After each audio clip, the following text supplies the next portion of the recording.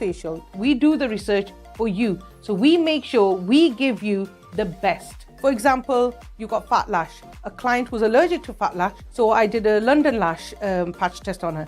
She was absolutely fine with London Lash. So I used the London Lash.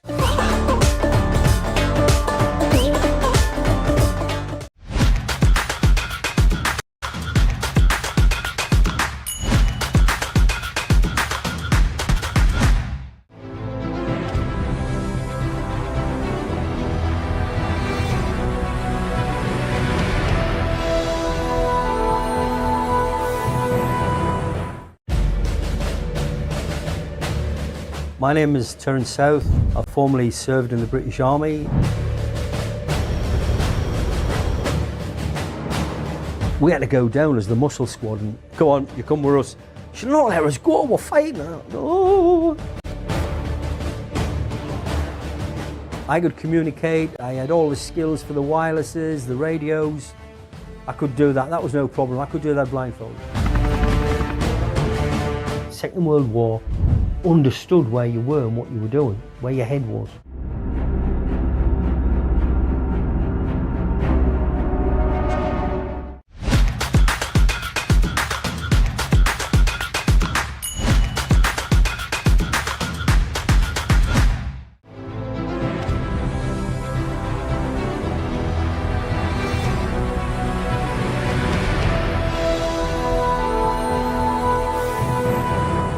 मेरा पाकिस्तान एक ऐसा programme है जहां हम आपको खबर देते हैं मुल्क के हर शहर हर कोने से, जहां हम मुख्तलिफ इलाकों के मसाइल और सकाफी मालूमात से आपको आगाह करेंगे।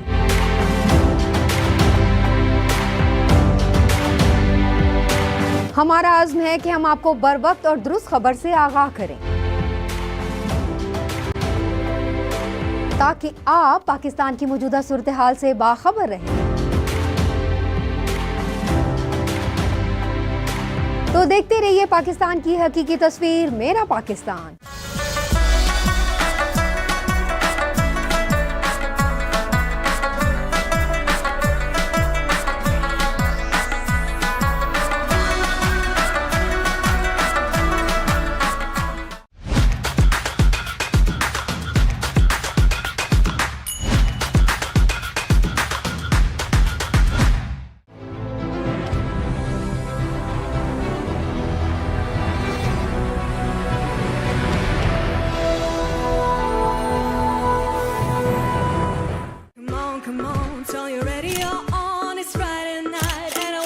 It's me, Jia. This is my Street Vibes.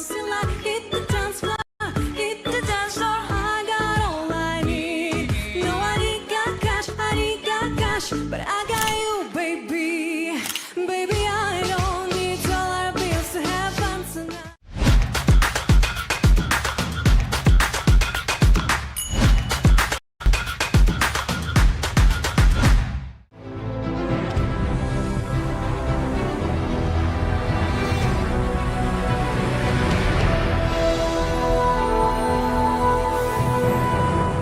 आप लोगों ने पहले भी आवाज़ उठाई इस्लामाबाद में गैर, बिजली के ख़िलाफ़, महंगाई के ख़िलाफ़, तो आप लोगों की आवाज़ सुनी नहीं गई। देखिए, जमात इस्लामी ने महंगाई के ख़िलाफ़ और ख़ास तौर पर बिजली के बिलों में होश रुपा इजाफे के ख़िलाफ़ हमने आवाज़ बुलंद की थी। 300 यूनिट तक का उन्होंने कहा था कि हम सोलर सिस्टम देंगे। हाँ जी। कराची में, सिंध में देना शुरू किया हुआ, वहाँ वो हमारी हुकूमत है, पूरे पाकिस्तान में हमारी हुकूमत नहीं है। टैक्स देना हर शख्स की जिम्मेदारी है, हर ताजिर की जिम्मेदारी है।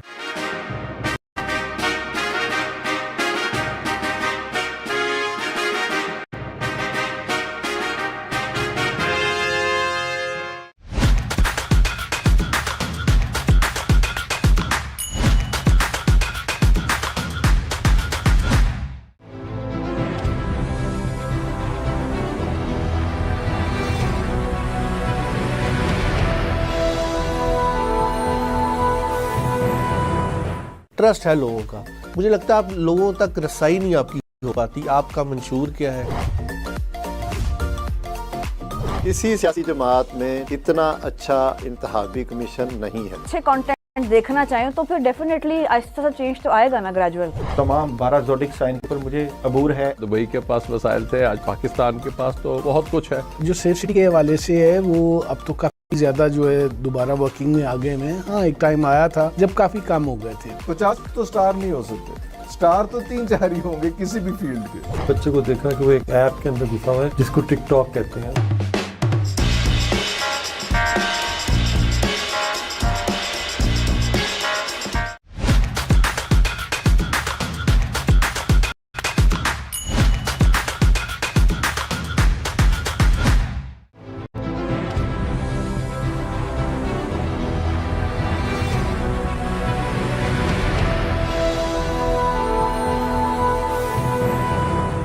Hello, Dr. Anand here to tell you about unleashing your inner power.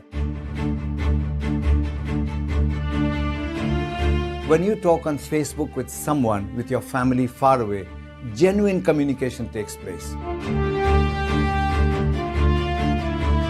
Just look after yourself and grow in power and grow in finance and grow in status. If you stay in your comfort zone, you'll never find out who you are.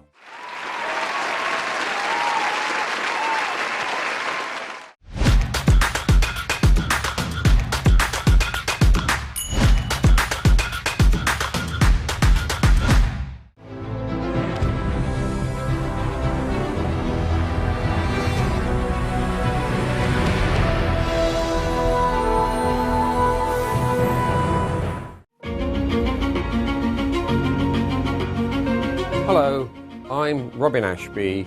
I'm a city councillor, I'm an advisor. I have done a lot of things in my life.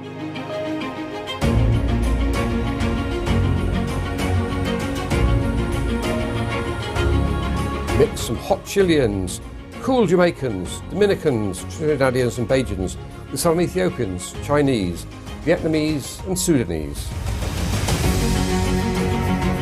There were 282,000 people who came here to study. We can absolutely understand that first generation come here and they're in a strange land where they have to learn new customs and it's cold as well.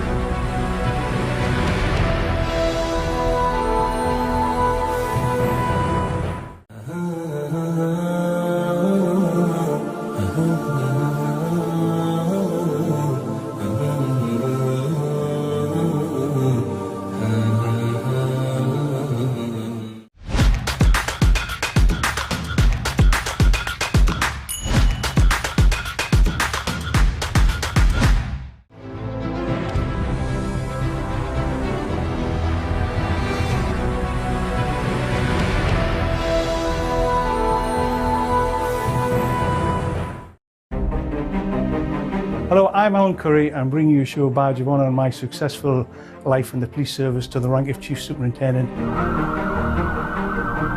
Talking about me, and hopefully I'm saying some nice things about myself. There's a couple of bad ones, I'm sure, as well. And I don't like criminal activity. As opposed to the other way around, when you arrest somebody and have to find the evidence. And the feeling of doing something for somebody else, I don't know how you can get that from anybody else.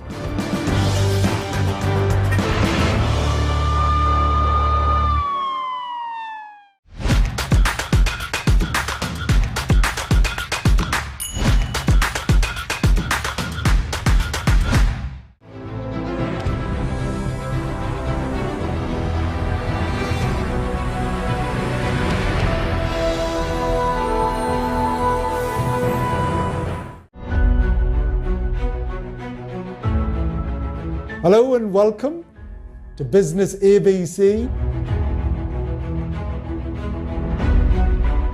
But the number one reason why businesses fail, whether they are starting or scaling or growing, is because of money. And when you go to them with an idea, they will always go, oh, great idea, oh, vadya. The best businesses either fix something or they make them better.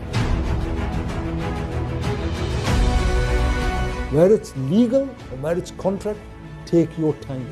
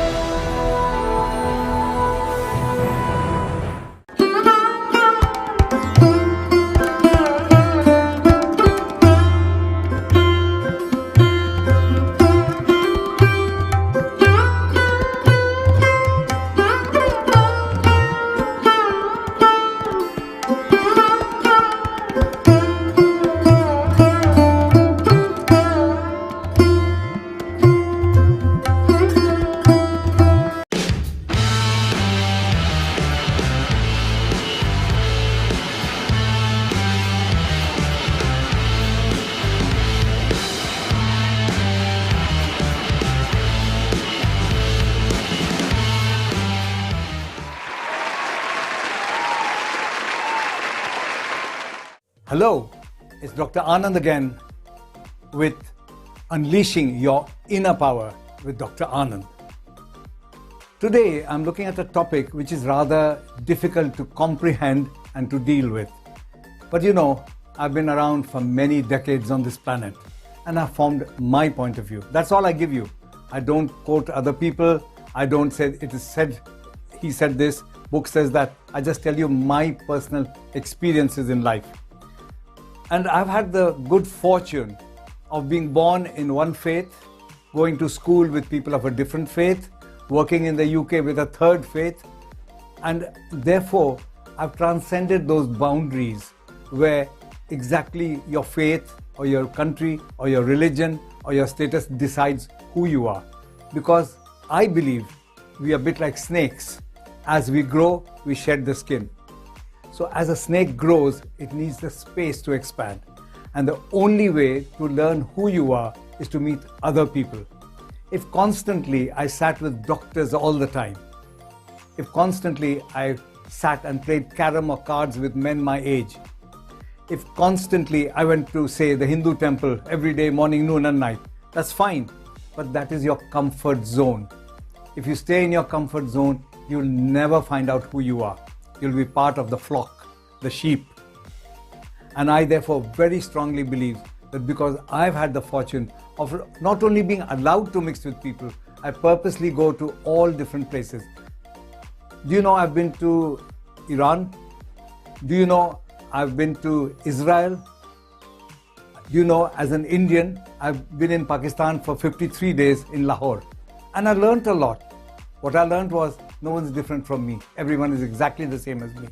So unless you come out of your comfort zone, you have no chance of finding what your inner strength is, what your inner power is, what your inner energy is, what your inner talents are. I've seen as a doctor people with extreme difficulty. There was a lady called Rose who was my first patient in the orthopedic ward, and she had the most severe rheumatoid arthritis. Her hands were like that, really, just like that. And yet, with a felt pen, she was drawing Christmas trees and selling cards to raise funds for the hospital. Now, she might have raised only 20 pounds in one Christmas. So what? She has a purpose in life. She's found a purpose. And I live in a country which is very charitable. This country is called England, Bangladesh, the land of the angels. And for all its faults, it has the most charities in the world. And therefore, I learn a lot from this country, England, to be charitable to people. Means just be good to people without expecting anything back. It's like love. You love people. If you expect something back, that's a bank transaction. I did this for you, you did this for me. I didn't do this for you, you won't do this for me. That's not being comfortable. That's not being happy. That's preventing you from finding your purpose in life. So unless you meet a lot of people, and I hope for myself that on my dying day, I still haven't found my purpose in life, because there's so many attitudes, so many values, so much to learn. Don't they say art is long and life is short? In Latin, there's such a saying. It's absolutely true. Recently, I've started flying the drone. I knew nothing about drones. I saw someone flying it. I said, okay, I'll go and get a drone. And it's only by doing that you learn. It's not by reading. You get some idea. Suppose you were my first patient and I was your surgeon. And I said, I've read every book on the planet. Doctor, have you done any operation? No, but I've read every book. Would you have an operation from me? No. So I speak from experience. It's only my experience, but it isn't. I've heard through patients. Can you imagine how many patients I must have seen in 45, 50 years? Thousands upon thousands. And I listen very carefully. I don't judge them. I try to see if I was in their shoes. If I was Ravi Shankar's son, I'd be a great sitarist. Most likely. If I was Boris's cousin, I might have been a prime minister. But that is not life. What it is about is to find what your true purpose is, not what other people's. So your parents will tell you what to do, your teachers will tell you what to do, your friends will tell you what to do, and in the continent, subcontinent we come from, everyone gives you advice that you neither need, that's going to be of any use. What you should do, I just shut my ears when people tell me. And over time, people have got to know that if I don't ask for advice, please don't give it. So my view on the purpose of life is keep yourself open. You'll find new things to do. And when you found your purpose, you will find that things just happen like that. In the Hindu faith, there's a word called dharma. It doesn't mean religion. It means your true nature. So the true nature of ice and snow is to be cold. The true nature of wind is to flow. The true nature of fire is to burn. So when you're in your true nature, in your dharma, if you look at, there was a presenter, American, who talked about the higher motivational states. First he said you have to survive, then he said you look for some gratification, then you serve society, etc. And then you come to the highest point where you just are yourself. If you look at the best Olympic players, they are not focusing on winning. For them, the football, the player and the goalpost become one. It's in India called yoga. Yoga means connection. So if you're connected to your true self, you'll find your purpose in life.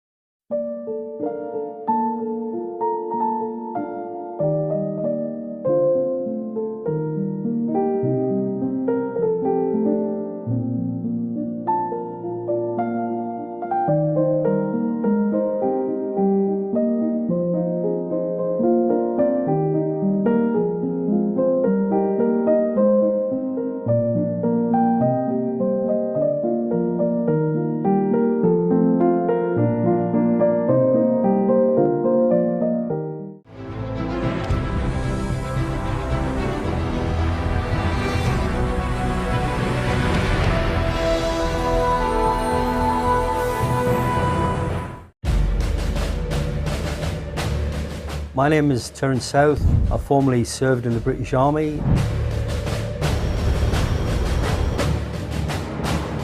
We had to go down as the muscle squad and go on, you come with us. She said, not let us go, we're fighting. No. I could communicate, I had all the skills for the wirelesses, the radios. I could do that was no problem. I could do that blindfold. Second World War, understood where you were and what you were doing, where your head was.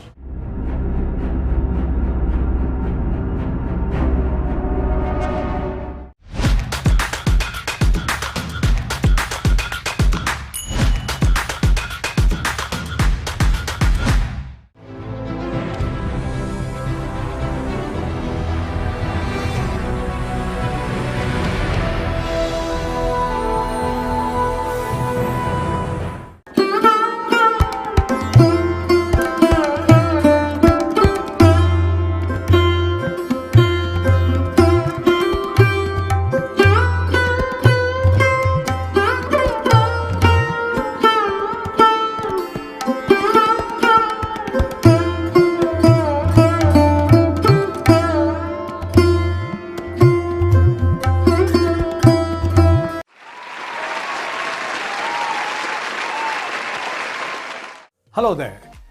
Let's do the way our purpose in life affects our life. It's not just a theoretical idea. Let's look at the ways in which once you found your purpose, you know how it is, you know why you're going somewhere, you know how to do it, and you'll do it successfully. Let's take a bigger picture. On my left is a typical Western youth group, and on my right is a typical Eastern group. So this group has Americans, English, French, German, Italians, etc. All English speaking, largely of that faith. And here we have India, Pakistan, Bangladesh, Sri Lanka, etc., etc., etc. At the age of 18 or even earlier, even much earlier, even at the age of 5, I've heard people say, Mera beta doctor banega, my son will be a doctor. And on this side, nobody tells them what to do, because they take a bit longer. Because in the West, I believe, they look at the longer term prospects. They plan longer. So they don't tell their children, you have to be a doctor, you have to be this. I'll give you an example. Because I taught medical students for about 20 years, I got to know them personally, individually as well, and in groups. And often I found that they would go and explore something completely different. So in the 4th year medical students of Newcastle upon Tyne, where I'm from, the students would take a year's break, all of them, and go to Australia and see how medicine is practiced there, where the distances are different. Or some would go to Kathmandu, some would go to Delhi, some would go to Pakistan, and experience a completely different lifestyle of what the doctor does, what his support system is, what facilities are available, and they come back completely changed. Whereas here, it seems life is very short, and you have to quickly become a doctor, quickly get into the job, any old how, through knowing people, to become a professor, not actually enjoy a job. And the consequence of that is, here in Oxford, Cambridge, etc., there's world-class research, and we do kind of second-class cut-paste research, which doesn't make the world a better place. We just do a copy medicine of the West. Here it is truly the West, and they're doing research on human development and human benefit. So you will notice that if you follow the people who found their purpose, having taken some time, the results are staggering. Look at where these countries are and look at where we are financially, in respect, in military power, in university knowledge, in every way possible. So I strongly suggest to you that you should explore the world, particularly people from the subcontinent. You should look at different things. You should get out of your comfort zone. Listen to your parents, listen to your uncle, listen to your teachers, listen to your next door, but do what your own heart and soul tells you to do, because that's a long-term love affair. It's like a long-term choice of your marital partner. If you've chosen the right person, things go along smoothly. There'll be ups and downs. But if you have been told who to be with, or a medical practitioner, I used to get on with my partners. We were completely different. I'm more about emotions, psychology, and my partner was a surgeon. Yet we respected each other and got on fine. We didn't have rows. We didn't squabble about money or anything. So like any place in life, once you are comfortable with your purpose in life, that has escalated the situation by violating Pakistan's sovereignty and killing civilians. The Pakistani forces did not attack Pahalgam, but the Indian forces did attack multiple locations in Pakistan. Accordingly, Pakistan reserves the right to take all appropriate measures in its self-defense as enshrined in Article 51 of the UN Charter. Second, on 26 April 2025, the Prime Minister of Pakistan proposed a transparent and independent probe into Pahalgam attack through neutral investigators. However, India chose the path of belligerence and aggression. We are amazed to see the importance that the Indian government attaches to the anonymous and dubious social media post upon which it has built the case for the resistance front's involvement in the Pahalgam attack. Can any country in the world be allowed to attack another country on the basis of few social media posts? India is attempting to act as the judge, jury, and executioner. Third, the investigations in the Mumbai and Pathankot could not make progress due to India's non-cooperative attitude. For past several years, we have been asking the Indian side for physical appearance of the 27 key witnesses of the Mumbai attack case before the trial court in Islamabad. However, India remains reluctant to send them to Pakistan even today. As a result, the judicial proceedings remain stalled. Fourth, while India portrays itself as a victim of terror, it conveniently ignores its own role in planning, sponsoring, and abetting terrorism in Pakistan. It is no secret that India's network of targeted assassination and other subversive activities has gone global. Commander Kulbhushan Yadav, a serving officer of the Indian Navy, is a living proof of the Indian state's involvement in terror, subversion, and espionage in Pakistan. At this occasion, I should also remember the victims of Samjhauta Express tragedy, in which over 40 Pakistani citizens were killed by Hindu extremists. Most regrettably, the culprits behind this tragedy, who had links with India's ruling dispensation, were acquitted. We are fully justified to ask whether the victims of Samjhauta Express tragedy are children of a lesser god. Fifth, the Indian claims of targeting the terrorist or terrorist infrastructure only are patently false. It is a matter of record that the Indian strikes resulted in martyrdom of civilians, including women and children. It also is a matter of public knowledge that some mosques were also destroyed or damaged during the Indian aggression. Similarly, parts of the Neelam Jhelum hydroelectric project were damaged due to the Indian shelling, which is inter alia, a violation of international conventions. We are well within our rights to demand that India should be held accountable for these crimes. Sixth, the Indus Water Treaty has been a successful water sharing arrangement between the two neighboring states. The treaty withstood tests of wars and standoffs. However, the current Indian dispensation is bent upon weaponizing water. Holding in abeyance of Indus Water Treaty is unilateral and illegal.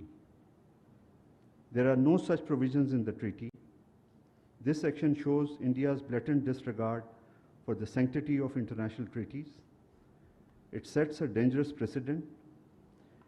It strikes at the fundamental pillar of regional cooperation with profound implications for regional and global stability. Pakistan is an agrarian economy. Millions of people are dependent on the waters being regulated by the treaty. The Indian decision is equivalent to an attack on the people of Pakistan and its economy. For Pakistan, the Indian announcement is of no legal consequence. The treaty remains in force and fully binding on the parties. The Indian allegation of Pakistan's refusal to enter into government-to-government negotiations are also incorrect. Pakistan has been continuously engaged with India on the subject. Last but not the least, we particularly regret the Indian Foreign Secretary's indecent and undiplomatic remarks that Pakistan has been in the habit of lying since its creation in 1947. We expected better from a diplomat of his status. It is most unfortunate that nowadays India's ruling dispensation is trying to rewrite history, making a number of absurd claims. India's founding fathers must be turning in their graves. We wish to remind them that it was India that took the Jammu and Kashmir dispute to the United Nations. Today, how can it renege from its own commitments made to the United Nations, to Pakistan, and above all to the Kashmiri people?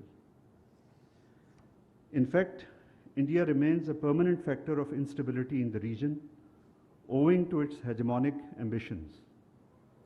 It has constantly been working to destabilize its smaller neighbors and has stonewalled all efforts to promote regional cooperation. I thank you. I'll take one or two questions. Paracha Saab. Thank you so much, sir. How do you assess the war hysteria created by Indian media, especially last night? Thank you, sir. Paracha Saab, the conduct of Indian media last night was extremely irresponsible and jingoistic. And frankly, disinformation is one thing, but the conduct of Indian media yesterday was indeed farcical. Encouraged by the Indian state, its media tried to create an alarming situation.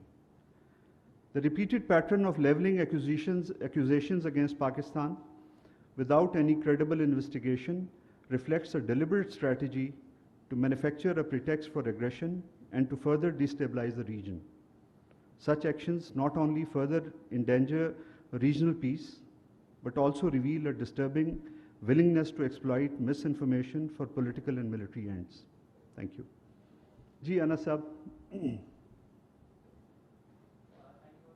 Since you mentioned about the Indus Water Treaties being still being enforced, India has said that it has written a letter with regards to the suspension of the treaty. How does Pakistan have to respond on that? Thank you. Thank you, Anas Saab. We have responded to the Indian letters by conveying that the treaty remains fully in force and is binding on the parties. There is no provision in the treaty to hold it in abeyance. And I may also repeat.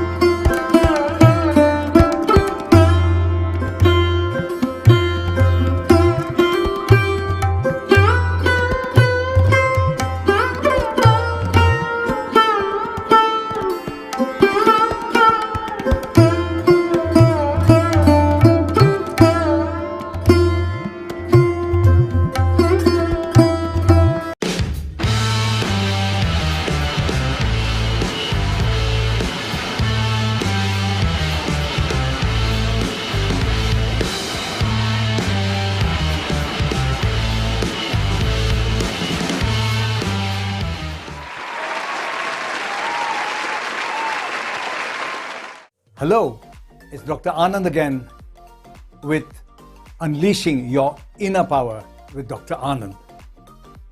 Today I'm looking at a topic which is rather difficult to comprehend and to deal with. But you know, I've been around for many decades on this planet and I've formed my point of view. That's all I give you. I don't quote other people. I don't say it is said, he said this, book says that. I just tell you my personal experiences in life.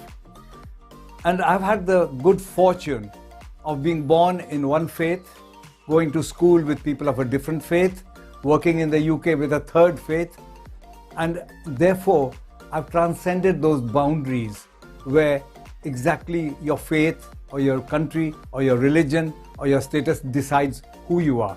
Because I believe we are a bit like snakes. As we grow, we shed the skin. So as a snake grows, it needs the space to expand. And the only way to learn who you are is to meet other people. If constantly I sat with doctors all the time, if constantly I sat and played carom or cards with men my age, if constantly I went to, say, the Hindu temple every day, morning, noon and night, that's fine. But that is your comfort zone. If you stay in your comfort zone, you'll never find out who you are. You'll be part of the flock, the sheep. And I therefore very strongly believe that because I've had the fortune of not only being allowed to mix with people, I purposely go to all different places. Do you know I've been to Iran? Do you know I've been to Israel?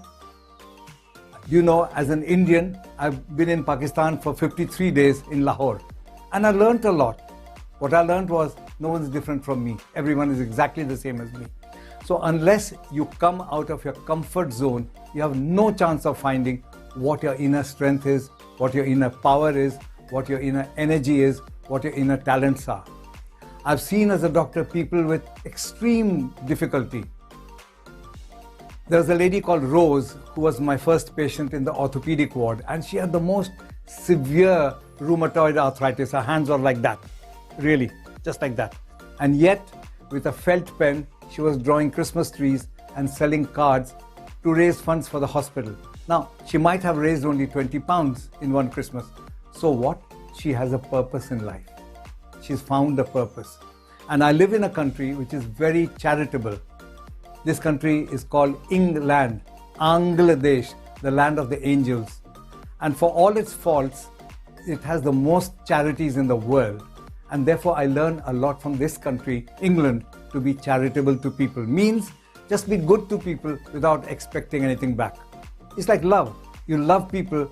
If you expect something back, that's a bank transaction. I did this for you, you did this for me. I didn't do this for you, you won't do this for me. That's not being comfortable. That's not being happy. That's preventing you from finding your purpose in life.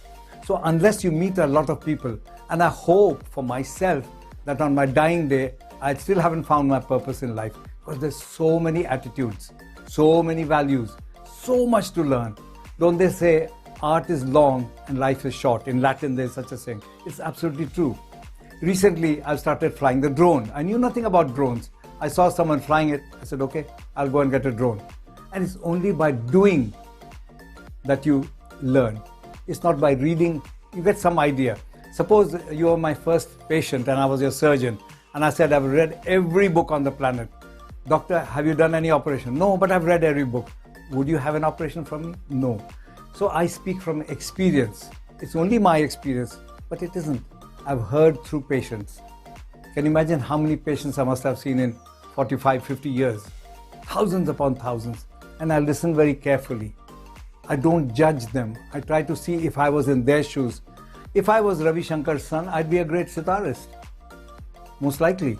If I was Boris's cousin, I might have been a prime minister. But that is not life. What it is about is to find what your true purpose is, not what other people's. So your parents will tell you what to do. Your teachers will tell you what to do. Your friends will tell you what to do. And in the continent, subcontinent we come from, everyone gives you advice that you neither need, that's going to be of any use. What you should do. I just shut my ears when people tell me. And over time, people have got to know that if I don't ask for advice, please don't give it. So my view on the purpose of life is keep yourself open. You'll find new things to do. And when you found your purpose, you will find that things just happen like that. In the Hindu faith, there's a word called dharma. It doesn't mean religion. It means your true nature. So the true nature of ice and snow is to be cold. The true nature of wind is to flow. The true nature of fire is to burn. So when you're in your true nature, in your dharma, if you look at, there was a presenter, American, who talked about the higher motivational states. First he said you have to survive, then he said you look for some gratification, then you serve society, etc. And then you come to the highest point where you just are yourself. If you look at the best Olympic players, they are not focusing on winning. For them, the football, the player and the goalpost become one. It's in India called yoga. Yoga means connection. So if you're connected to your true self, you'll find your purpose in life.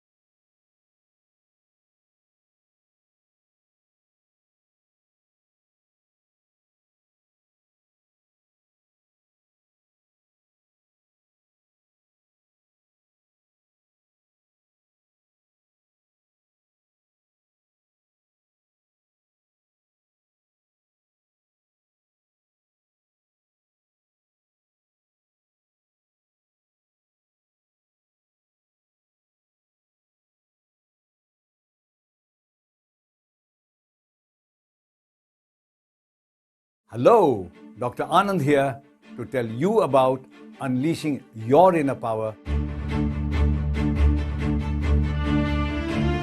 When you talk on Facebook with someone with your family far away, genuine communication takes place. Just look after yourself and grow in power and grow in finance and grow in status. If you stay in your comfort zone, you'll never find out who you are.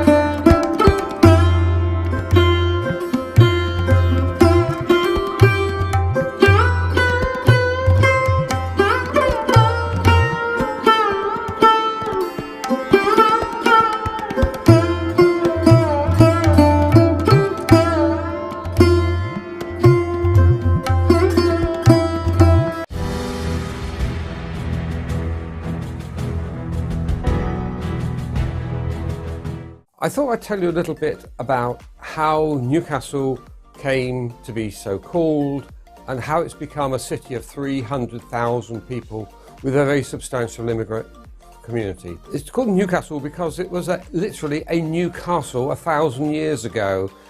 It was built at a key crossing point of the River Tyne where the Romans had been when they were serving their wall, which still runs through the city, the centre of our city.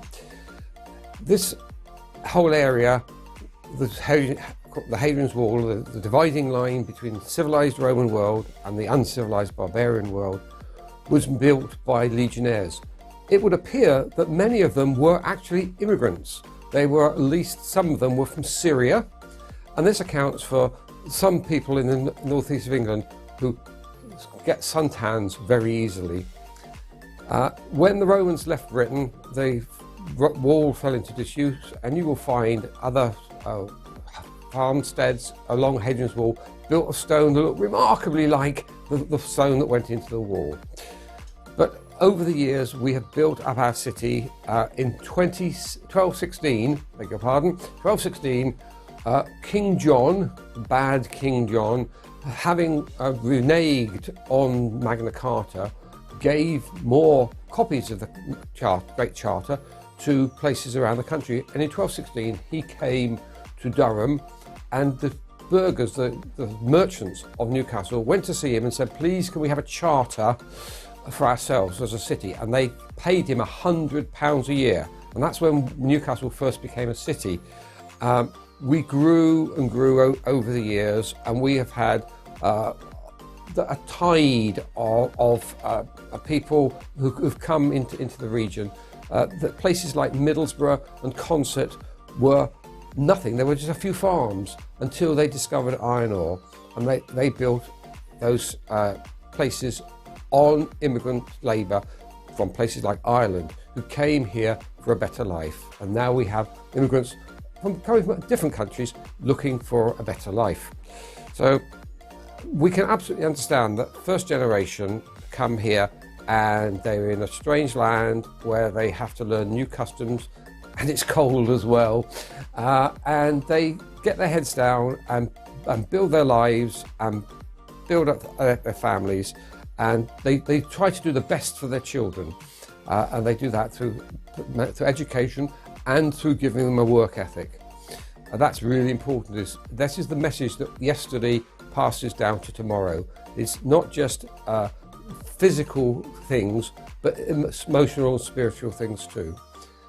But the message that I would have for those people is, please, can you go the extra mile? Can you do more than just build for yourself? Could you help to build in your community? Can you help to contribute to our great city so that it will be here in another 1,000 years and Newcastle will still be known for its the welcome that it gives to people from outside, for the enjoyment that people will get, the culture that we build, the sporting prowess that we build, the businesses that we build, and all of those things will help us to go through to tomorrow. This has been Robin Ashby for Yesterday, Today and Tomorrow here on South Asia Global Television. I look forward to talking to you again the next time.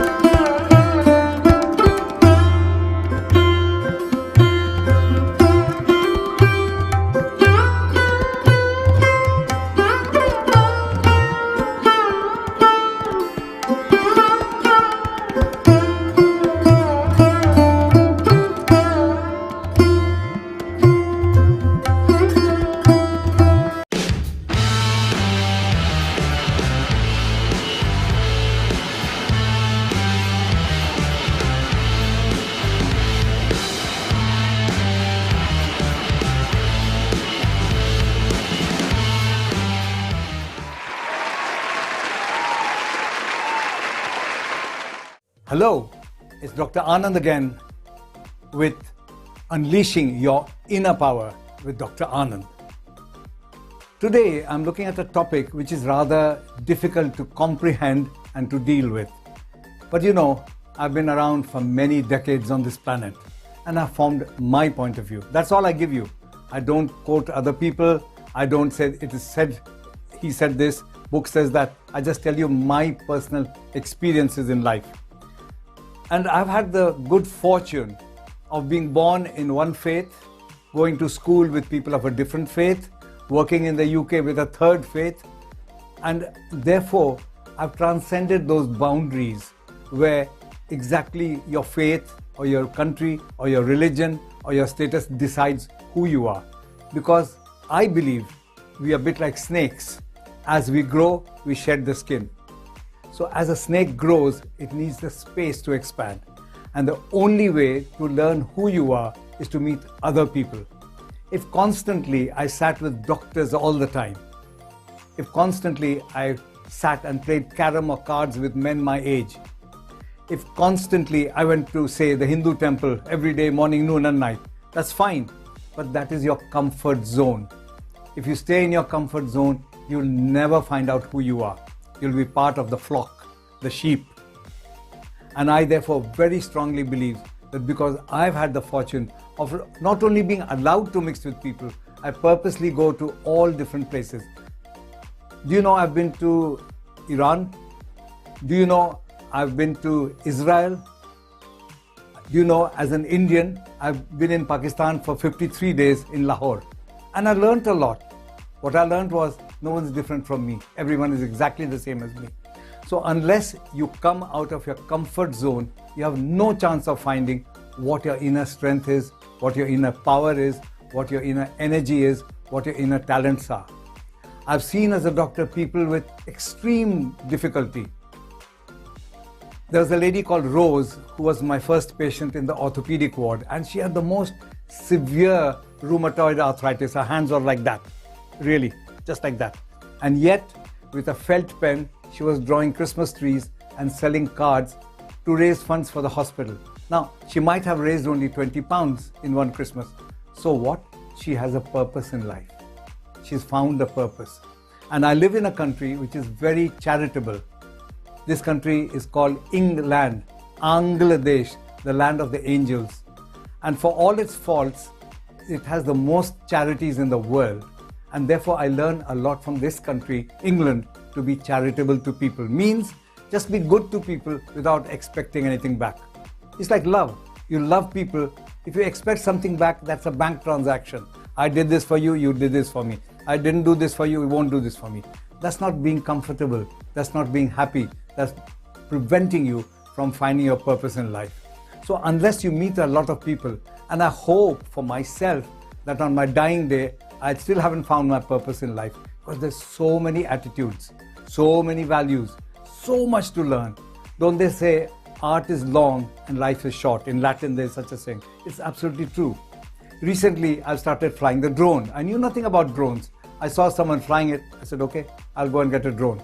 And it's only by doing that you learn. It's not by reading. You get some idea. Suppose you were my first patient and I was your surgeon. And I said, I've read every book on the planet.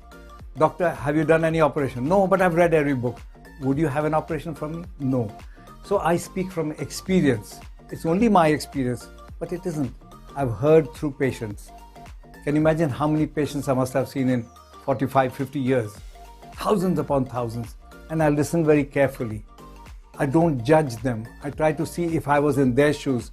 If I was Ravi Shankar's son, I'd be a great sitarist. Most likely. If I was Boris's cousin, I might have been a prime minister. But that is not life. What it is about is to find what your true purpose is, not what other people's.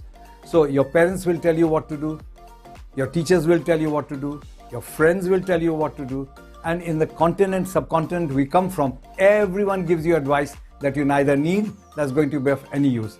What you should do, I just shut my ears when people tell me. And over time, people have got to know that if I don't ask for advice, please don't give it. So my view on the purpose of life is keep yourself open. You'll find new things to do. And when you found your purpose, you will find that things just happen like that. In the Hindu faith, there's a word called dharma. It doesn't mean religion. It means your true nature. So the true nature of ice and snow is to be cold. The true nature of wind is to flow. The true nature of fire is to burn. So when you're in your true nature, in your dharma, if you look at, there was a presenter, American, who talked about the higher motivational states. First he said you have to survive, then he said you look for some gratification, then you serve society, etc. And then you come to the highest point where you just are yourself. If you look at the best Olympic players, they are not focusing on winning. For them, the football, the player and the goalpost become one. It's in India called yoga. Yoga means connection. So if you're connected to your true self, you'll find your purpose in life.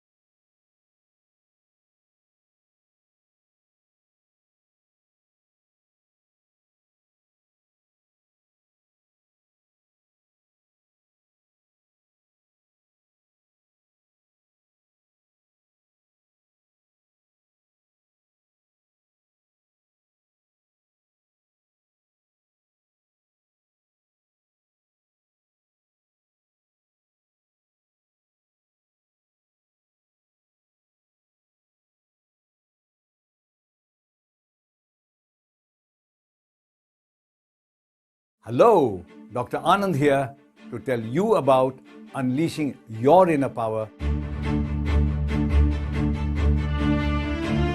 When you talk on Facebook with someone with your family far away, genuine communication takes place.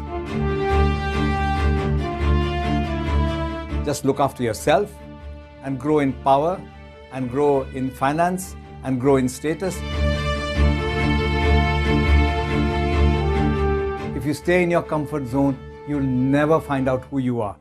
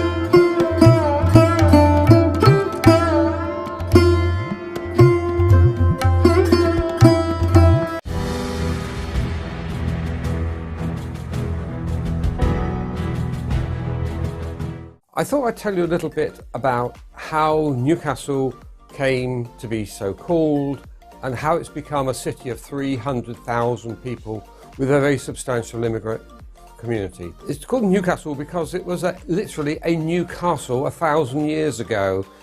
It was built at a key crossing point of the River Tyne where the Romans had been when they were serving their wall, which still runs through the city, the centre of our city. This whole area, the Hadrian's Wall, the dividing line between the civilised Roman world and the uncivilised barbarian world, was built by legionnaires. It would appear that many of them were actually immigrants. They were, at least some of them were from Syria, and this accounts for some people in the northeast of England who get suntans very easily. When the Romans left Britain, the wall fell into disuse, and you will find other farmsteads along Hadrian's Wall built of stone that look remarkably like the stone that went into the wall. But over the years, we have built up our city. In 1216, beg your pardon, 1216, King John, bad King John, having reneged on Magna Carta, gave more copies of the Great Charter to places around the country. And in 1216, he came to Durham, and the burghers, the merchants of Newcastle, went to see him and said, please, can we have a charter for ourselves as a city? And they paid him £100 a year. And that's when Newcastle first became a city. We grew and grew over the years, and we have had a tide of people who've come into the region. That places like Middlesbrough and Consett were nothing. There were just a few farms until they discovered iron ore, and they built those places on immigrant labour from places like Ireland who came here for a better life. And now we have immigrants coming from different countries looking for a better life. So we can absolutely understand that first generation come here and they're in a strange land where they have to learn new customs, and it's cold as well, and they get their heads down and build their lives and build up their families, and they try to do the best for their children, and they do that through education and through giving them a work ethic. That's really important. This is the message that yesterday passes down to tomorrow. It's not just physical things, but emotional and spiritual things too. But the message that I would have for those people is, please, can you go the extra mile? Can you do more than just build for yourself? Could you help to build in your community? Can you help to contribute to our great city so that it will be here in another 1,000 years and Newcastle will still be known for its the welcome that it gives to people from outside, for the enjoyment that people will get, the culture that we build, the sporting prowess that we build, the businesses that we build, and all of those things will help us to go through to tomorrow. This has been Robin Ashby for Yesterday, Today and Tomorrow here on South Asia Global Television. I look forward to talking to you again the next time.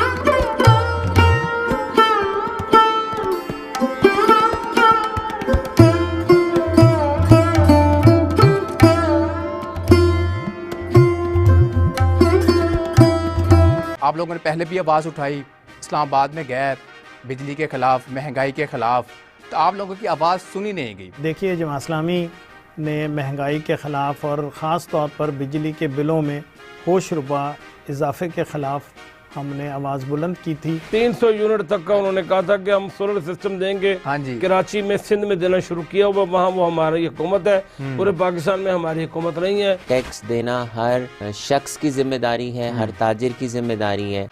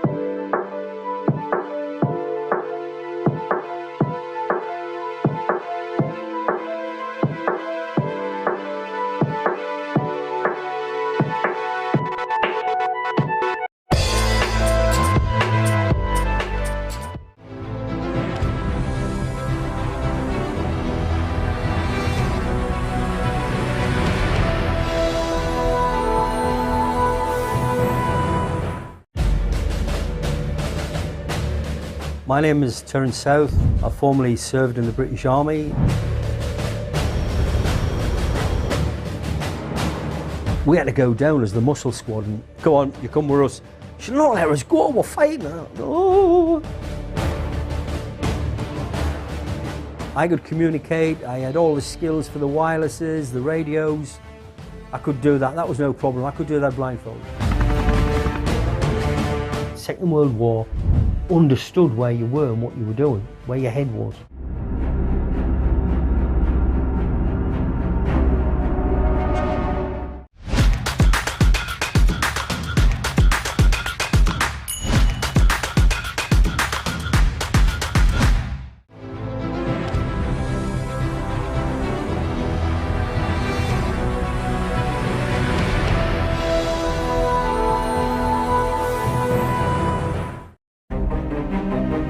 Hello, I'm Alan Curry. I'm bringing you a show badge of honour on my successful life in the police service to the rank of Chief Superintendent. Talking about me, and hopefully I'm saying some nice things about myself. There's a couple of bad ones, I'm sure, as well. And I don't like criminal activity. As opposed to the other way around, when you arrest somebody and have to find the evidence. And the feeling of doing something for somebody else, I don't know how you can get that from anybody else.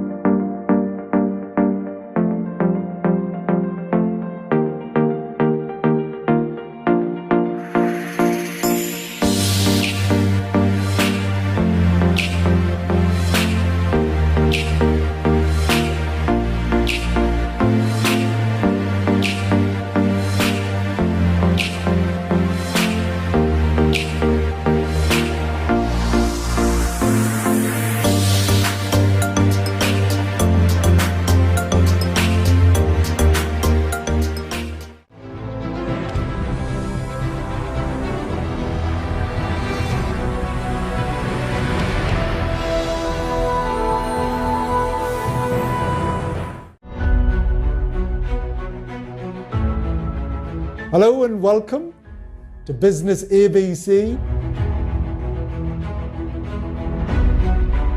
But the number one reason why businesses fail, whether they are starting or scaling or growing, is because of money. And when you go to them with an idea, they will always go, oh, great idea, oh, bahut vadiya. The best businesses either fix something or they make them better. Where it's legal or where it's contract, take your time.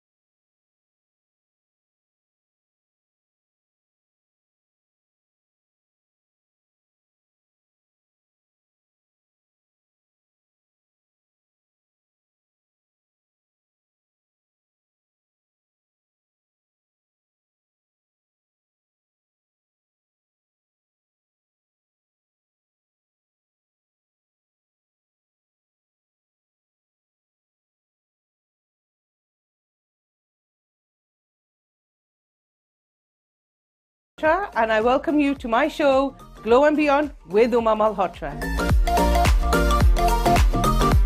Why should I get that facial? Why should I go for a rapid charge facial, then an O3 facial? We do the research for you, so we make sure we give you the best. For example, you got fat lash. A client was allergic to fat lash, so I did a London Lash patch test on her. She was absolutely fine with London Lash, so I used the London Lash.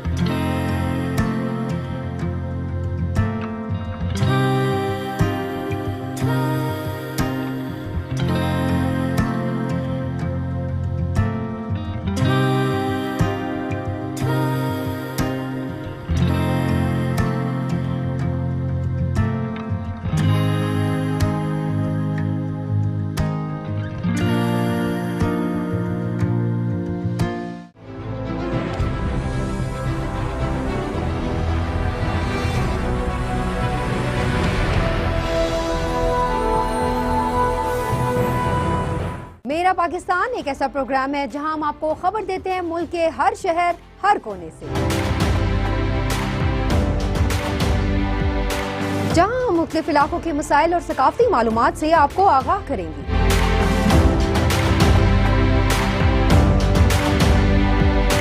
हमारा आज़्म है कि हम आपको बर वक्त और दुरुस्त खबर से आगाह करें ताकि आप पाकिस्तान की मौजूदा सूरत हाल से बाखबर रहें। तो देखते रहिए पाकिस्तान की हकीकी तस्वीर, मेरा Pakistan.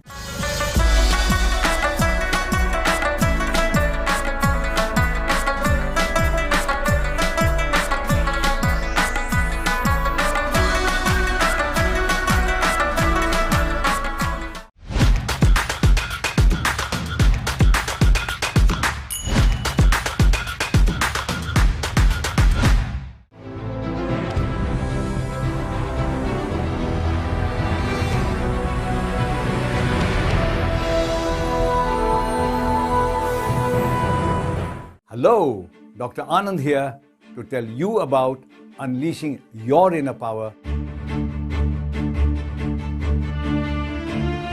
When you talk on Facebook with someone with your family far away, genuine communication takes place. Just look after yourself and grow in power and grow in finance and grow in status. If you stay in your comfort zone, you'll never find out who you are.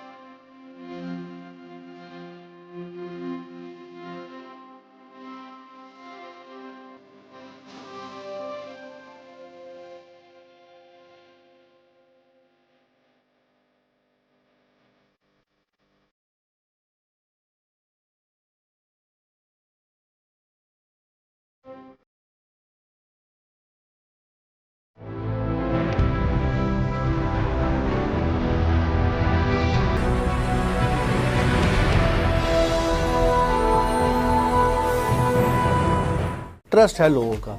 मुझे लगता है आप लोगों तक रसाई नहीं आपकी हो पाती। आपका मंशूर क्या है?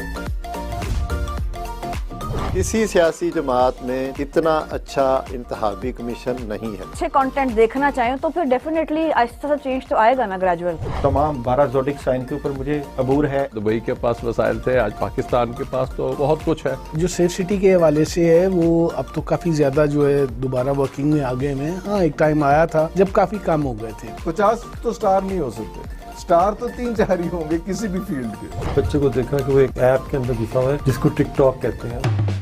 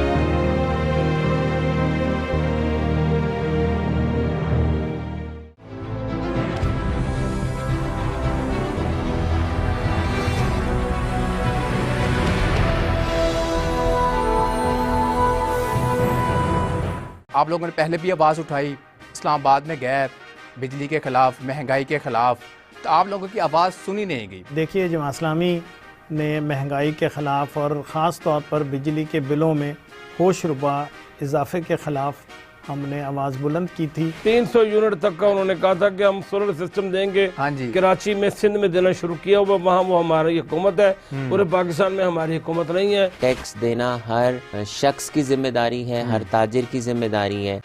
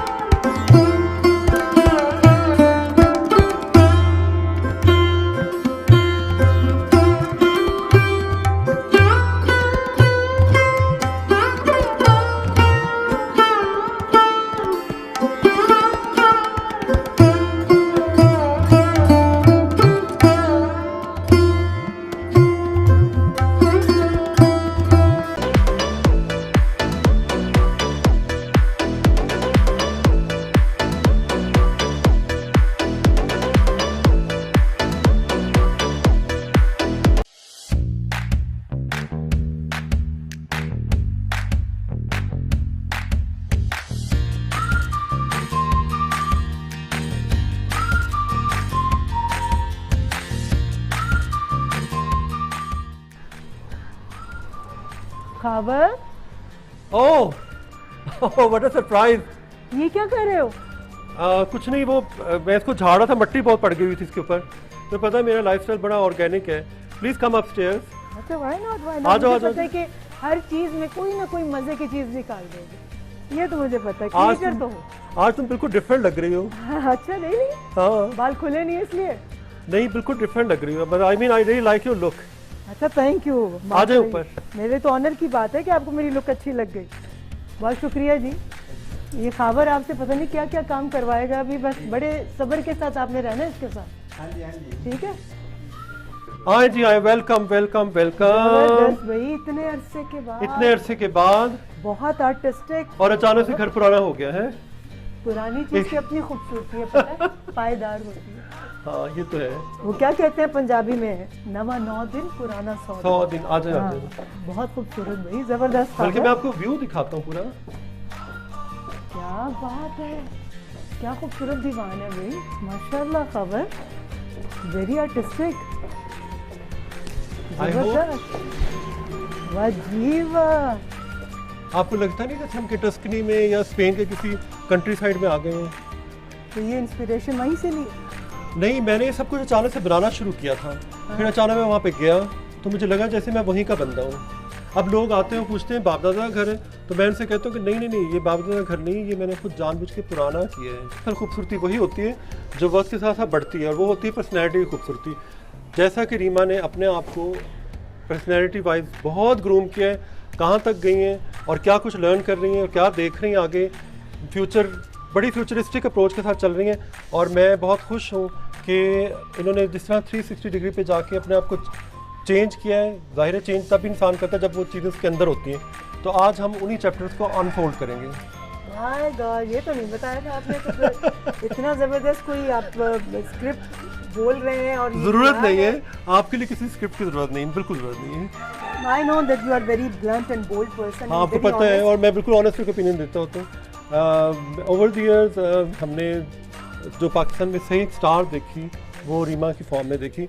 स्टार ये नहीं होता कि वो फिल्मों में काम कर रहा है, वो आ रहा है जा रहा है, वो पब्लिक के साथ उसका बिहेवियर कैसा है, रवैया कैसा है, कम्युनिकेशन कैसी है, उसका तहजीब व तमद्दन कैसा है, वो अपने मुल्क को रिप्रेजेंट कैसे करता है, क्या वो मुल्क का एम्बेसडर होने के अहल है, और जब वहाँ पे डाइस पे खड़े होकर इंटरनेशनल लेवल पे बोलता है तो क्या बोलता है, यही उसकी पहचान है। और यही इसी वजह से वो एक आइकॉनिक स्टार होते हैं। Oh my gosh, I'm totally आज की मेहमान।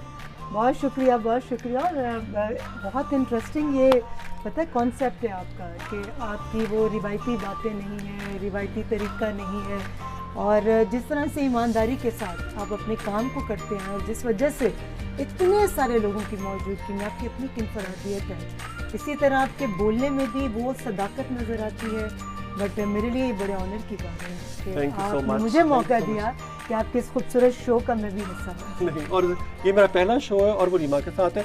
बाय चांस हमने एक फ़ोटोशूट सोचा था करेंगे, और एक अरसे से वो लटकता जा रहा था, फिर आखिर वो फ़ोटोशूट भी हुआ, जैसे कि आप लोग भी देखेंगे। बहुत चले अंदर। मुझे लगता है कि जो जिस काम में महारत रखता हो, आप जब उस पर भरोसा करते हैं तो फिर दिल से भरोसा करते हैं। अच्छी बात है कि आपने मुझे तंग नहीं किया, और आपने कहा कि नहीं, जो तुम करोगे मैं उस पर 100% रिलाय करती हूँ, क्योंकि मुझे पता है कि तुम मुझे और तरह से दिखाओगे जिस तरह की मैं नज़र आना चाहती हूँ। नहीं बिल्कुल, और पता है आपके लिए भी चैलेंज था, मुझे है कि जिसकी ये फील्ड है, जो इस फील्ड में महारत रखता है, उसको पूरा मौका मिलना चाहिए कि भाई आप अपने काम को मुझसे बेहतर समझते हैं, और जब मैं आप पे ट्रस्ट कर रही हूँ तो फिर आप कीजिए जैसा आप मुझे दिखाना चाहते हैं। एंड मुझे जो आपने डिस्कस किया है वो तो ज़बरदस्त है। खबर जो चीज़ें आपने मुझसे, कभी इतने बाल बांधती नहीं, ज़्यादातर खुले बाल होते हैं, मगर आपने हर चीज़ में एक बहुत डिफरेंट लुक दी है। पता नहीं मुझे क्यों लगता है कि औरत जब बाल बांध देती है तो बहुत इंटेलिजेंट लगती है। एंड आई एम ग्लैड कि मतलब तुमने ये सिलसिला शुरू कर दिया हुआ है। और बहुत मुश्किल होता है सिंपलिसिटी को कैरी करना।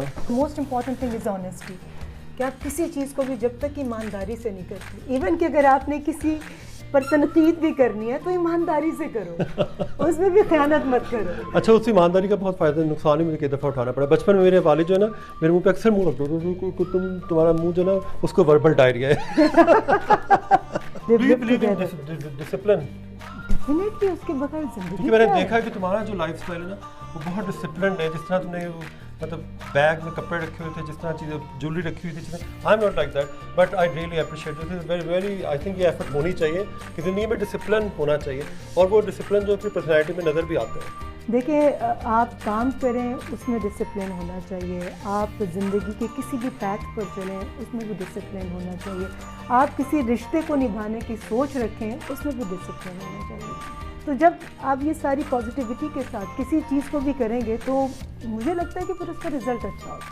हाँ बिल्कुल होता है, और जो चीज़ 10 साल में हासिल होनी होती है वो कई दफ़ा 1 साल में हासिल हो जाती है ना। बिल्कुल हो आगे जाती चलते है। हैं। और खावर देखें, जब आप कम उम्री में किसी भी शोबे में आते हैं तब आपको सही गलत का इतना पता भी नहीं होता।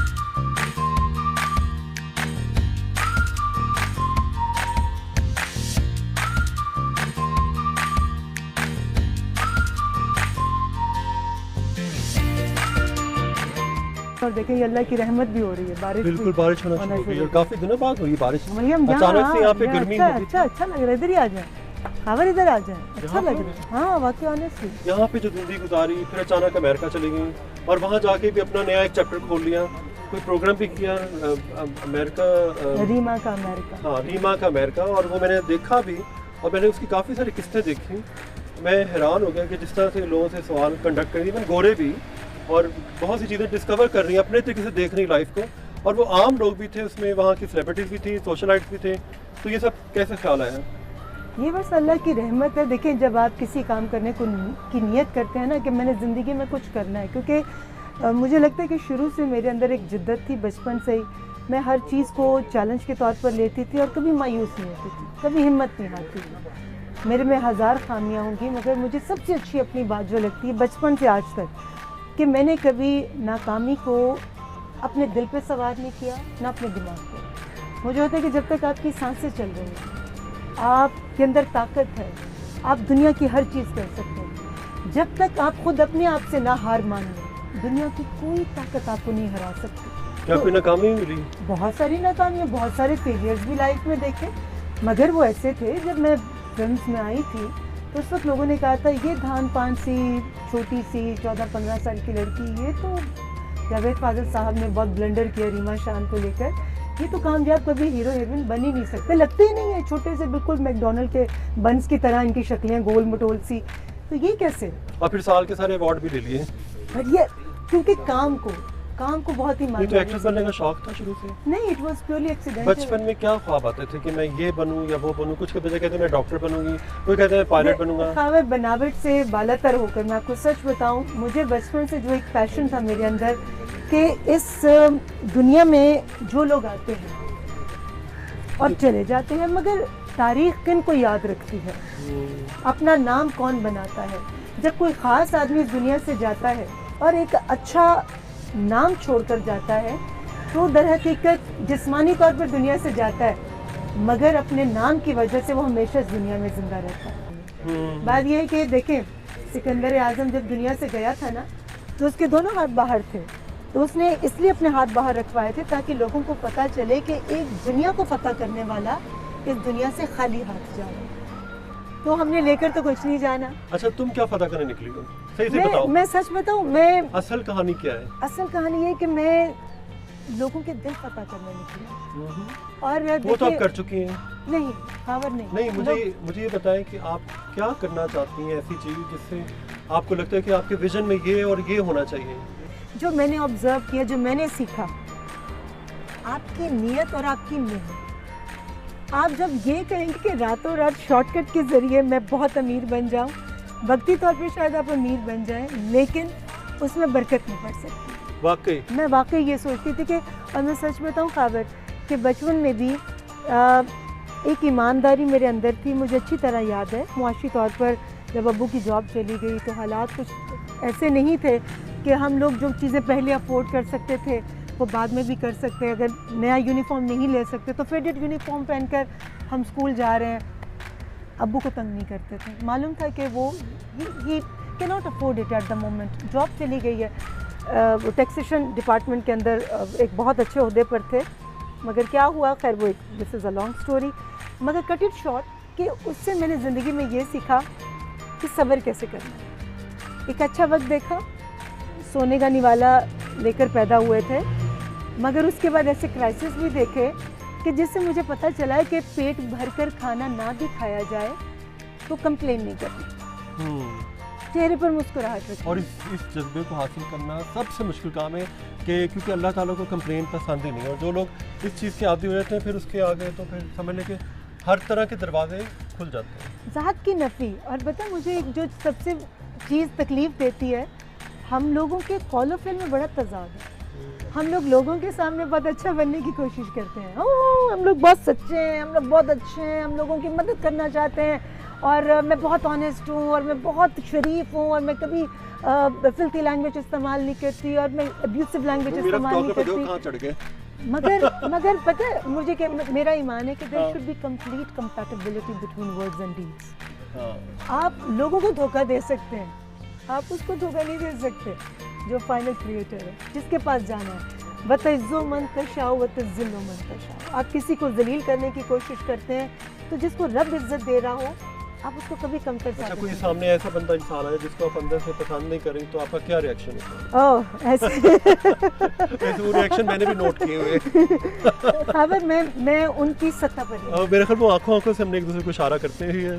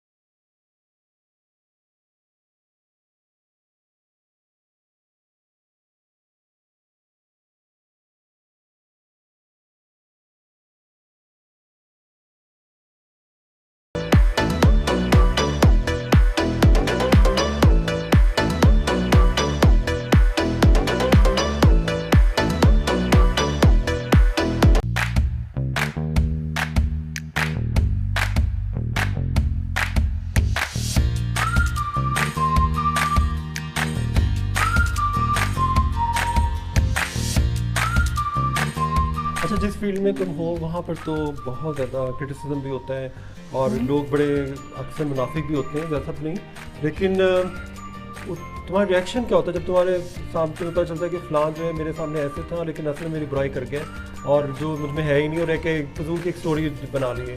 बहुत सारे ऐसे लोग हैं, बहुत सारे ऐसे लोगों से दिन रात वास्ता पड़ता है। तो क्या मैं उनकी सतह पर आ जाऊँ तो फिर उनमें मुझ में फ़र्क क्या रह जाएगा? बुराई को बुराई से ख़त्म नहीं किया जा सकता, बुराई को अच्छाई से ख़त्म किया जा सकता। अच्छा, इस सतह से उठकर उस सतह तक जाना अमेरिका में, जिसमें वाइफ है, मदरहुड है, घर है, फिर वहाँ भी एक सोशलाइट बन चुकी हुई हैं और फिर यहाँ भी आके कुछ ना कुछ कर रही होती हैं। अभी सुना है कि एक बहुत बड़ा प्रोजेक्ट पकड़ा है, एज अ होस्ट भी मैंने काम करते देखा, मॉर्निंग शो भी करते देखा हुआ है। मॉर्निंग शो नहीं किया कभी, मैंने रमज़ान ट्रांसमिशन को कंडक्ट किया। अच्छा, एनीवे, तो वो ये सारा कुछ बैलेंस कैसे रखा और वहाँ पे कैसे ख्याल आया कि मुझे मैंने एक जगह बल्कि सुना था कि आपको फोर्सफुली कहा गया था नहीं तुम शादी करो अब? हाँ, मेरे अब्बा ने कहा। अच्छा। मेरे अब्बा ने और मेरी अम्मा ने ये कहा था कि देखो, शोहरत की और पैसा कमाने की कोई हद नहीं, हर इंसान चाहता है मैं हमेशा ख़ास रहूँ, मगर ख़ास बनने के लिए ज़रूरी तो नहीं है कि आप हर वक्त एक ख़ास अंदाज में ही लोगों को नज़र आए। मगर फिर वो ख़ास मिल गया जिसने हर तरह की आज़ादी दी कि रीमा रीमा ही रही और वो एक और इंसान ने किसी वजह से बनी। मैं अपनी ओरिजिनलिटी मैंने नहीं छोड़ी, मैंने झूठ नहीं बोला किसी भी रिश्ते को कायम करने के लिए और किसी भी रिश्ते को निभाने के लिए। मैं अपने रब से डरती हूँ और मैं अपने रब को जवाब दूँ, और इसी वजह से अगर मेरे कुछ मुझसे ख़ास प्यार करने वाले अगर लेग पुलिंग करते हैं या कोई ऐसी बात करते हैं तो मुझे देख लीजिए मेरी ज़िंदगी में उसकी बरकतों से नज़र आ जाता है कि मेरा रब मुझसे कितना राज़ी है। तो इसलिए ऐसे लोगों की बातों से मुझे कोई घबराहट नहीं होती। तो मैं ईमानदारी से लेकर नहीं, मैं अपनी ज़बान को ख़राब नहीं करती, मैं अपनी सोच को ख़राब नहीं करती। जैसे मैंने कहा, हाँ, पॉजिटिविटी। मैं अगर उसकी सतह पर आ जाऊँ कि देखें जो इज़्ज़तदार होता है ना वो दूसरे को हमेशा इज़्ज़त देता है। आपकी ख़ानदानियत का पता चलता है, आपकी तरबियत का पता चलता है, आपके कॉल ऑफ फेल से, आपकी डीड से, आपके अमल से। आज मैं आपके सामने बैठकर आपकी तारीफ़ कर रही हूँ, मगर फिर इसका मतलब है कि मेरी तरबियत में बहुत फ़र्क है, मेरी खसलत में बहुत फ़र्क है कि अगर मैं यहाँ से उठकर जब आप चले जाएं तो आपके पीठ पीछे मेरे अल्फाज में तब्दीली आ जाए। मुझे लगता है कि इशफाक है हमारे बानों को थे वो काफ़ी पढ़ती रही, ना सिर्फ पढ़ती रही हूँ बल्कि मेरी खुशबख्ती में उनसे मिली भी। अच्छा। और ये इशफाक साहब ने मुझे कहा था कि बेटा हर इज़्ज़तदार हमेशा दूसरे को इज़्ज़त देता है, हसद नहीं है, इंसान हो, गलतियों का पुतला। हस्बैंड सपोर्टिव है? देखिए, मैं उनको ऐसा मौका ही नहीं देती कि वो सपोर्टिव ना रहें। क्या आप उनके रंग में ढल गई? देखिए, मैंने अपने आप को पानी के मानंद रखा है, जिसमें जो रंग डालेंगे वो वैसा रंग इख्तियार कर लेगा। तो घोंसला बेसिकली औरत बनाती है। औरत, देखिए, औरत को अल्लाह ताला ने नस्लों की माँ बनाकर भेजा है, औरत से आपकी नस्ल चलती है। अब जैसे मैंने तालीम का सिलसिला शुरू किया कि मुझे पढ़ने का शौक था, एंड सीकिंग ऑफ नॉलेज। हाँ, मैंने पढ़ा, सुना कि वहाँ पढ़ भी नहीं कुछ एकेडमिकली। लेकिन तालीम हासिल करने की कोई हद नहीं, बिल्कुल नहीं। इंसान जितना इल्म हासिल करता है ना उतना ही उसको अपने जाहिल होने का अंदाज़ा होता है। यार, दुनिया में तो इतना इल्म है। अगर मैं आर्टिस्ट हूँ तो क्या मुझे फ़ोटोग्राफी आती है? वो एक अलग इल्म है। आप फोटोग्राफर हैं, क्या आपको कुकिंग आती है? वो एक अलग इल्म है। वो कुक है तो क्या उसको घरदारी आती है? वो एक अलग इल्म है। तो इल्म से दुनिया भरी पड़ी है। आप जितना भी इल्म हासिल करते हैं उतना आपको अपने जाहिल होने का अंदाज़ा होता है। तो बस मैं अर्ली एज में फिल्म इंडस्ट्री में आ गई थी और मैं अपनी तालीम अनफॉर्चुनेटली नहीं मुकम्मल कर सकी, जिसका मुझे हमेशा अफसोस होता है। लेकिन बिल्कुल भी नहीं अफसोस इनको, क्योंकि इन्होंने लोगों के दरमियान रहकर बहुत कुछ सीखा, ऑब्जर्व किया और फिर लोगों तक लौटाया एक नए अंदाज में। और फिर लोगों ने देखा कि रीमा जो है वो कितनी अंदर से सेंसिबल उसके अंदर खातून छुपी हुई हैं और वो हम देखते रहते हैं और वो इम्पैक्ट नज़र आता है। बस मैं बताऊँ कावर, क्योंकि जब मेरा बेटा हुआ तो मुझे था कि मुझे उसको ऐसी तरबियत देनी है, और अगर मेरे पास ये अपॉर्चुनिटी है कि मैं और इल्म हासिल करूँ, मैं और किताबें पढूँ। एक आपको डिसिप्लिन आता है जब आप कॉलेज जाते हैं, जब यूनिवर्सिटी जाते हैं, आपकी लाइफ में एक डिसिप्लिन पैदा होता है। एक्ट्रेसेस को ज़्यादातर डिप्रेशन क्यों होता है या एंग्जाइटी या इस तरह की चीज़ें? क्योंकि वो एक रास्ते पर चलती रहती है ना भाई, और हाइपर भी हो जाती है अक्सर। एक रास्ते पर चलती रहती है और एक ही तरह की ऑडियंस चाहती है और एक ही तरह के एक्सपोजर चाहती है और एक ही तरह का इमेज चाहती हैं और प्रोटोकॉल चाह रही होती है। प्रोटोकॉल मिलता है, प्रोटोकॉल हर एक को मिलना चाहिए, हर एक को इज्जत दो। लेकिन मुझे होता है कि आप अपनी अक्ल का इस्तेमाल करें, अपनी ग्रेस के साथ, वक्त के गुजरने के साथ साथ अपने रास्तों के अंदर बिल्कुल सही कहनी। बड़े इंसान की निशानी यही होती है कि वो दूसरों को प्रोटोकॉल देता है और वही उसका अपना एक प्रोटोकॉल होता है। और सामने भी इज्जत दो, पीछे। अच्छा मुझे बताओ डिप्रेशन होता क्या है? डिप्रेशन ये होता है कि जब आप कुछ करना चाहें और वो आपको ना मिले, आप डिप्रेशन में। तो इसका मतलब आपने तवक्कुल नहीं किया? तवक्कुल नहीं अल्लाह की ज़ात पर, ईमान मजबूत नहीं। अच्छा अमेरिका में रह रही है, बताओ कि वैक्सीनेशन की? बिल्कुल की। मैंने सुना कि कोई रिएक्शन भी हुआ था। हर एक्शन का रिएक्शन तो होता है ना भाई। मैंने अभी तक नहीं, कोई डर लगता है, पता नहीं लोग 100 तरह की स्टोरी सुनते हैं, बताओ असल कहानी क्या है? अच्छा मुझे पता डर क्यों लगता है? क्या हो? सुनते हैं कि जी वो सही नहीं होता, लोगों का उसको रिएक्शन हो जाता है, और कई दफा सुनते हैं कि उसमें पता नहीं क्या डाला हुआ है। और क्या होगा? होगा क्या? क्या होगा बताओ ना। अब यूँ सांस रुक जाएगी। आप इससे थ्रू हो गई ना, सांस रुक जाएगी। हाँ। होगा क्या? फाइनल क्या होगा? Final destination death. उससे ज्यादा तो कोई चीज नहीं हो सकती ना। नहीं, वो जो लिखा वो होना तो। देखिए मौत इतनी ईमानदार और इतनी वफादार है कि उसने अपने मुकर्ररा वक्त पर आकर लेना है, जिसको भी लेना, ना उससे पहले ना उसके बाद। तो मुझे मैं हमेशा कहती हूँ, मुझसे कई लोग पूछते हैं तुम्हें मौत से डर नहीं लगता? मैंने कहा मैं मौत से पनाह मांगती हूँ मगर मैं मौत से डरती नहीं। अच्छा मुझे से याद है एक दफ़ा, पता नहीं पहले लड़कियाँ आती थी अपने कोई फिल्म में आने के लिए, कोई अलग तरह के नाम रख लेती थी। तो एक दिन मैं यहाँ नीचे खड़ा था, तो एक लड़की अपनी माँ के साथ आई, तो मैंने कहा जी आप कौन है? कहती मेरा नाम जिंदगी है। तो कहती आप कौन है? मैंने कहा मैं मौत।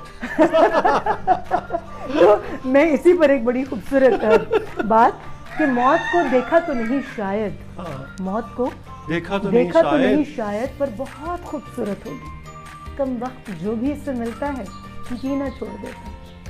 तो मौत से डरना नहीं चाहिए।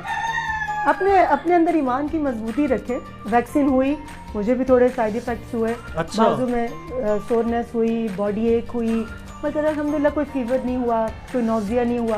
तो बस मैं बिल्कुल नॉर्मल। मैंने उसको actually it's a psychologically process. आप साइकोलॉजिकली अगर इसको अपने माउंट कर लेंगे दिमाग पर, अपनी नफ्स पे, तो आपको लगेगा कि कुछ हो रहा है। अब मैं कहूँ मुझे लग रहा है मुझे चक्कर आ रहे हैं, बट मुझे चक्कर नहीं आ रहे, मुझे फील हो रहा है, दर हकीकत तो कुछ नहीं घूम रहा। मैं कहूँगी नहीं ये मुझे लग रहा है बिल्डिंग घूम रही है। बिल्डिंग अपनी जगह खड़ी है, मेरी सोच घूम रही है।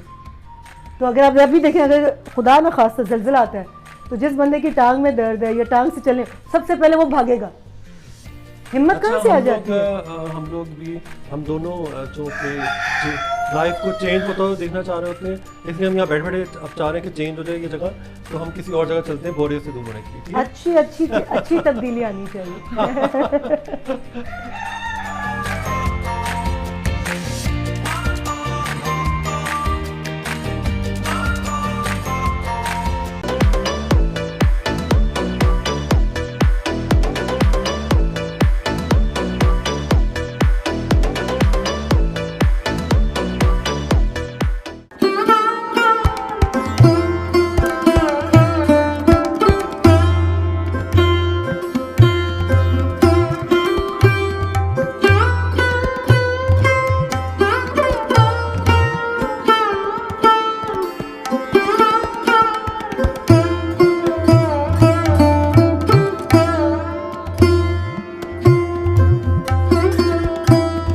अगर आप कमाते हैं तो अपनी ज़ात पे अगर खर्च ना करें तो फिर कहाँ किया? इस मामले में मैं अपनी फैमिली में, अपने ख़ानदान में बड़ा फजूल खर्च मशहूर हूँ। देखिए 91 में हमने ये मैगजीन स्टार्ट किया था और ये दुनिया का टॉप, पाकिस्तान के टॉप जर्नल्स में था, जो रिसर्च ओरिएंटेड इलस्ट्रेटेड जर्नल था। हम कम से कम अब जो है 77 साल बाद हम एक कौम इकट्ठे हो जाए। हमारे दौर के अंदर 34 अरब डॉलर रेमिटेंस जो था ओवरसीज पाकिस्तानी भेज रहे थे। कायदे रहमतुल्लाह अलैह फरमा गए हैं कि काम का टाइम बढ़ाएं, काम करें। आप यकीन करें कि नॉर्दर्न एरिया के पैकेजेस इतने ज़्यादा है, अभी पाकिस्तानियों ने नॉर्दर्न एरिया को भी नहीं अभी इतना एक्सप्लोर किया।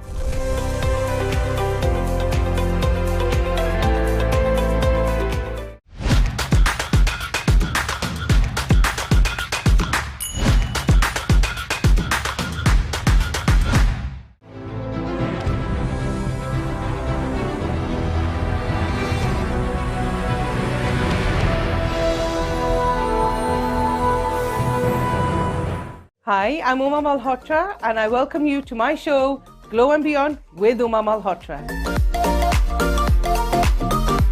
Why should I get that facial? Why should I go for a rapid charge facial, then an O3 facial? We do the research for you. So we make sure we give you the best. For example, you got fat lash. A client was allergic to fat lash, so I did a London lash patch test on her. She was absolutely fine with London lash. So I used the London lash.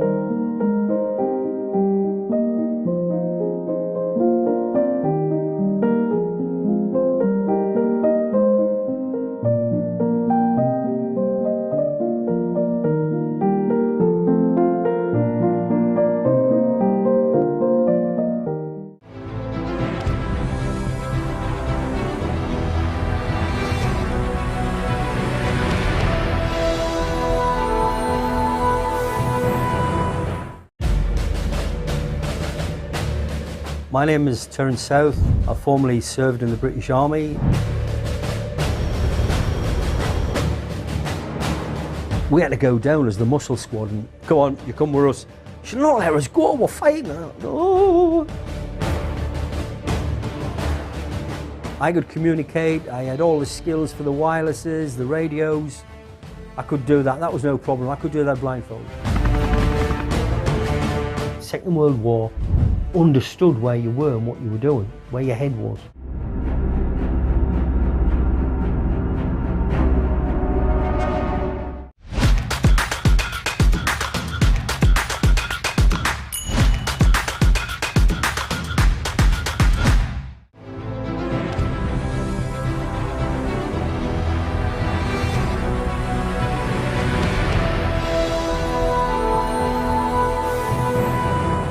मेरा पाकिस्तान एक ऐसा programme है जहां हम आपको खबर देते हैं मुल्क के हर शहर हर कोने से, जहां हम मुख्तलिफ इलाकों के मसाइल और सकाफती मालूमात से आपको आगाह करेंगे।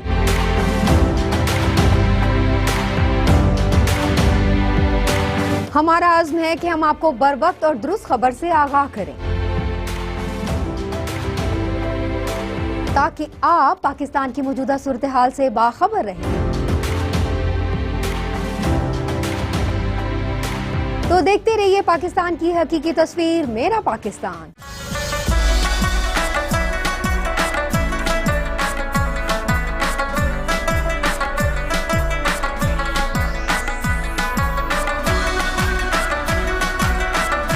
Design from Pakistani side, there has to be an electronic signature. The Indian media has been claiming that they have downed Pakistani aircraft.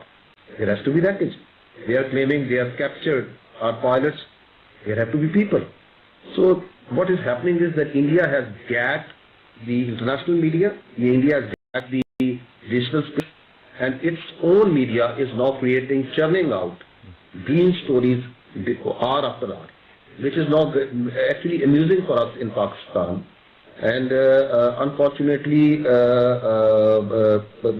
they are not producing any evidence to back it up. Right.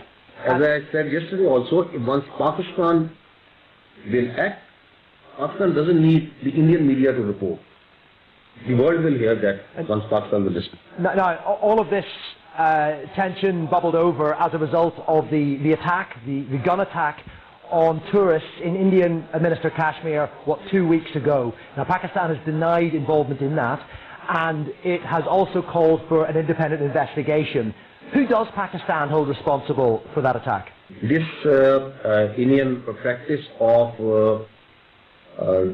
repeatedly making false pretexts on basis of terror incidents and trying to use it for domestic political objectives has to be stopped. And that is why, as soon as Pahalgam incident happened, Pakistan government in a very logical manner offered that there has to be an independent, neutral investigation of this rather than pinning blames on each other. India, of course, walked away from that and then carried out attacks on mosques, on places of worship inside Pakistan at 6 locations. And they took out innocent children, women and elderly without providing any shred of evidence that who is behind Pahalgam. Just basing that on an old, repeated, now a story which has outlived its shelf life of jihadi organizations operating. Pakistan utterly refuses these allegations and asks for credible evidence to be presented in front of a neutral, independent investigation. And that has not false pretext we have attacked. And that has not been presented, as you mentioned. So just to clarify, the perpetrators of that attack remain unknown? Yeah, because we have not seen any evidence that who are they. The Indians have been claiming that there is a linkage of these perpetrators with Pakistan. Where is that evidence? And who is India cannot be allowed to become the jury, judge and executioner in a case which involves 2 states, in which they say that another state is involved.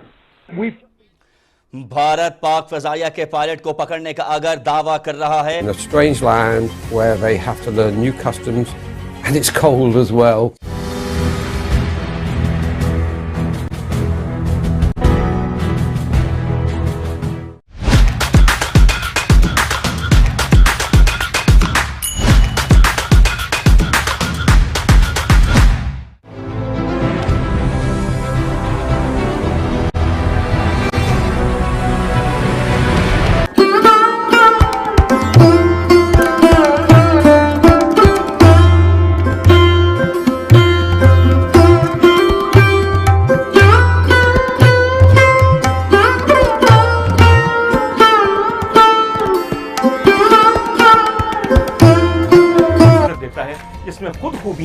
वो खूबियों को पहचानता है और खामियों को दरगुजर करता है और ईमा में ये सब खूबियां हैं। बिल्कुल, बहुत शुक्रिया डॉक्टर साहब। अच्छा, आप काम कीजिए अपना, इसलिए आपको शूट करना होगा और मैं भी जा रहा हूँ जरा अतर शहजाद के शूट के लिए। सॉरी, मैं भी बिजी हूँ।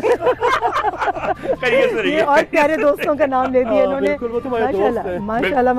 व्हाट अ कोइंसिडेंस, मतलब ब्लैक एंड व्हाइट। ये कसम से कोइंसिडेंस है, यकीन कीजिए, इसमें सिवाय दिल मिलने की बात है, वरना हमने कोई प्लानिंग नहीं की हुई। Nothing was pre-prepared. Even the life is black and white, कोई ग्रे शेड नहीं। मगर ये बात जरूर है कि हमारे कपड़े ब्लैक एंड व्हाइट है, मगर हमारे दिल जो हैं वो बिल्कुल प्योर पानी की तरह शफाफ। Absolutely, अल्लाह ताला ऐसे ही रखे बिल्कुल। Okay ji, best of luck, अपना कंटिन्यू कीजिए और मिलते हैं आपको बहुत जल्दी इंशाल्लाह। बहुत शुक्रिया डॉक्टर साहब। नीचे आते हैं खाने पे। हाँ, खाना भी खाना। हाँ, आपके यहाँ का खाना खाना है जरूर। आज की बनाया? मेरी गाल सुनो। नहीं देखिए, जो बना पंजाबी बोलो। ਜਾਂਦੀਆਂ ਸਰਦੀਆਂ ऐसे ਜਾਂਦੇ ਜਾਂਦੇ ਮੱਛੀਆਂ ਖਾ ਲਈਏ, ਥੋੜੇ ਜਿਹੇ ਖੱਗੇ ਖਾ ਲਈਏ, ਉਹਨਾਂ ਦਾ ਸ਼ੋਰਾ ਪੀ ਲਈਏ, ਫਿਰ ਅੱਗੇ ਗਰਮੀ ਹੈ, ਤੁਹਾਨੂੰ ਪਤਾ ਹੀ ਹੈ, ਔਰ ਸਾਡੀਆਂ ਗਰਮੀਆਂ ਤਾਂ ਤੁਹਾਨੂੰ ਪਤਾ ਹੋਰ ਵੀ। ओए डॉक्टर साहब ने खग्गे ते मच्छी बनाई है। हां, ते नाल चौल चिट्टे, हाय हाय बड़ा मजा आ गया। चिट्टे चौल नाल की कहना है, जिंदे रहो, हंसते रहो, मेरी जान तुम फारग हो तो फिर खाने हैं। ठीक है डॉक्टर साहब, बिल्कुल ठीक है, एब्सोल्युटली।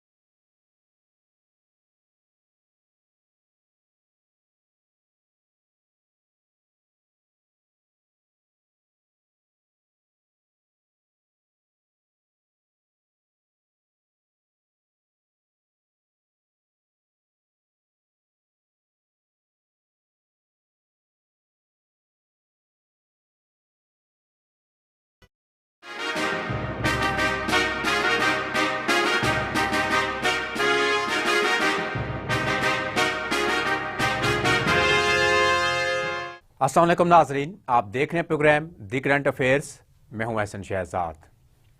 नाजरीन, आज हम बात करेंगे महंगाई के हवाले से। जब से इलेक्शन हुआ है और मरीम नवाज और वज़ीर आज़म शहबाज शरीफ नारा लगाया है कि महंगाई कम हो चुकी है, और इस टाइम महंगाई कितनी कम हुई है इसके ऊपर बात करेंगे आज। महंगाई की शरह कम होकर 2 साल की कम तरीन सतह पर आ गई है, ये गवर्नमेंट कहती है, पंजाब हुकूमत कहती है। मगर किसी भी आप होटल में चले जाएं, खाना खाएं वहाँ पे, तो आपको महंगाई कम नज़र नहीं आती। दाल की प्लेट अगर आप लेते हैं 200 से ऊपर रेट है, दाल की कीमत है वो। आगे बढ़ते हैं। सोने की कीमत में 5000 से ज़ायद का इजाफा, फ़ी तोला कीमत आवाम की पहुँच से दूर हो गई। हुकूमत ने बस नारे ही नारे हैं, खोखले नारे हुकूमत के। इसके ऊपर बात करेंगे। सोने की कीमत आसमान के ऊपर है। अब शादियों का सीज़न है और ख़ानदान बेचारा क्या करेगा। 1 साल के दौरान कर्ज 8.34 खरब रुपए बढ़ गया। वजारत ख़जाना ने अपनी रिपोर्ट जारी कर दी गई है। इतना कर्ज लिया, 8.34 खरब रुपए लिया। चीनी की कीमतों को पर लग गए 1 हफ्ते में 4 रुपए फ़ी किलो मज़ीद महंगी हो गई है। इसके ऊपर भी बात करेंगे आज। और आज हमारे प्रोग्राम में मौजूद हैं मरकज़ी सदर किराना स्टोर लाहौर ताहिर भट्ट साहब। इनसे बात करेंगे। ताजिर हैं, मार्केट में बैठते हैं और ताजरों की आवाज़ बनते हैं। और ताजिर किस हुकूमत में खुश थे और कौन सी ऐसी गवर्नमेंट थी जिसने ताजरों को फ़ायदा पहुंचाया। तो अब जो हालात बने हुए हैं, मुल्क की मैशत आप देख लें कहाँ पे है, महंगाई कहाँ पे है, ताजर इस टाइम किस तरह जी रहा है और मार्केट ताजरों की कैसे चल रही है लाहौर की। तो आज ताजिर से ही बात करते हैं। मरकज़ी सदर हैं लाहौर के। सर, क्या कहेंगे महंगाई के हवाले से? सबसे पहले बात करते हैं चीनी की, जो 1 हफ्ते में 4 रुपए इजाफा हुआ है और आगे भी चीनी बढ़ेगी, कीमतें बढ़ चुकी हैं। गरीब आदमी कहाँ पे जाएगा? बिस्मिल्लाहिर्रहमानिर्रहीम। कोई 2 माह पहले मैंने चीनी का ये जो सिग्नल था दे दिया था। मैंने कहा कि ये चंद सट्टेबाज लोग जो चीनी की मूवमेंट बनाएंगे। 2 माह पहले मैंने एक प्रोग्राम किया तो उसमें मैंने कह दिया था। चीनी जब इन्होंने एक्सपोर्ट करनी थी ना, ये मिल वालों ने और दूसरे एक्सपोर्टरों ने, उन्होंने वज़ीर आज़म शहबाज शरीफ साहब से वादा किया था हम चीनी का रेट नहीं बढ़ाएंगे। शहबाज शरीफ ने वादा किया था कि चीनी का रेट नहीं बढ़ाएंगे। हाँ जी, इन्होंने ये एक्सपोर्टर ने वादा किया था कि 1.5 लाख टन चीनी आप एक्सपोर्ट कर दें। यानी कि ताजरों ने यानी कि वादा किया था शहबाज शरीफ से कि ताजरों ने किया, हाँ, एक्सपोर्टर ने किया, एक्सपोर्टर ने किया जी, और मिल वालों ने। ये चीनी हमारे पास सरप्लस है, हम अगर 1.5 लाख टन चीनी बेच देंगे तो इसमें इश्यू कोई नहीं आएगा, रेट वही रहेगा। हाँ, ये वादा किया था उन्होंने। ठीक है। हमारी समझ के बाद है ये 5वीं एक्सरसाइज हुई है पाकिस्तान में चीनी की एक्सपोर्ट करने के बाद जो बढ़ती है चीनी। हम कहते हैं कि अगर चीनी सरप्लस है तो उसे कम किया जाए ताकि गरीब आदमी जो चीनी जिसका दारोमदार चीनी आटा घी पे है उसको फायदा हो। बिल्कुल। चीनी ये 2 माह में इन्होंने जो है ना, ब्रोकरों ने और मिल वालों ने सट्टा खेला, जिसकी वजह से चीनी तेज हो गई। हम बारहा पॉइंट आउट किया, जनाब ये देखें चीनी बढ़ रही है, इन्हें रोकें। प्रॉब्लम ये आती है जब चीनी का रेट बढ़ता ना, तो इंतजामिया जो लोकल होती है ना जिलों की, वो नीचे जो छोटा दुकानदार होता है जो 1 बैग का खरीदार होता है या 2 बैग लेता है, उसके ऊपर क्रैकडाउन शुरू हो जाता है। अभी तो आपने चीनी क्यों बढ़ा रहे हो? ठीक है। मकसद सिर्फ यही है कहने का, अगर आपने ये जो वायलेशन होती है तो जब 30-40 रुपए किलो बढ़ जाती है उसी वक्त इंतजामिया हरकत में आती है। ये मेरी समझ से बाहर है। आप जब हम डंडोरा पीट रहे थे पूरे पंजाब में कि चीनी बढ़ रही है रोको, चीनी बढ़ रही है रोको, अब तकरीबन 25 रुपए किलो बढ़ गई हुई है। 25 रुपए किलो चीनी बढ़ गई। चीनी का पहले जो रेट था पुराना, क्या रेट था उस टाइम भट्ट साहब? हमने जो चीनी का लगाया ना अपने बड़े स्टोरों पे 128 रुपए किलो। अभी भी LOS रोड पे चले जाए, मालदीन स्टोर है हमारा, हाँ, जो उधर अब भी 128 वो लगा हुआ है। यानी कि आप पुराने रेट के ऊपर आप दे रहे हैं। आप मैं निशानी बता रहा हूँ, अब तो रेट बढ़ गया ना। हमने जब 136 रुपए DC साहब ने रेट दिया था ना लाहौर में, हमने 128 रुपए लगाया था बड़े स्टोरों पे ताकि लोगों को फायदा हो सके। ठीक है, बिल्कुल। तो अब ये 2 माह हो गया चीनी का। अब मुझे जो मुझे जो अलार्मिंग क्या कहते हैं, मुझे जो फीलिंग हो रही है ना, वो ये हो रही है कि रोज़ों में चीनी इन्होंने 170 रुपए ले जानी है। ठीक है, 170 रुपए मुझे डारा ले जानी है इन्होंने। अभी खामोशी चाहिए थोड़ी सी। अभी का जो रेट है वो क्या चल रहा है? आपने जैसे बताया कि 25 रुपए जो इजाफा हुआ है, और पुराना रेट 128 था, अब 25 हुए तो कितने हो गए? आप देखें ना 150 रेट, आप होलसेल का बता, होलसेल ठीक है। रिटेल में 155 बिकेगी, जाहिर बात है। तो देख लेना 128 तो 155, वो तकरीबन 27 रुपए किलो बढ़ गया। हाँ। तकरीबन इतना ही आता है, बिल्कुल। ये 27 रुपए किलो बढ़ गया।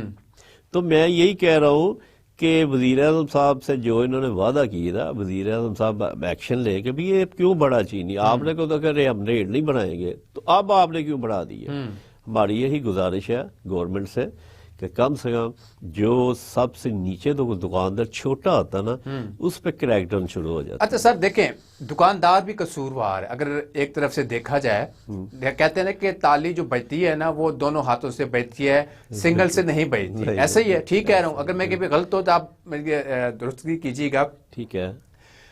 ताजिर को पता होता है कि जी चीनी का रेट आगे बढ़ना है, ताजिर अपनी जो सारा कुछ होता है स्टॉक कर लेता है, जब चीनी का मरला आगे आता है तो शुरू कर देता है सेल करना, वो रेट बढ़ जाते हैं। फिर बिल्कुल राइट है। जो ताजिर जो चीनी खरीदी होती है, ठीक है, वो कम रेट पे खरीदी होती है, जब वो फ्रॉक कर रहा होता है तो ज्यादा रेट के ऊपर कर रहा होता है। ताजिर भी इसमें एक मुलविस है मेरे ख्याल। हाँ, 10-20% हम लोग भी इन्वॉल्व हैं, बिल्कुल ठीक कह रहे हैं आप।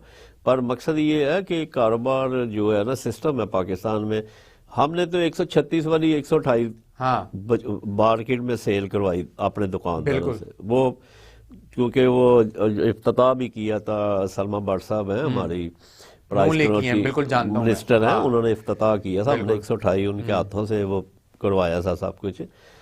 हम कहते हैं कि ताजर जो है ना, जो हमारी यूनियन है, हमारा मकसद सिर्फ ये है कि भाई मेरे ऊपर पकड़ो। देखें जब आप ऊपर से एक बंदे को पकड़ेंगे ना, भारी बंदे को, तो नीचे जो छोटी छोटी हमारी जैसी छोटी छोटी मछलियां होगी वो खुद ही अपना रास्ता ढूंढ लेंगी कि बचो यार ऊपर इन्होंने तो सर ऊपर किसको पकड़े भट्ट साहब, कौन है जो हाथ डालेगा ऊपर? बहुत बड़ा माफिया ये तो। गवर्नमेंट ऑफ पाकिस्तान डाले। तो आप समझते हैं कि गवर्नमेंट पाकिस्तान हाथ डालेगी माफिया को? अगर माफिया को पहले हाथ डालती तो आज की ये सूरत हाल ना होती पाकिस्तान में। देखें बात सुने, रियासत जो है ना, रियासत से ताकतवर कोई इंसान नहीं है। अगर रियासत अपनी ताकत दिखाएगी, ये एक्सरसाइज 1.5-2 साल पहले भी हुई है। 200 रुपये चीनी जब गई है तो फिर 130-32 रुपये चीनी आई है, 28 रुपये भी आई है, 126 रुपये भी नीचे आई है चीनी। तो रियासत अपना जब किरदार दिखाती है ना, तो हर चीज को वो कंट्रोल कर लेती है। देखे ना, रियासत अपना किरदार कब दिखाएगी? जब अवाम मर जाएगी। अवाम ऑलरेडी पहले दिखाना चाहिए ना। वही मैं कह रहा हूँ ना। देखें आपने बताया कि एक हफ्ते में 4 रुपए इजाफा हुआ, फिर आगे इकट्ठा ही 25 रुपए इकट्ठा इजाफा हुआ। ठीक है, अवाम फिर तो गवर्नमेंट सोई हुई, पता ही नहीं इनको क्या हो रहा है। फिर तो नहीं, जागना चाहिए ना। देखिए ये पब्लिक का मामला है, ये फिर कौन जगाएगा? ताजरों का काम है जगाना ना। फिर तो जगा तो रहे हम लोग, अब कैसे करें? अब 2 माह पहले ही अपना वो ढोल बजा रहे हैं, भाई पकड़ लो इन्हें, पकड़ लो इन्हें। तो अब हम तो जितनी हमारी ताकत है हम वो तो कर रहे हैं, उसका सद्देबाप तो कर रहे हैं जितनी हमारी ताकत है। अभी आपने ये भट्ट साहब कहा कि अब रमजान आगे स्टार्ट होने वाला खैर से, और 70 रुपए तक ये चीनी बिल्कुल 170 में। इसकी क्या वजह है इसकी? हाँ, ये तो कम होनी चाहिए थी। रमजान में पैकेज देना चाहिए था फिर तो। नहीं, अभी तो आपने खुद ही कहा है कि कौन पकड़ेगा।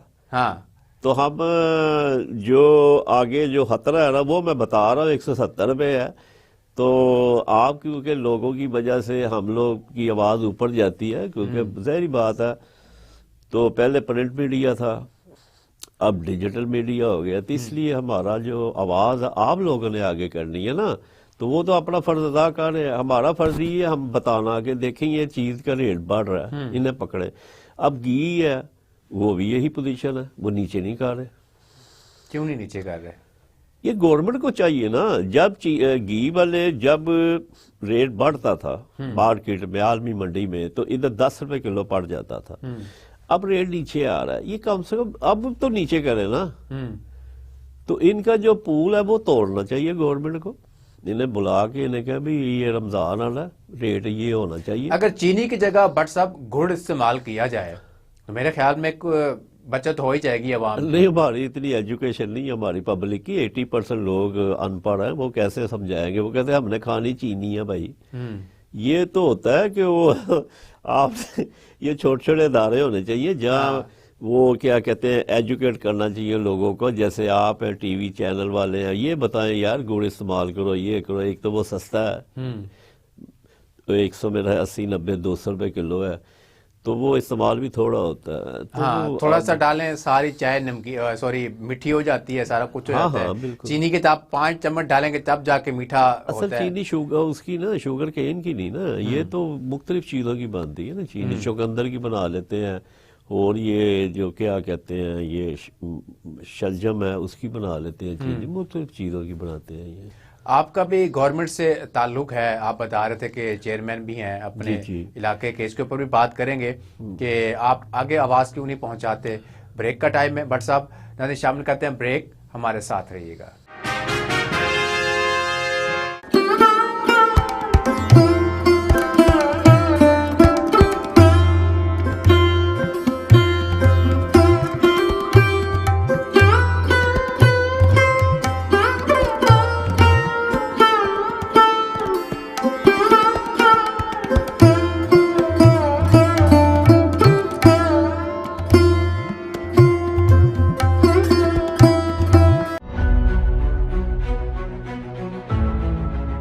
Hello and welcome to Business ABC. But the number one reason why businesses fail, whether they are starting or scaling or growing, is because of money. 14-20 hours, and the FIR has been filed at 14-30 hours. So after the incident finished, within 10 minutes, the police was there, it went there, it investigated, it went back, and then it filed the first investigation report. And the distance of travel is, one side is around about 30 minutes. So I don't think that it's humanly possible to do that. And if you see the contents of the FIR, the relevant part, we have highlighted it for you, it says that the people, the handlers were across the border. So they, within this 10 minutes, they concluded, and they found out in the investigation that whoever did it, from where he was being handled, it says there were indiscriminate firing, and so that is what it's trying to say. So this is all, once we say that we have not seen any shred of evidence that how this evidence has been produced. So in this evidence there are so many holes and leaks that there is a lot of red flags and questions. That how within 10 minutes they were able to find that. You will see that within at 3 o'clock, around about 3 o'clock, 3:05, the social media handles in India started saying that it were the Pakistan attacked Pahalgam. So they were absolutely sure that what happened.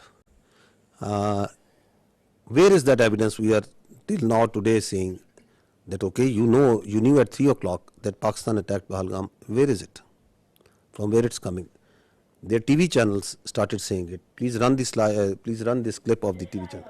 There are reports coming in of 4 tourists who have been targeted. They've been attacked by the terrorists in Pahalgam. Well, telltale signs of Pakistan's involvement is now emerging behind the Pahalgam terror attack. So this confirmation is clear now that there were Pakistani terrorists. Pakistan is not willing to digest that so much improvement has taken place in Jammu and Kashmir. So the point is to be noted is that at 3:30 it was Pakistan everywhere. Why it's important to say it again and again and even today is that this is the basis, the very flimsy basis, the very concocted basis on which today we are seeing the military situation that is going on right now, on the basis of which the innocent children, women, elderly and civilians are being killed. This is that basis. Now if you go ahead, what is the people of the valley in Kashmir, what is the people all across India saying about it? what was they saying and what are they still saying of that incident, of those acquisitions, on the basis of which we are sitting over here, and from the night of the 6th, 7th May, you are seeing this blatant aggression that has taken place from media. What is the reality of that? Please run the first clip. 10 lakh से ज्यादा यहाँ पर army है। अगर यहाँ पर post कोई share करेगा ना, उसको रात में ही उठा लेंगे। अगर कोई पोस्ट गलत करेगा कोई शेयर, अगर यहाँ पर इतना फौज है, वो क्या करे, वो जख मारे हैं। वहाँ पर 200 बंदे थे, तब वहाँ पर क्यों नहीं आर्मी थी, क्यों नहीं थी, वो कहाँ गई? पहलगाम की जिम्मेदारी किसकी है? जिम्मेदारी तो सरकार ने लेनी चाहिए। पहलगाम की जिम्मेदारी, 27 लोगों की जान गई, वहाँ पे सिक्योरिटी क्यों नहीं थी, क्यों निकाली गई? तो तुम्हारा इंटेलिजेंस क्या कर रहा था? वो फेल्योर नहीं है, ये सरकार का फेल्योर नहीं है।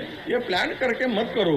सरकार तो गई हुई है, मतलब इतना बड़ा हमला हुआ, उन्हें कुछ पता ही नहीं है। इधर पूरी नीचे पूरे आर्मी का बेस है, उन्हें पता ही नहीं है। चक्के नाकों पर आप हर जगह आपको मिलिट्री दिखेगी, पुलिस दिखेगी, सीआरपीएफ दिखेगी। किस लिए?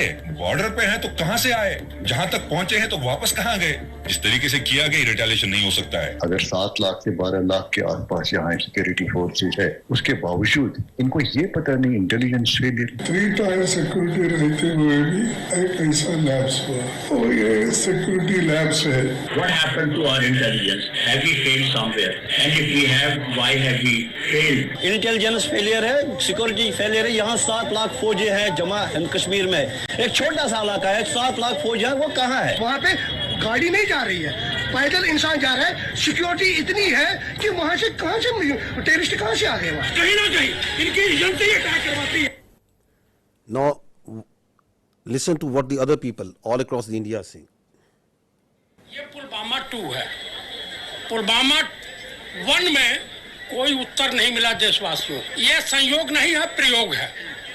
पूरी देश की जनता, मैं नहीं कह रहा हूँ, पूरी देश की जनता, देखिए काफी लोगों को ये नहीं पता है कि पहलगांव कहाँ है, चंदनवाड़ी कहाँ है, विष्णु टॉप कहाँ है, गणेश टॉप कहाँ है, शेषनाग कहाँ है, अमरनाथ क्या है? आज 3 दिन हो गए हैं, अभी तक एक भी इस्तीफा क्यों नहीं आया, या कोई भी किसी ने भी अकाउंटेबिलिटी क्यों नहीं लिया? आप क्या सरकार और क्या डिफेंस और क्या आप होम मिनिस्ट्री चला रहे हैं? आपसे अभी तक वो आतंकवादी पकड़े तक नहीं गए हैं। बेवकूफ नहीं है हम लोगों को सब समझ आता है। कोई इंटेलिजेंस फेलियर नहीं था, इंटेलिजेंस इनपुट्स होने के बावजूद अटैक हो गए। ये जो एक घटना घटी है, इससे लाभ किसको हो रहा है? कहाँ ढूंढते फिरोगे भाई?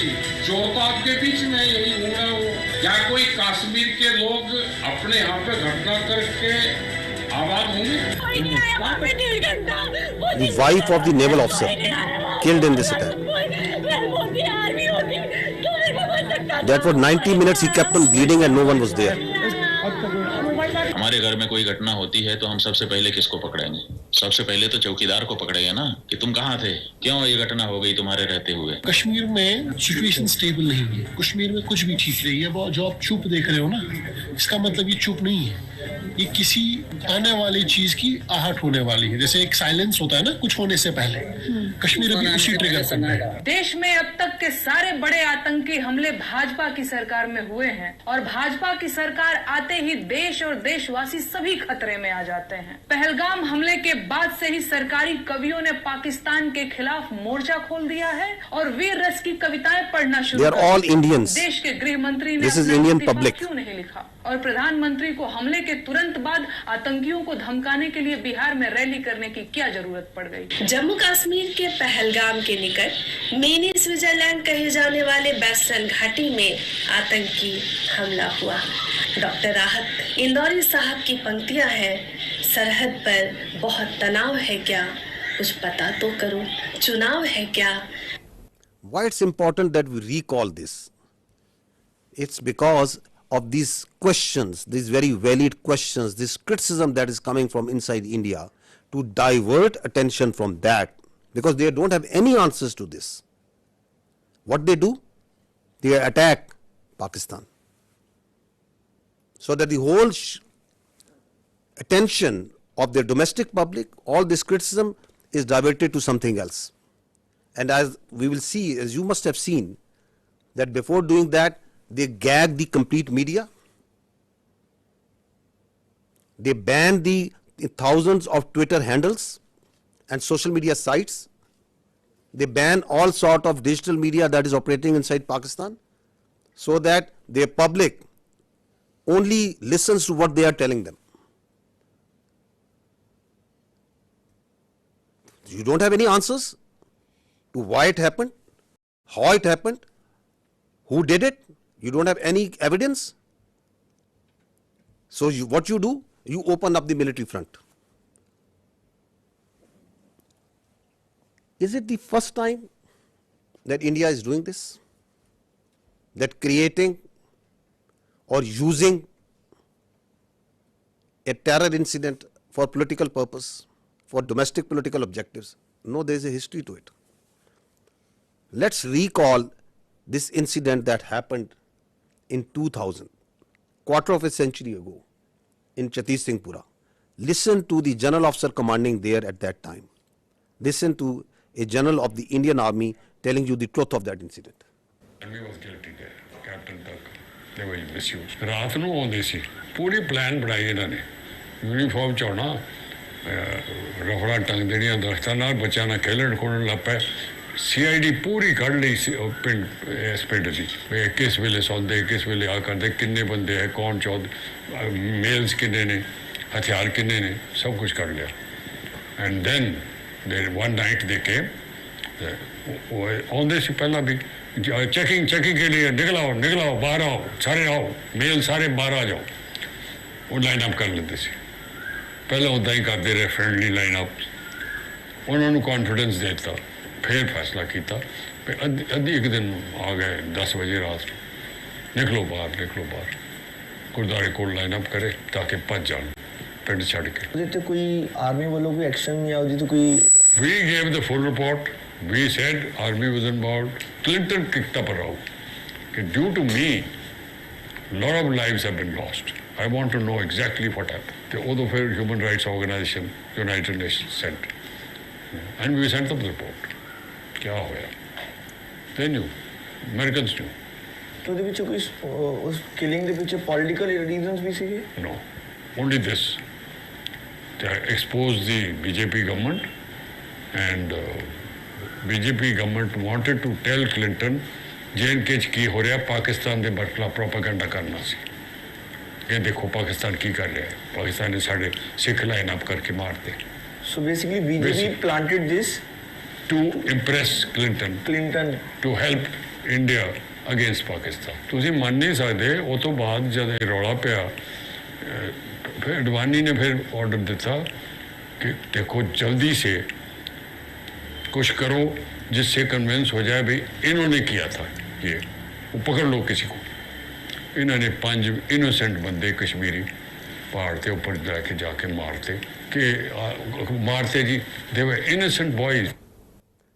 So once we question what they are saying now, there is a history to it of killing innocent people for their political objectives, pinning blame on Pakistan, covering it up by further killing innocent Kashmiris and Muslims and posing them as terrorists. Go to the next slide and listen to the truth of Pulwama by the governor of Kashmir at that time, the Indian Kashmir at that time. Pulwama की शहादत को याद रखो और अब हम बालाकोट करेंगे ये करेंगे वो करेंगे उसको इलेक्शन के लिए यूज़ करना चाहते थे कि ये पाकिस्तान ने किया हमारे जवान मारे और अब हम हराएंगे कि अब ये सारा ओनस पाकिस्तान की तरफ जाना है तो चुप रहिए. मतलब ये एक तरह की सरकार की चालू पॉलिसी थी कि blame Pakistan exactly and we will get credit and it will help our election. Exactly. So what's happening now? Is it something different? It's the same playbook. That is why we say that this drama of this mantra of cross-border terrorism from Pakistan, of these jihadi organizations supported by Pakistan, this concocted allegations, and then basis of that, you start going into military posturing and military action. This must stop now. And that is why the government of Pakistan very rightly said that if you have any evidence, put it front to an independent, neutral commission and let them examine it. Nobody gives you the authority to become the judge, jury and executioner. And that's what exactly India is doing right now. What Indians started doing, because this is also a linkage of that hubristic, that aggressive mindset that you see right now at play in Indo-Pakistan, in South Asia and in the world right now by the India.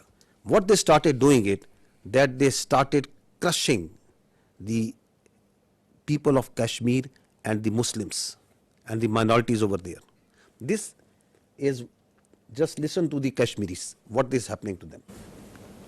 ये जो India वाले हैं, मैं कहती हूँ इनको तो इनके सीनों में दिल है ही नहीं ना.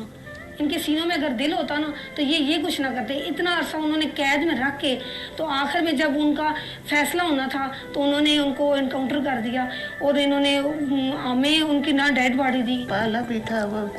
What we are telling you over here, that this is what they do. Kashmiris, people who inadvertently crossed line of control, on different pretexts, they hold these Pakistanis, these Kashmiris, in different prisons, in locations, and then torture them, then kill them, and then pose them as infiltrators, as terrorists. This is the story of a minor boy who crossed into Kashmir years ago. They kept him in jail, then killed him in a fake encounter. And this is the family of that child who is telling this story.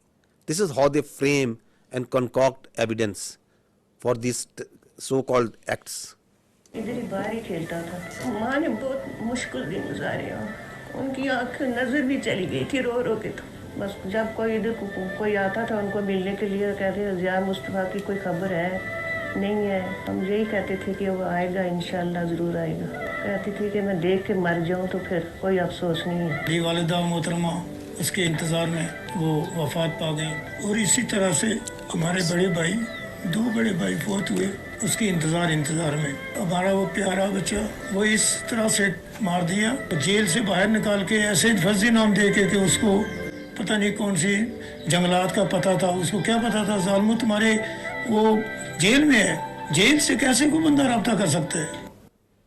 This boy, in October 2013, this minor was taken into Indian custody and they killed him in October 21 on the charges of being a terrorist. What they did after Pahalgam, opened up the same playbook. So this is on 24th of April, 2 days after Pahalgam, we saw that the Indian media reported a fake encounter that 2 terrorists from the Pakistani side, they were infiltrating and they were killed. Look at their bodies, these so-called terrorists. They are 2 citizens more than 50 years old from a divided village, 2 Pakistani citizens from the Pakistani side of Kashmir. Shining locations, pistol and a planted gun and a planted pistol. And these are the terrorists that are going across in an area which is a border which is infested with military forces all over. And once the media went to their village and to ask the truth, listen to what the villagers tell about it. आसानियाँ हो गया है. ये 2 हमारे बुजुर्ग भाई ये सदियों से यहाँ रह रहे हैं. इनका बाप दादा यहाँ का रहने वाला है. आलूसी के करीब ये गांव है. कहीं मालूम पहुँची गुम हो जाता है. आलूसी के करीब उनको ढूंढने के लिए गए. इंडिया आर्मी ने शहीद कर दिए. तो वो मार के कहते हैं कि ये दहशतगर्द है और दहशतगर्द ये नहीं है. हमारे 2 भाई इंडियन आर्मी ने इनको शहीद कर दिया है. वो गाँव के ज़ईफ़ुल उम्र थे. तकरीबन उनकी 50-60 साल उम्र थी. और उन्होंने रिपोर्ट में डाल दिया कि ये पाकिस्तान के दहशतगर्द थे. दहशतगर्द नहीं थे, वो ज़ईफ़ुल उम्र थे. एक का नाम मलिक फारूक और दूसरे का नाम मोहम्मद नंबरदार. जो कोई दहशतगर्दी में नहीं पाए जाते हैं कि अरसा दराज से यहाँ रहते हैं. इंडियन आर्मी ने फायर करके उनको हलाक कर दिया. मेरे 2 भाई अपना माल मवेशी ढूंढने के लिए एलओसी लाइन के करीब गए तो इंडियन आर्मी वालों ने फायर करके दोनों को शहीद कर दिया. The CNN team went to this village a few days ago and they went to the same village and what he found about the reality.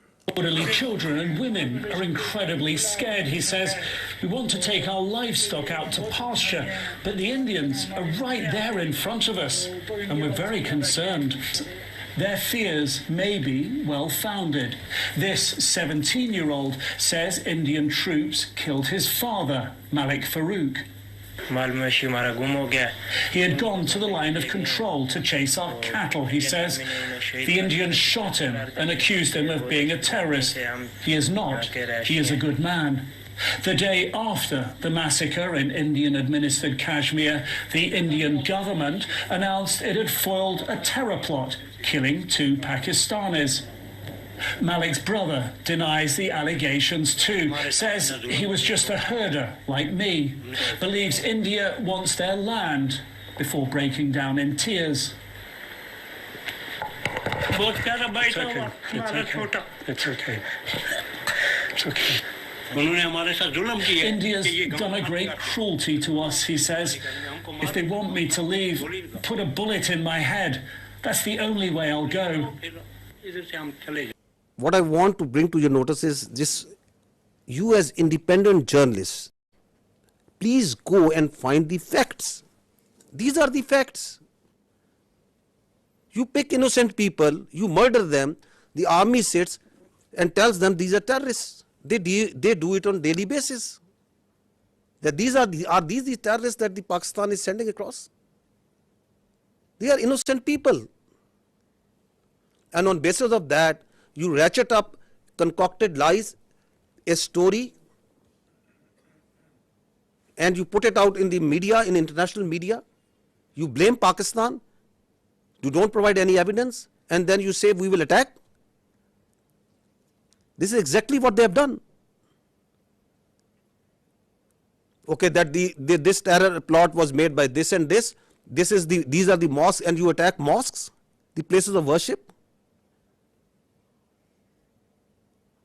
right under the eyes of the international community. The fact of the matter is, yes, there is terrorism.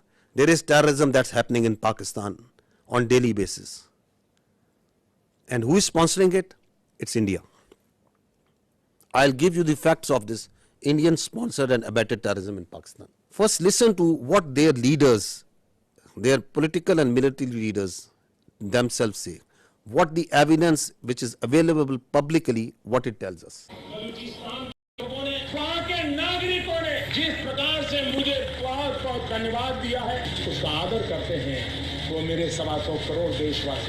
Pakistan's vulnerability is many times higher than of India.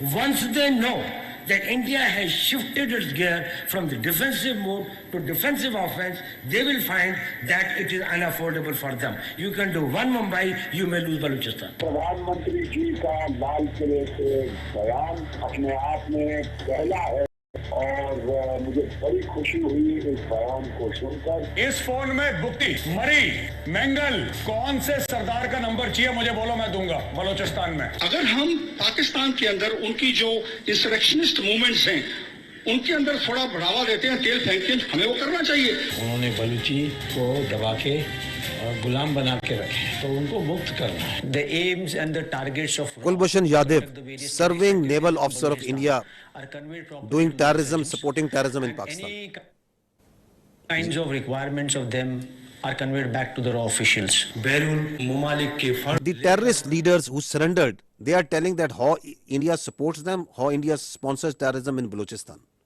अपनी ऐश वशरत की जिंदगी गुजार रहे थे, आम मासूम बलोचों को मरवा रहे हैं। इस तमाम साजिशों में खासकर इंडिया का हाथ है। मेरा मुलाकात हमसाया मुल्क के इंटेलिजेंस वालों से हुआ। हम आपको सपोर्ट करेंगे रियासत पाकिस्तान को गैर मुस्तकिम होने के लिए। कुछ महसूस करते बलोच को सिर्फ एक प्रेशर ग्रुप के तौर पर इस्तेमाल करना चाहते हैं, या मैं समझता हूँ कि इसका नुकसान सिर्फ बलोच कौम का हो रहा है। इंडिया की नजरें तो हैं इस पे, इससे तो कोई इनकार नहीं कर सकता। This is open source. This is available to you. Everyone is listening and saying, and they are openly saying and jumping that we are going to do insurrectionist movement inside Balochistan. We will support them. We need to fund them. There are people who they were funded and they are telling, yes, we were supported them. They have networks of people who they train them, they supply them weapons. There are terror camps actually inside India who are supporting, who are fueling this terrorism which is going on in Pakistan. This is Aslam Achu, a known terrorist of the Indian-sponsored terrorist groups in Balochistan. He's lying in a bed in India once he got sick. This is the spokesperson of the Baloch Liberation Army. Once the Jafar Express, this horrendous terrorist act happened where innocent civilians were killed in the train. Where was he? He was being taken by the Indian media, and he's glorifying that act of a defunct, internationally recognized terrorist organization. Listen to him. देखिए जैसे कि बहुत बड़े पैमाने का एक operation है, सैकड़ों यरगमाली है, फिर उसमें फौजी भी है, बलोच लिबरेशन आर्मी की मजीद ब्रिगेड इसको लीड कर रही है, उसके जो खसूसी दस्ते हैं, स्पेशल जो यूनिट्स है, एसटीओस है, फतेह स्क्वाड, जो महारत रखते हैं इन चीज़ों में, जंगी महारत उनके पास बहुत है, फिर इंटेलिजेंस विंग भी उनकी उनको मालूमात वगैरह बर वक्त दे रही है. So who is supporting them? Where is he sitting? Which country's media is glorifying this terrorist act? Now look at this way of this video that once the Jafar Express happened, this is a video that was shot exactly at the time when the train was blown up by the terrorists. Where was this video given? From where it was aired first time on the electronic media? India. Attack took place at around 1 p.m. when the train passed through the Bolan Pass. Big news coming in from Pakistan. So that video tells you that the Baloch terrorist groups made a video, and who is the one who is airing it? The Indian media. Who is supporting that and celebrating and glorifying that terrorist act? Indian media. This is the evidence that we put in January of 24, the Foreign Office of Pakistan. We have credible evidence of the links between Indian agents and the assassination of 2 Pakistani nationals on Pakistani soil. These are killings for hire cases. Indian agents use technology and safe havens on foreign soil to commit assassinations in Pakistan. An Indian agent, Yogesh Kumar, orchestrated the assassination. We have documentary, financial and forensic evidence of the involvement of the 2 Indian agents who masterminded these assassinations. Are they only involved in Pakistan? No, they are involved elsewhere also. They are involved in Canada also. They are involved elsewhere in the other countries also. You must have heard it again and again. But just to understand that why they are doing this, what they are doing right now, is because they don't want the world to ask these questions. You yourself support terrorism. You yourself mastermind terrorism. You yourself execute transnational killings. And at the same time, without any evidence, you concoct stories, and then on the pretext of those false presumptions, you carry out military aggression against innocent citizens. They are also responsible for transnational killings. Canadian security agencies have been actively pursuing credible allegations of a potential link between agents of the government of India and the killing of a Canadian citizen, Hardeep Singh Nijjar. The allegations that a representative of a foreign government may have been involved in the killing of a Canadian citizen here in Canada on Canadian soil is not only troubling, but it is completely unacceptable. This is something we take very seriously. A number of us have raised this directly with the Indian government. If the BJP administration is actively plotting to kill political opponents in the US and Canada, just imagine what's happening in India itself. I think very important point that is said by the Australian leadership over there. Just imagine what they are doing inside in India. Once this Pahalgam incident happened, immediately after that the National Security Council of Pakistan sat down and issued a declaration. What did they say in that declaration? One part of it, it says that the Indian attempts to inject volatility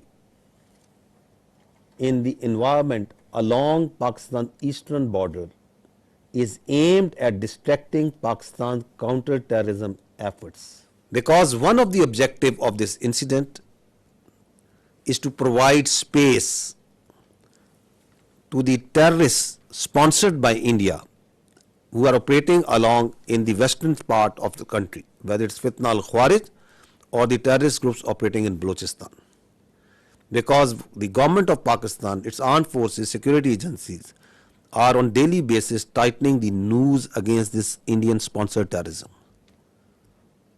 So one of the objectives is to distract and divert the security agencies, the armed forces, from these counter-terrorist operations.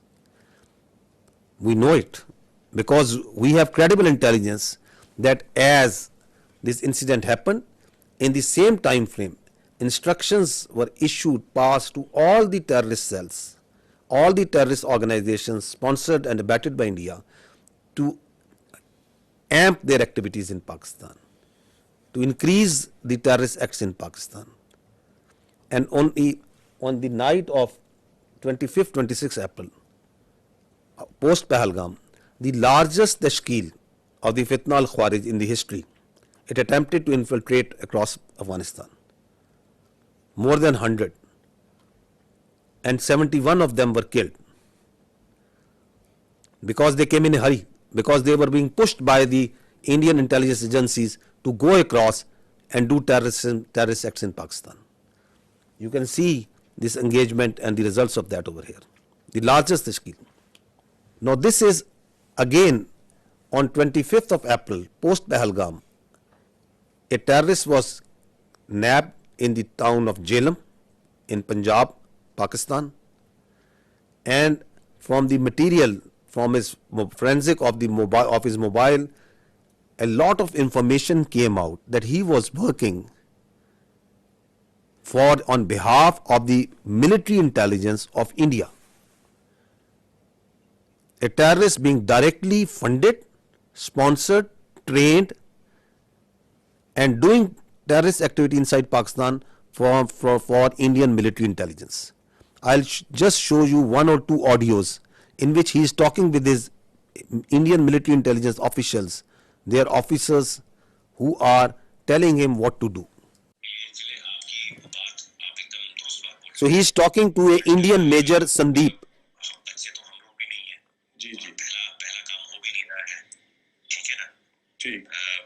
Balochistan से लेके लाहौर तक मेरा जो net है बैठा हुआ है ना, तो मैं अगर पैसा आपको भेज रहा हूँ, इसलिए नहीं भेज रहा हूँ कि मेरा बंदा कॉम्प्रोमाइज हो जाए। आप कभी डायरेक्ट अपने अकाउंट में पैसा नहीं लेंगे, पहली चीज। ये आपके लिए भी क्या कहते हैं, मैं एक डायरेक्शन डेटिंग लेके 10,000 रुपए यहाँ के मैं आपको इसलिए भेज रहा हूँ क्योंकि मुझको पता है कि कितने अमाउंट को डालने से ISI या आपके यहाँ की एजेंसी या आपकी साइबर विंग हो गई, ठीक है ना, या आपका पुलिस डिपार्टमेंट हो गया या एनफोर्समेंट डायरेक्टरेट हो गई आपकी, वो उस चीज को मद्देनजर नहीं लेगी। समझ गया, ठीक है ना।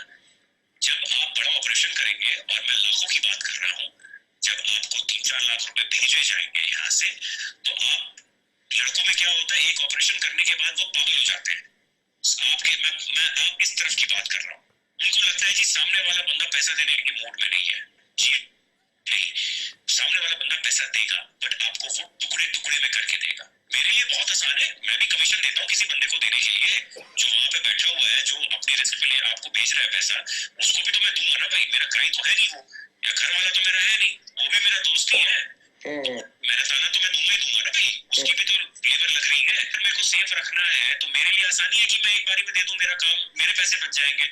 बट मैं आप लोगों की सेफ्टी को मद्देनजर रखते हुए उसको 2-3-4 हिस्सों में बांट करके आपको देता हूँ, अकाउंट में नहीं, अलग अलग अकाउंट के अंदर। हम फ्यूचर में भी जब आप ऑपरेशन देंगे तो मैं आपको पैसे दूंगा। तो इस तरीके से जब चलेंगे आप पेशेंटली, तो हम लंबा चलेंगे। देखिए, मैं 1-2 दिन के लिए नहीं हूँ यहाँ पे, मैं आने वाले काफी सालों के लिए यहाँ पे हूँ। ऑपरेशन के साथ आपका मेरा साथ और काम खत्म हो जाएगा। आप ऐसा करें कि आप भी बोले कि हाँ, अभी किसी बंदे। So what is he telling them? He's telling them, I am running, that we, the military intelligence of India, are running a terror network, not here, we are running it from Lahore to Balochistan, all over Pakistan. He's telling him that we are here since years and we are going to be here for years. That's not that I am doing it for one-off. You are just one of my many that I am recruiting and I am going to pay. And what's he telling him? He is telling him the intricacies of terror financing. He is a serving major of Indian Army. So who is doing terrorism in Pakistan? This is just one Indian cell. And he is telling them that I can give you millions, I can give you lakhs. Just imagine how much they must be paying to Fitna al-Khawarij, how much they must be paying to the terrorist groups whom they are running in Balochistan. Not millions, billions. This is the reality. We are asking that just give some iota, some fraction of such sort of evidence for what you are telling that this Pahalgam, someone in that Pakistani state was involved in it. You don't have any evidence. The same way, you have no evidence that Pakistan is attacking for last 48 hours at multiple locations inside India. You just concoct stories. I think this time has come to ask the real questions, the better questions, that the Indian government needs to stop living in cinema and theatrics, and they need to come out of fiction. They need to stop creating fiction. This is reality. This is happening. There are hundreds of, there are cells that these people are putting bombs, planting bombs, killing innocent. ਕੋਈ ਝੋਲਾ ਜਾਂ ਉਸ ਤਰੀਕੇ ਦਾ ਲੈ ਲਿਓ ਜਿਵੇਂ ਕੋਈ ਕਿਸੇ ਨੂੰ ਡਾਊਟ ਨਾ ਹੋਵੇ ਤੇ ਪਹਿਲਾਂ ਮੈਨੂੰ ਇਹ ਦੱਸੋ ਤੁਹਾਡੀ ਨਜ਼ਰ ਦੇ ਵਿੱਚ ਕਿੱਥੇ ਰੱਖ ਸਕਦੇ ਹੋ ਜਿੱਥੇ 4 5 10 ਲੋਕ ਇਕੱਠੇ ਹੋ ਜਾਣ ਕਿੱਥੇ ਰੱਖ ਸਕਦੇ ਹੋ ਕਿਹੜੀ ਮਾਰਕੀਟ ਬਣ ਸਕਦੀ ਹੈ ਥੋੜਾ ਆਈਡੀਆ ਦੇ ਦਿਓ ਮੈਨੂੰ ਮਾਰਕੀਟ ਤੇ ਕੋਈ ਵੀ ਹੋ ਸਕਦੀ ਹੈ ਨਾ ਉਸੇ ਕੱਪੜਿਆਂ ਦੀ ਹੈ ਜੁੱਤੀ ਵਾਲੀ ਹੈ ਕੋਈ ਵੀ ਹੈ ਮੋਬਾਈਲ ਹਾਂ ਜਿੱਥੇ ਮੀਨੀ ਕਿ ਖਬਰ ਚੰਗੀ ਬਣ ਜੇ ਚੰਗੀ ਭਲੀ ਉਸੇ ਵੇਲੇ ਖਬਰ ਆਏ ਕਿ ਇੱਥੇ ਕੁਝ ਹੋਇਆ ਮੀਡੀਆ ਦੇ ਵਿੱਚ ਨਾ ਬਿਲਕੁਲ ਬੁਰੇ ਤਰੀਕੇ ਨਾਲ ਫੈਲ ਜਾਏ ਸਹੀ ਹੈ ਸਹੀ ਤੇ ਆਸਾਨ ਹੈ ਨਾ ਪਹਿਲਾਂ ਨਾਲੋਂ ਤੇ ਆਸਾਨ ਹਾਂ ਇਹ ਕੰਮ ਤੇ ਆਸਾਨ ਹੈ So what is he saying? That plant this bomb in a market, target civilians at a place where it makes news. So they want to kill civilians, innocent people. They want to splash news that Pakistan is not safe. We have dozens of such evidence available with us. These horrific stories of how India is sponsoring terrorism inside Pakistan. And what's the net result is? Since January 2024, there have been 3,700 terrorist incidents in Pakistan. Pakistanis have suffered 3,896 casualties. There are 1,314 people who have lost lives, who are shaheed. There are more than 2,500 who have lost their limbs, who are injured, maimed for life. So is the blood of the Pakistanis cheaper? And is this justifiable? Is this all kosher? This is not terrorism? What is this? All being sponsored, abetted, done, controlled, planned by India.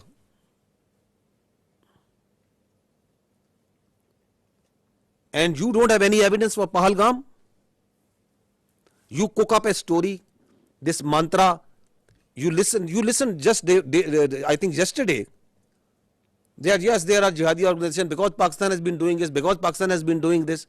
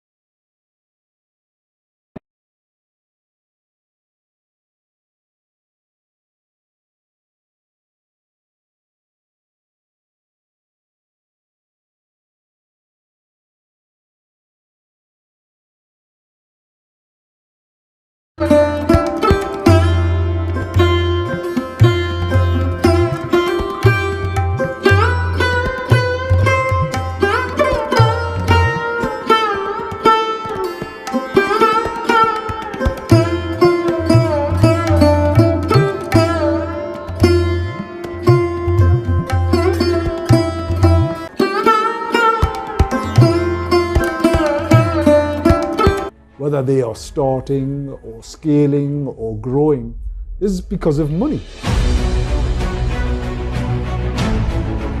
And when you go to them with an idea, they will always go, oh, great idea, oh, vadya.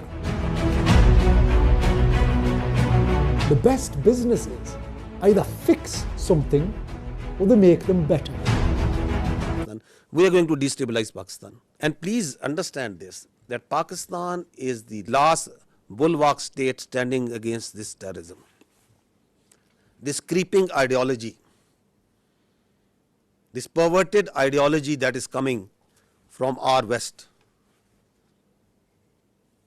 If this country of 240 million plus people, if this terrorism, this perverted ideology takes roots over there, just feel the consequences of that for the world. Who is fighting against it on daily basis? We, the people of Pakistan, the armed forces, the security forces. The figures tell themselves, 190 operations per day. Since January 24, more than 77,000 counter-terrorism operations have been done by the state of Pakistan. We are fighting it on daily basis. And India is sponsoring and supporting these terrorists for its very myopic and short-term interest. If this bulwark state, which is fighting against this terrorism, not on only behalf of the people of Pakistan, but for the people of the world, if it gets distracted, which is one of the objectives of the India, what consequences it will have for the region and the world. Also keep this thing in mind. Now, on the pretext of action against this Pahalgam incident, their perpetrators, rather than giving credible evidence, what they started an oppression campaign against the Muslims and the Kashmiris in particular. This is what is happening right now in Kashmir. More than 50 houses have been bulldozed and blasted. More than 2,500 innocent Kashmiris have been taken into custody, God knows where. This is happening right now. This is their counter-terrorism operations that is going on.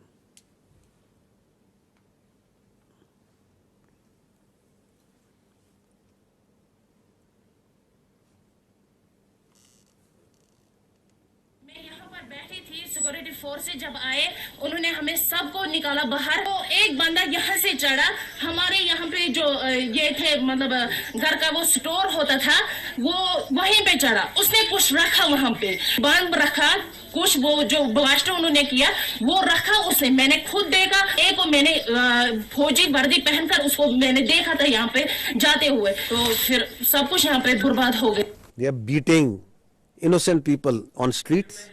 जाए ताकि हम घर safely पहुंचे जाए।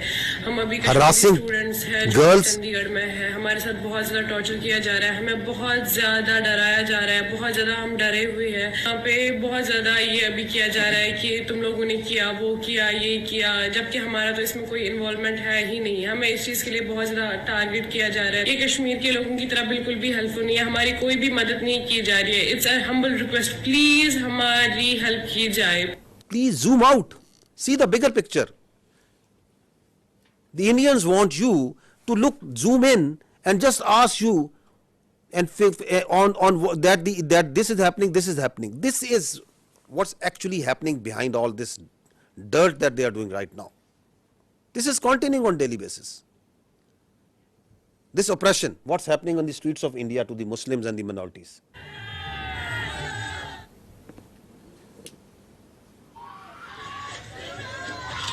हमने तो काम start कर दिया अपना गांव में। देखो भाई हम काट डालेंगे, दो कटोरे दोनों हमारे काट डालेंगे भाई। We will chop whatever Muslim we find.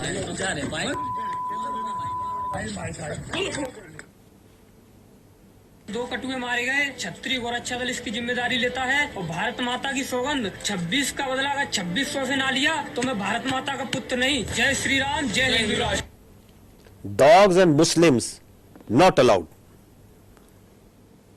This is happening in India. अभी जो पहलगाम में आतंकी हमला हुआ है उसमें हिंदुओं को देख-देख के मारा गया है. Please understand this hatred, this state-sponsored hatred against the minorities, which is working with the mindset, the hubristic mindset which is behind this military aggression. The problem here is what India is doing, that they are doing two things.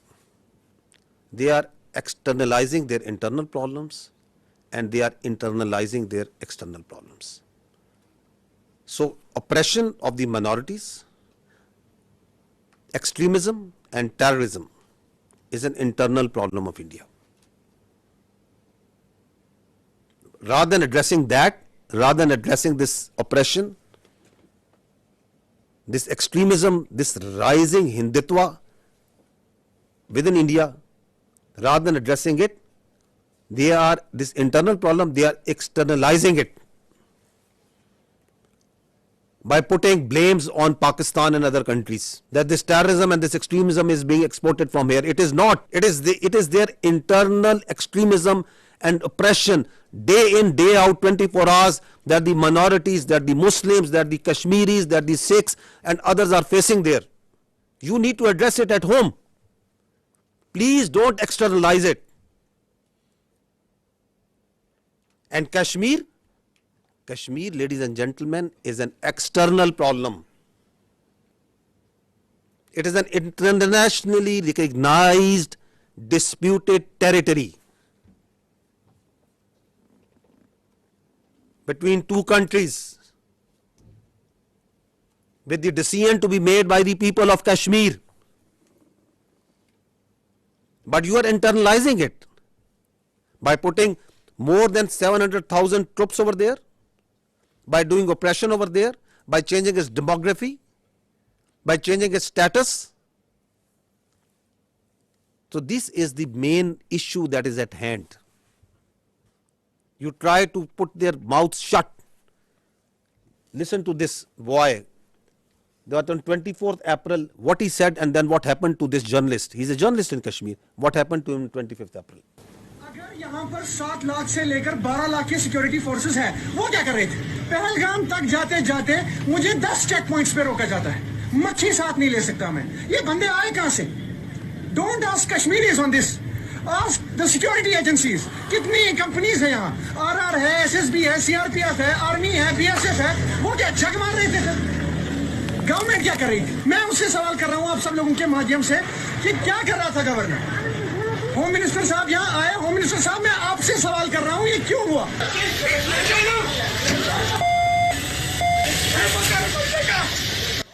And next day he has been picked up. God knows where he is. Now listen to this girl. She is a social media influencer. What happened to her?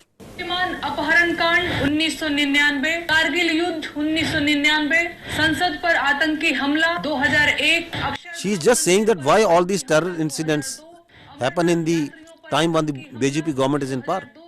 और 2017 गोधरा कांड 2002, पठानकोट आतंकी हमला 2016, उरी आतंकी हमला 2016, पुलवामा आतंकी हमला 2019, पहलगाम आतंकी हमला 2025. पहलगाम हमले के जवाब में अब तक सरकार ने किया क्या है? मेरे ऊपर FIR. लोकतंत्र में आलोचना तो होगी, सवाल भी पूछे जाएंगे.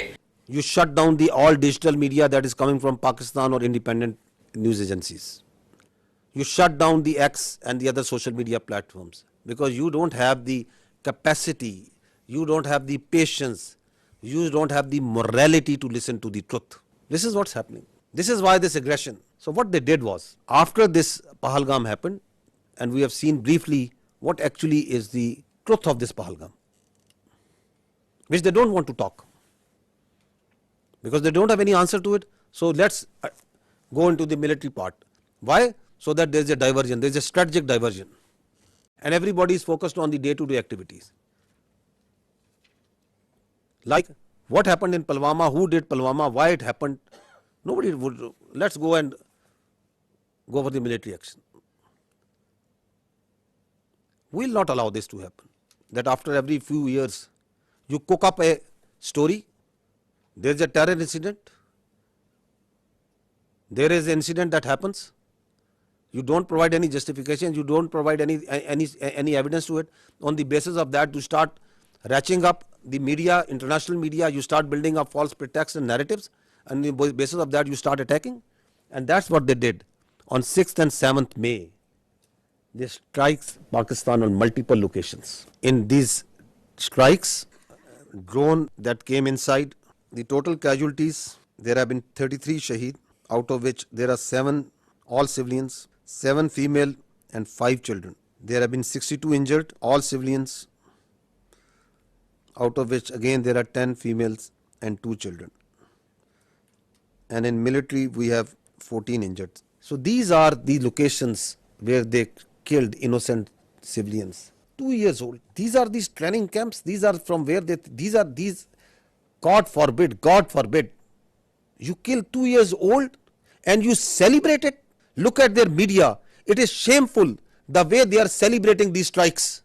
I think it's first time in that we have seen that you shamelessly are celebrating killing of children. You are thumping your chest. Yes, that we have killed this 2-year-old Urwa Zubair. And you are calling it a great national victory. 3 years old Hawa Bibi. 4 years old. Another 4 years old. Another 5 years old. This 7-year-old boy. 12-year-old. This girl. This small baby. This is what happened on 6th and 7th of May. Please remember this when you talk about what's happening on ground and when you ask us that what Pakistan is going to do. Please remember these pictures.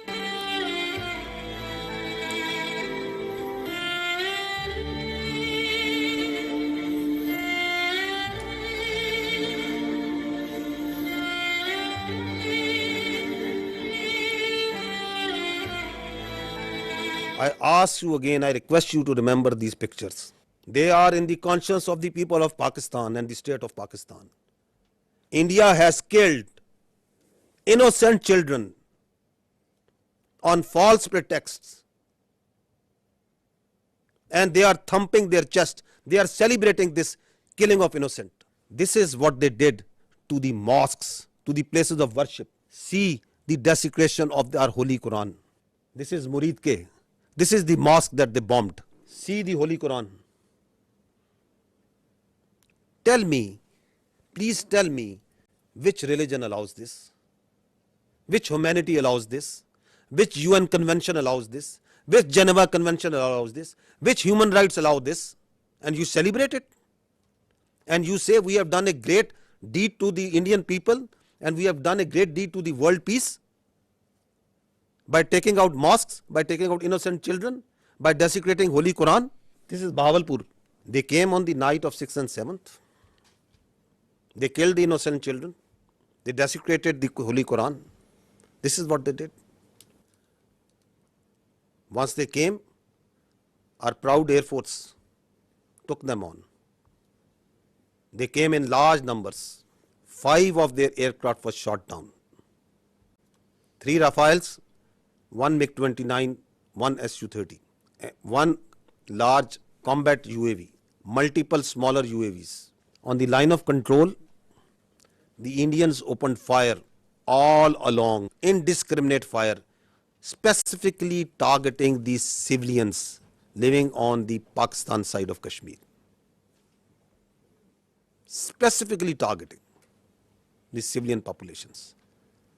We have responded. We are continuously responding to this aggression,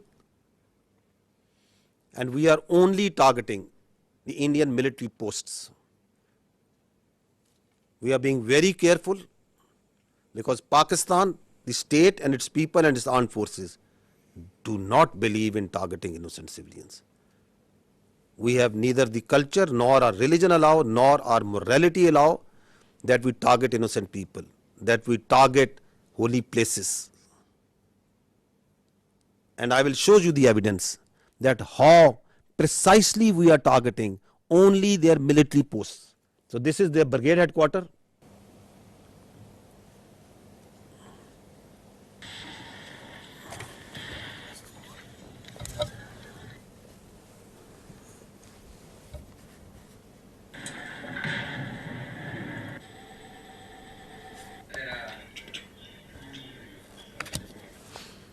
This is their post. So we are targeting exactly from where the fire is coming on Pakistan.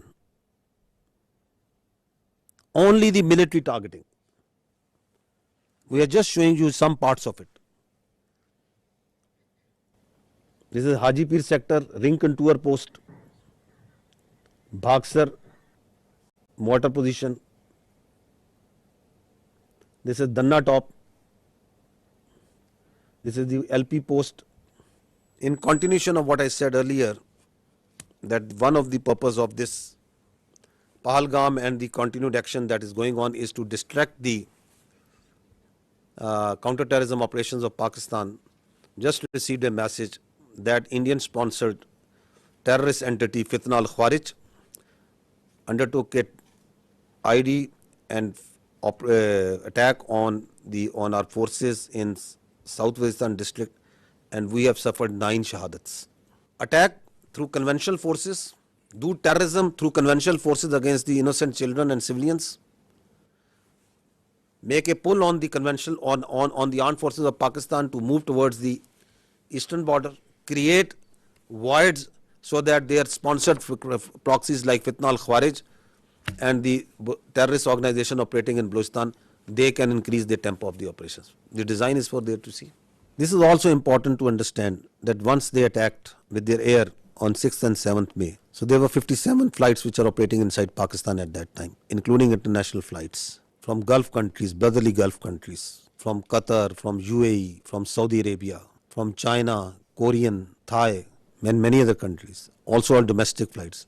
And you put in danger thousands of civilians' lives once you started attacking them, once you started attacking the Pakistani airspace. And they also, in the process, took on shelling of the Neelam Jhelum hydropower project, the Nusari Dam. This also happened on the night. The question is, what sort of mindset is this? You are putting lives of the innocent civilian passengers in aircraft from different nationalities in danger. You are attacking hydropower projects, water, dams, the storage sites. And you don't want that anybody should talk about it, that nobody should question you about it. And then you create the smoke screens of Pakistan attacking multiple places over there. I told yesterday also, I tell again, when we will attack, when we will give them a response, we don't need Indian TV channels to report it. The voice will be heard everywhere. We don't need this state-controlled media of Modi government to tell where and how we have attacked. These are the articles of the Geneva Conventions. And what they say, I'll just read one of them. Works and installations containing dangerous forces, namely dams, dikes and nuclear electrical generating stations, shall not be made the object of attack, even where these objects are military objectives, if such attack may cause the release of dangerous forces and consequent severe losses amongst the civilian population. These are the world norms. These are the protocols, the agreed protocols as per which the humans have decided to live their lives, the way we would like to live in a civilized world. Repeatedly you are saying that violation of 1 by 1 and 1 and 1 and 1. It's happening. And then we saw yesterday and then today also, they are sending Israeli made Harpy and Harop drones inside Pakistan. Swarm drone attacks. You must have observed it. They are sending it. We have so far taken out 77 drones, neutralized them through hard kill and soft kill. At multiple locations they have come. Whenever these drones come, they are detected. They believe, like if they thought that they are very high tech aircraft and they will be able to go scot-free. They, I think, thought that these very sophisticated low cross-section drones, they can come and create havoc over there. We have taken each one of them out. Not one of them has been able to go back to India, and not one of them will be able to go back. So we watched each one of them. We detect each one of them. So don't think that anything that is coming from the east, we are not seeing. We are vigilant, and we will not let anyone put a cross on our territorial integrity and sovereignty. Not at all. We will defend our honor, our integrity, our sovereignty at all cost, and we are doing it. So these drones that have been shot, we are collecting the debris from all over Pakistan, and these are our war trophies that we will rub on their faces. On the night of 6th and 7th, we asked them to pick up the debris from their side. This time this service we are doing for them, whatever they are sending. And whatever they will send, we will convert it into debris. Let there be no doubt in it. You can see certain very few parts of this. Drones that they are sending, please keep on going. And the damage that they are causing to innocent civilians, innocent places, civil places. Now this is very, very horrifying that they carried, as part of this swarm drone attack, they targeted the holy place of Sikhs in Nankana Sahib. Totally unacceptable. The Pakistan Armed Forces timely neutralized this threat to Nankana Sahib, and we will continue to defend, as part of our territorial integrity and sovereignty and honor, all places of worship, including those of even Hindus, all places of worship, because our religion, our national spirit, the teachings of our great Quaid-e-Azam tell us that we have to protect the minorities. We have to protect their religion and their freedom of expression. A very dangerous escalation, another dangerous escalation that happened on the night of 7th and 8th is that from the Adampur, 4 projectiles were fired, which we now believe to be long-range missiles. 3 of them were targeted by the Indians inside the Indian territory in general area Amritsar. 1 of them crossed the airspace and entered into Pakistan airspace, and it was taken down. It was neutralized. The debris fell around general area Dinga.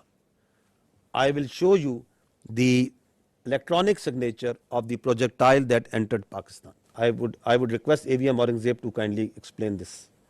Ladies and gentlemen, these are high-speed projectiles that went higher in the upper atmosphere and then came back. So our radar is picking up, PF has the capability to pick high-speed projectiles. So our radar picked up this well in time. All 3, the ones that went up in the north at the radial of 310 in the north and then came back, landed in the Indian territory, and one of them came in at our site, which was neutralized in midair. So keeping the tactical details apart, but this is totally ridiculous kind of concept of operation where you are jeopardizing your own safety of your own people and escalating this thing to such a point which might be point of no return. So this is near Dinga, because there is a methodology, there is a way where and how to engage it, and there it was shot down and taken down. This is a part of the debris of that projectile, that long-range missile that came. Now, this is again interesting, the Indian propaganda that is going on day in, day out for last 24, 36 hours that we are seeing, that Pakistan has attacked at multiple places in India. Pakistan has attacked, Pakistan aircraft is there, and Pakistan have strike missiles and send drones and do what and I don't know what. We have got so sick and tired, and it is no, we just stopped even following this sort of nonsense and stories and humor that is coming from there. The Indian journalists are themselves also saying, I never deleted tweets, but today I am deleting all tweets that I made without verifying the claims of our Indian media channels. I feel sad, not because of tweeting, but more so because I wrongly believed what I saw. As an Indian, I am fuming. Last night our news channels fed us lies, fake strikes on Karachi, imaginary evasions, recycled videos, no facts, just drama. While citizens slept feeling proud, the world watched us become a joke. This is not patriotism, it's betrayal, shameful. Another journalist, I hope the editors of all TV news media have a hard look at themselves. You were a national embarrassment last night, every single one of you. What a shame. What a mockery of journalism. This is what Pakistan has fired. At least have the sense to burn these brown fields if one of our projectile and one of our missiles has gone and hit a field. Karachi is burning. Karachi has been taken over. Go and call Karachi. Find out where it's burning. Pakistan JF-17 Thunders have been taken out. At least show me the debris of one aircraft. At least show me the electronic signature of one aircraft that Pakistan, of one UAV, one drone that Pakistan has fired there. That's why we say, don't worry. You are so fond of Pakistan firing at you, we will fulfill your demand at the time, place and means of our choosing. And I repeat, we don't need this stupid, this shameful media to tell us that they themselves are embarrassed that what they are doing. They are trying to make Indian public, they think that the world is full, that their public is full. No, the Indian public is also not full. They are also watching. You are trying to gag. You are trying to shut down the voices. You are trying to push the journalists into the prison vans and dungeons and don't know where. Listen to this. It's a joke. Listen to this joke. Of the Pakistan Prime Minister's residence. Pakistan के JF-17 fighter jet को भारत के आकाश missile system ने मार गिराया है. The JF-17s, perhaps 2 of them have been shot down. We are also told one F-16 has been shot down. That's a huge loss for Pakistan. One Pakistani fighter jet pilot has also been detained, is the latest information that we have. This is the latest information. 3 JF-17s gone. ये जो AVAX इनका जो एक AVAX भी, one AVAX has also been shot down. इसमें इनकी रीढ़ टूट गई है. An F-16 has been down. Amit Bhatt of News 18 Rajasthan has confirmed that an F-16 has been shot down. Vishnu, we're hearing from sources that Pakistan Air Force And the sources are their official sources. Their Ministry of Defense is saying, what a shame. To be saying that they've lost 2 JF-17 fighter jets in the course of Operation Sindoor. That's a very big admission from them. There is a lot of speculation that is going on, and one speculation that is going on is whether there is a coup against the Army Chief Asim Munir. Karachi बंदरगाह पर भारी तबाही हुई है. 10 से ज्यादा धमाके वहां पर देखने को मिले. The port of Karachi is in flames. अब कुछ बचा नहीं है पाकिस्तान में. Nothing is left in Pakistan. I hope you people are all right. Big news that is coming in. Rahul, Rawalpindi and now Islamabad. Air raid sirens have gone off in Islamabad. Army अंदर घुस गई है पाकिस्तान में. क्वेटा का इलाका है, वहां पर In Quetta also. कर दिया है. इस्लामाबाद के बड़े important strategic locations पर अटैक किया गया. Our missiles S-400s. Please pause. Please pause. Pause. One F-16. रोकिएगा. In the picture, you can see supposedly a PL-15 missile that they think is lying on the floor or somewhere. This one, I think you are referring to this. Yeah, this one. Yeah. Which they are claiming again and again. It's a PL-15. Children at science fairs make better models of such missiles. This is neither close to a PL-15, nor does it look like a PL-15. The missile does not land like this and gets broken in the mid section. The missile self-destructs in the air after it has a burnout time. I mean, this is laughable. You can die laughing. It's very dangerous thing that they're doing. It's fatal to human beings. This is absurd, totally absurd. Missiles don't land like this and get broken in the midsection. Nor they are of white color if they are not dummy.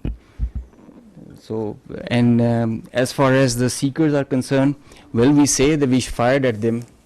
So they're supposed to have seekers. We did fire. They're supposed to bring debris to prove the claim. They did this last time also in 2019. They showed a piece of an AMRAAM that they shot an F-16. The piece of an AMRAAM doesn't prove that they shot an F-16. It proves that we fired at them. Some part of the aircraft proves that they got the better of it. So we have to admit that they are making us, at least the humor part is with them. Yes, of course. No, they actually live in movies. I must give credit. They have a very good theatre. They have very good this Bollywood, but that's not the reality. You have to grow out. Please stop living in Bollywood. Grow up. 2 JF-17s over Pakistan. Look at him howling. Pakistan's territory. Now this is war. This sort of war they can keep on fighting for next many days. They think that this is war, that whatever comes to your mind you start claiming. Why they are doing it? What's the sense of doing this? Because your face has been blackened on night of 6th and 7th May. Because we shot down your aircraft, your so-called very high technology aircraft that you were having, and you thought you can get away with it. And then once You didn't want to send your manned aircraft, you sent your unmanned drones and we took each one of them out. Your face is being rubbed. You are frustrated. We can feel your frustration. We can feel your anger. Starting from 22nd April, you couldn't provide a shred of evidence. Nobody believes in your concocted story. Everyone knows that you are lying. And then you kill citizens, civilians, innocents. You kill children. Your lie is getting clearer for everyone to see. Your cruelty, your hubristic mindset is getting clearer. Your extremism, your anger is getting clearer. So you have to satisfy. And the people inside your country, starting from 22nd April, they are asking you, what have you done? Who are these people? Why there is this security failure? Because you have no answer to them, now you concoct stories. We have taken down F-16. Karachi is burning. Quetta is burning. Prime Minister of Pakistan has been taken to a safe location. This, that, whatever comes to your mind. Is this a joke going on? These are two states. Their lives of hundreds of millions of people, thousands of millions of people at stake. The world peace is at stake. And this is what you are feeding. This is the war frenzy you are making. You watch their TV and they are showing that there are sirens going on, civil defense raids going on. So you want to create war hysteria? This is another point that I want to highlight, that we request the international media to fact check before buying their stories. This is just a very fresh story about someone who was leading the prayer, the funeral prayer of the people who died in one of the unfortunate place in this 6th, 7th, one of the mosques that was taken out. And the Indians started planting that this person who was leading is brother of someone whom they claim. You people are much more informed than me on this. Huh? So they started saying, no, listen to this. It's again sad that how people fall prey to these cooked up stories. So this is the British High Commissioner in UK. Now he is showing, the Indian High Commissioner in UK, he is showing this man and claiming him to be brother of this person. The founder of the terrorist groups that you're mentioning. Look who's behind him. Look at the coffins there. They have the Pakistani national flag. Masood Azhar's brother has been killed in operation. So at least match your notes. Your High Commissioner in UK is saying that this man is leading the prayers. Your media is saying he has died. So before you cook up a story, I would request our dear friends, whoever is writing the script over there of this fiction book that they are writing, that at least match the notes amongst yourself. Abdul Rauf Azhar, Masood Azhar's brother, Abdul Rauf Azhar killed in. You have to say once something, you have to back it up with fact and evidence. Now this man who was actually leading the prayers, whom the High Commissioner of the Indian High Commissioner is saying that he is the brother, what is he telling? Who is he? This man is Hafiz Abdul Rauf and he is telling, who am I? मुझे बड़ी ही शदीद तकलीफ है और रंज भी है कि बग़ैर किसी तस्दीक के, बग़ैर किसी तहकीक के मेरे बारे में इतनी बड़ी बड़ी बातें और बैनुल अक़वामी चीज़ें बयान कर दी हिंदुस्तान ने और उनके मीडिया ने, जो बिल्कुल जगह खेज़ है और जिसका हक़ाइक़ से क़तन कोई ताल्लुक़ नहीं है। मेरी ज़िंदगी सबके सामने है। मेरे माँ बाप उस्ताद थे, मैं ख़ुद तालीम दोस्त आदमी हूँ। मैंने पहले कॉलेज में पढ़ा, स्कूल में पढ़ा और बेहतरीन मेरी एजुकेशन रही। So this man is a local politician. This is his, he belongs to a political party also. This is his date of birth. He has a son, he has 3 daughters, and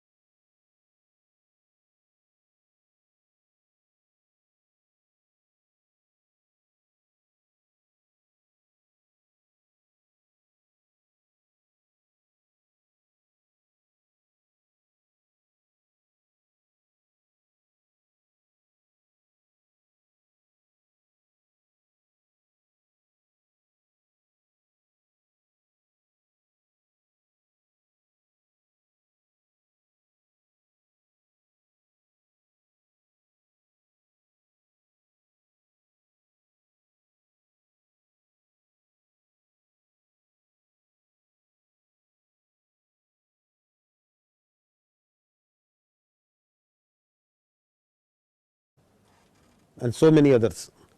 So once their person's position of authority inside India, like their high commissioners, like their spokespersons, they'll tell you lies after lies, then perhaps they are not at fault. But it's responsibility of a good journalist to fact check.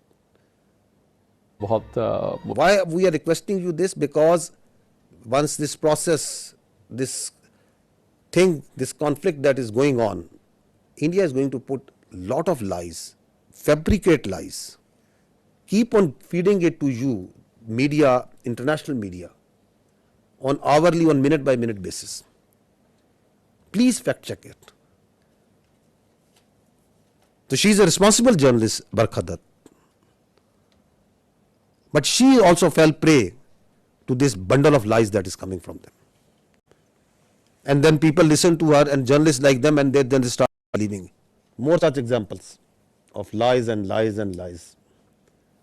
More lies. We just wanted to give you the total of the drones that we have shot down so far is 77. These are at multiple places. This collection process of these war trophies is going on. Now, I would say that what they are playing right now on their media, this is phantom defense. Again, this is what they have taken out, a page from the history. That was in 2016. US journalists must be remembering that after the Uri incident, they came out with a phantom strike.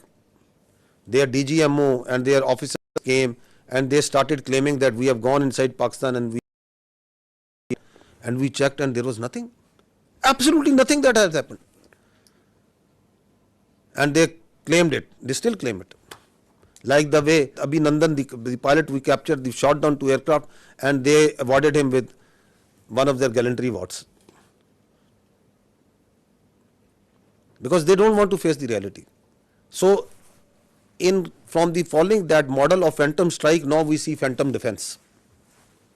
That Pakistan has attacked multiple places and we have defended. Great, you have done great job, okay.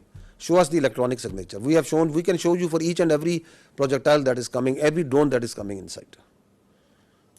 We can show you the debris. They send drones, we show you debris. I can lay down and fill this room, half of this room will be filled by the debris of the Indian drones. Because we don't lie. If we had casualties, we took the media, international media, to each and every place where they struck. We don't lie, we don't hide. So this is it. And if your air defense is so strong that you have taken out each and every missile and every drone, I'll ask you one question. On night of 6th and 7th, once you shamelessly attacked holy places, the mosques, you attacked the innocent civilians. You came out with all your numbers in the air. Your whole air defense was lit up. You came at the time and place of your choosing. And after you have released weapons, only after that, once our air force struck back, why couldn't you take just one of our missiles? You were well prepared. That is the birth. And now once you call this phantom defense, then everything is going up and everything is being neutralized. Have some common sense, my dears, at that side before you start conjuring up stories. So far, 33 Pakistani Shaheed, 62 injured. That's the cost that we have paid. And I'll tell you, I have told you before, each and every drop of blood is in our conscience, in the conscience of these armed forces, the people and the state of Pakistan. You can't get away with it. Thank you. Auzubillahi minash shaitanir rajeem. Bismillahir Rahmanir Rahim. Ladies and gentlemen, I am the Deputy Chief Air Operations. On behalf of the Chief of the Air Staff and the whole Pakistan Air Force, I would like to avail this opportunity to first of all thank Allah, the Almighty, and dedicate this historic face-off to the Pakistani nation for their trust and faith in the armed forces. Very special thanks to the military leadership for their foresight and all-out support by the Chief of the Army Staff, and especially to the Chief of the Air Staff for his guidance, strategic vision, and the direction that he gave to the Air Force to create history like this. He really led from the front. He was involved all the way during this operation, spearheaded it, choreographed it. We call it the new art of war. This BVR fight of a couple of dozens up to 70 from their side, about 40, crossing 100, is the first ever in the history of aviation. It is going to be taught as a textbook case and a study and a reference material in the aerial combat history. I will distill some tactical details for you because they impact on the larger strategy, and run through very quickly so as to bring you all up to speed on what happened and how did it happen. This is the Indian side, this is the Pakistani side. We had some gaps in the north, center, south, and AEW just to support it. And the IF fighters started an initial build-up that was picked up from the north and the center across IB at 0010 hours. And by that time, PAF had initiated its response within 2 minutes. By 0012, our response was activated. The IF started to get their fighters get airborne in large numbers. But by the time it has come to 12:30, we were pretty sure that this is going to be the day and the time to knock some sense into these guys once again. So we commenced our multi-domain operations, the pride and joy and the new concept of war that we have. This is the picture that's getting jumbled up. We have huge number of IF fighters that are stacked up in azimuth and in vertical all across, and the PF DCA response is in position. The complete package, when it gets into shape, it is on 4 axes, and we perceive that they will have 4 incisions just to embroil. Up to 60 aircraft, including 14 Rafales, they will have 4 incisions just to embroil. Up to 60 aircraft, including 14 Rafales, were electronically ID'd by all through our electromagnetic operational environment. We call it the EMO. So by the time they were in air, we had sorted out and contracted all fighters and accounted for. The 60 number, that augmented to 72 through their scrambles that kept on coming just to reinforce and supplement and to saturate the air defense. They thought they could do that for the Pakistani ADG, air defense ground environment. The complete DCA package response by Pakistani side was also there. We had 42 high-tech aircraft on our side, and the strategy was to have force concentration in our selected AOR and fight at our own strength. PF fighters ensured Pakistan's air sovereignty, and because of that, we first rerouted all civilian traffic that was about to go from Lahore, Islamabad, and this area, because we thought that this is going to be the hot plate. So we wanted safety for all the civil airliners. When they had seen this kind of a strong defense on our side, they resorted to launching their air-to-ground weapons while being CIS frontier. And as soon as they had launched the weapons, we could ID that instantly. And the Chief of the Air Staff, as I mentioned, he was in the COC. He has been there for a couple of nights. I have seen him there. So when I said that he spearheaded and he led from the front, he really did that. And he changed the contract. We were given the rules of engagement first to deter. And as soon as this thing happened, we changed our rules of the game in the air from we showed restraint. Ladies and gentlemen, the thing about this whole playtime was this thing lasted for more than an hour. With so many large number of aircraft, so many large number of aircraft on both sides, with so many grinds, and the flow of the BVR, the modern warfare has changed so much that the long stick, the employment is if you don't shoot, you get shot. So that is why the art was to employ them optimally, and that was a big challenge for us. That is why I say that it has never happened before. These are the locations with the range bearing, electronic ID, that we think that we are sure that we have shot. A MiG-29 was shot 8 miles from LOC, bearing 24320 nautical miles from Srinagar. A Su-30 was shot 192, 19 miles, 25 miles from LOC. We have the exact details because you cannot, in the modern battlefield, you cannot conjure up things out of imagination. You have an electronic ID. The aircraft gets picked up by his data link. As soon as you put on your radar, you show yourself, and nobody can hide, nobody can deny that. A Rafale was shot 54 miles from LOC in Srinagar. So you can have all these details. We have exact range bearings because and when you employ your weapon, you know exactly when the missile is getting active, when it is getting and the blip is disappearing, which is verified as you get down for the debrief. So none of the claims have any fat in them. So they are pretty clear, pretty concise, pretty accurate. And I have a audio from a Rafale formation that I will share. The call sign is Godzilla. As soon as those animals are extinct, so this one also got extinct. Please play.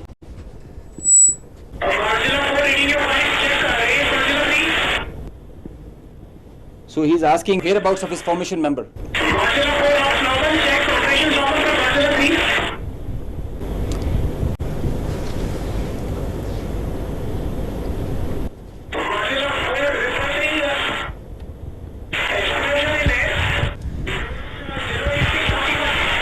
So the formation knows, his leader knows that his number, one of his flight member is not there. They have an RT. This is the original RT that they are exchanging, and they are asking about his position. He's giving his own operations as fine, but he has claims that I've seen an explosion in the air. And I will share this detail. It's a long RT that we have. If we can hear one RT of one formation member, we can hear all of them in panic and in distress. So the idea was to just to prize you guys and to share with you how complicated this was, how this example can be taken not to do when you know that the adversary has the long stick. But I must say that it is not the equipment that matters all the time. It is the training, it is the leadership that gives you the direction and the ownership that it shows. That's what matters. And the training, the operational competence that the whole formation has. And I hope they are slow learners, but I think they can get the drift of not doing it again. Thank you. So this is the live coverage that their media itself is, because it's very strange that the Indians are saying that we have not lost any aircraft. So if you have seen the evidence, I'll just show you, add up what their own media and open source is telling. Obviously, a lot of tension. 2-3 things I can confirm to you straight away is that the Srinagar Civil Airport, civil traffic has been shut at Srinagar Airport. And right now I'm in Pampur. Now, as we have been reporting since early morning, that there's a fighter jet that has crashed in this particular location. The remains of this jet are scattered in a large area. Air Force Garud commandos and everyone has come to the location. The periphery has been completely sealed. But just to give you an idea of where it has happened, I'll ask Tariq. This is the tree. In fact, the chinar tree has taken the brunt of this particular crash, because otherwise it's a civilian built-up area and there could have been casualties. Right now, we won't speculate whose plane is this. Obviously, defense officials will come up with clarity on the same. But we've been told that at least 3 such incidents have happened across Jammu and Kashmir at 3 locations, and all 3 locations being secured by the Air Force and. So 3. At that time, they are saying that we know that in Jammu and Kashmir, and the kills were 5. So this all were not in Jammu and Kashmir. So this is a picture of one of the location where the aircraft went down. On the right side, you are seeing that of the 12th April, and this is the next day after the engagement. So you can see the crash site clearly. So it was at a school. So this is again one person reporting from one of the sites. Another. इस वक्त India के ज़ेर इंतज़ाम कश्मीर के पुलवामा ज़िले में हैं और ये वियन उसी पुलवामा ज़िले के पांपोर कस्बे का एक इलाका है। यहाँ पर रात के दौरान मकामी लोगों ने एक धमाके की आवाज़ सुनी, जिससे वो बाहर आए और उन्होंने देखा कि कुछ चीज़ जल रही है। उस मलबे से ये वाज़ेह नहीं हो पा रहा है कि वो कोई तैयारा है, कोई ड्रोन है या कोई ऐसा यूएवी है, लेकिन लोगों का कहना है कि उन्हें यकीन है कि वो एक जेट तैयारा है जो गिरकर तबाह हो गया है, लेकिन वो अनआइडेंटिफाइड जेट बॉम्बर है जिसके बारे में ये पता लगाना बहुत मुश्किल है, क्योंकि अथॉरिटीज़ ने अभी तक इस बारे में कोई तस्दीक नहीं की है। ये वाकया एक ऐसे वक्त हुआ है जब आज अथॉरिटीज़ ने कहा था कि वॉर ड्रिल्स का एहतमाम पूरे इंडिया के साथ साथ कश्मीर में भी किया जाएगा, लेकिन रात के दौरान ही एलओसी पर जहां शेलिंग की वारदातें हुई, वहीं ये धमाका भी यहां हुआ और ऐसा ही एक धमाका जम्मू के रामबन इलाके में भी हुआ है। इत्तलात आ रही है कि वहां पे गोलाबारी जारी है और पूंछ सेक्टर में शहरी आबादी में कई मकानात को नुकसान भी पहुंचा है। I think yet to even acknowledge what they lost in 2019. So we are not much worried that they are not acknowledging. But the international media, the media must know the truth. Now this is one of the crash site or one debris of one crash site. You can see that very clearly. These are aircraft. This is yet another debris of another place. Next. So this is, you can see the tail number of one of the Rafale. You can see it clearly that is lying. Though that tail, which was at one time was on an aircraft, is now on ground detached. This is again, this engine was one part of one Rafale at one time, now it is on ground burning. The Indians may say that we have not lost everything, but fortunately I think for the world we are living in 21st century, it is not 18th century. Everything leaves a mark. So this is again, you can see again from the Rafale, and that is lying on ground. Indian soldiers killed. The information minister said about 40 to 50 earlier this week. The defense minister has told us about 25. What is the latest official figure from the army? So we don't have any confirmed figure from on the casualties because we can give you confirmed that Alhamdulillah there has been not still now a single combat casualty of any soldier on the Pakistani side. There are injuries, but not any shahadat on our side. We understand from the observation that we are having of the posts and the military installations that are being targeted, that severe damage has occurred to them. I have shown you some visuals also of that. But we don't have any confirmation on any figure. All these numbers that you are listing, they emerge in the media because of the local environment that is on the Kashmir side, line of control, and this side and that side. So we also hear those because people talk, there are journalists, there are local people reporting. But unlike the Indians, we are always very careful with our facts. So I will not give you anything which I don't have factual substantiation. That so many drones we have shot down. If I say 77, that means 77 drones have been shot down. If we say 5 aircraft have been shot down, that means 5 aircraft have been shot down. We substantiate everything with facts. So we also hear this chatter of numbers. So the chatter is there. It's always there because the people talk. There are dead bodies. There are funerals. There are ambulances moving. There is everything that's going on. But I don't work on assumptions and on chatter. We'll give you the facts when we have the facts. You said that 77 drones were shot down. Some of them. I'm sorry to say, I'm saying neutralized because some have been soft kills, some have been hard kills. We in military use this word shot very conveniently. No, I'm sorry. it is 77 have been neutralized. Yes, neutralized, and you said some of them in Rawalpindi, right? Yeah. So how come they entered Pakistani territory so deeply before they were neutralized? I am happy that I have an expert on my right side. Shooting down a UAV, a loitering munition, or a killer drone, it has its own dynamics. There is a hard way of killing it, a hard kill and a soft kill. Most preferred is a soft kill, most preferred, because the number, it thrives on its number, and so the most preferred is the soft kill.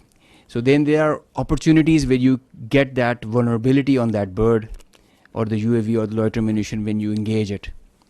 As soon as the bird is about to hit or is not getting neutralized or handled by a soft kill, you go for a hard kill. So sometimes it travels inside because you know that it is going to a destination or predetermined thing. It can loiter for 8 hours, 6 hours. So that is why that kind of a dosage is given and administered accordingly. So sometimes the birds are shot right there and then because of a soft kill, and if it doesn't work, a hard kill is done. Juliette Monceau from AFP News Agency. I wanted to know if there have been any direct talk between India and Pakistan yet, and if it's not direct, indirect talk, and if yes, through which country? So I can confirm you that I heard some news about direct communication between the Indian NSA and Pakistan NSA. No such communication has been made. And as far as indirect, I think you'll get a better answer from the Ministry of Foreign Affairs, because all this diplomatic initiative is being spearheaded by them. Xinhua News Agency. According to WAFDA yesterday, that the Netlam Jhelum hydroport project has been shut down due to the missile attack, as you are also shown some footage. Can you verify the news that it has been shut down, and what is the status right now? So regarding of that, we know that in Pakistan there are still a lot of civil facilities such as the hydropower dam and power plants. Are there any strengthened measures such like anti-missile system taken to prevent such a attack happen again? This is so my first question. Coming to the second part, I'll not go into the specific details, obviously because of operational reasons, that what air defense measures or anti-aircraft measures have been taken around them. But we have a very robust layered tiered air defense system in Pakistan, and so I'll leave it to that. I'll not go into the details that which thing and how it is protected. Of course, the damage that you have seen, and publicly we have released that damage. The concerned authorities have to take the corrective measures, and for which whatever, if they have to shut it down, it is their prerogative, and the Water and Power Development Authority and their concerned partners will take those. We know that in the transcript yesterday released from the Foreign Ministry about Deputy Prime Minister and Foreign Minister's briefing to Islamabad-based ambassador, they said that it was mentioned that South Asia is home of 1/5 of the world population, and it could ill afford irresponsible actions like the others carried out by India last night. We think the countries, the friendly countries in the neighborhood can do to help in this situation. To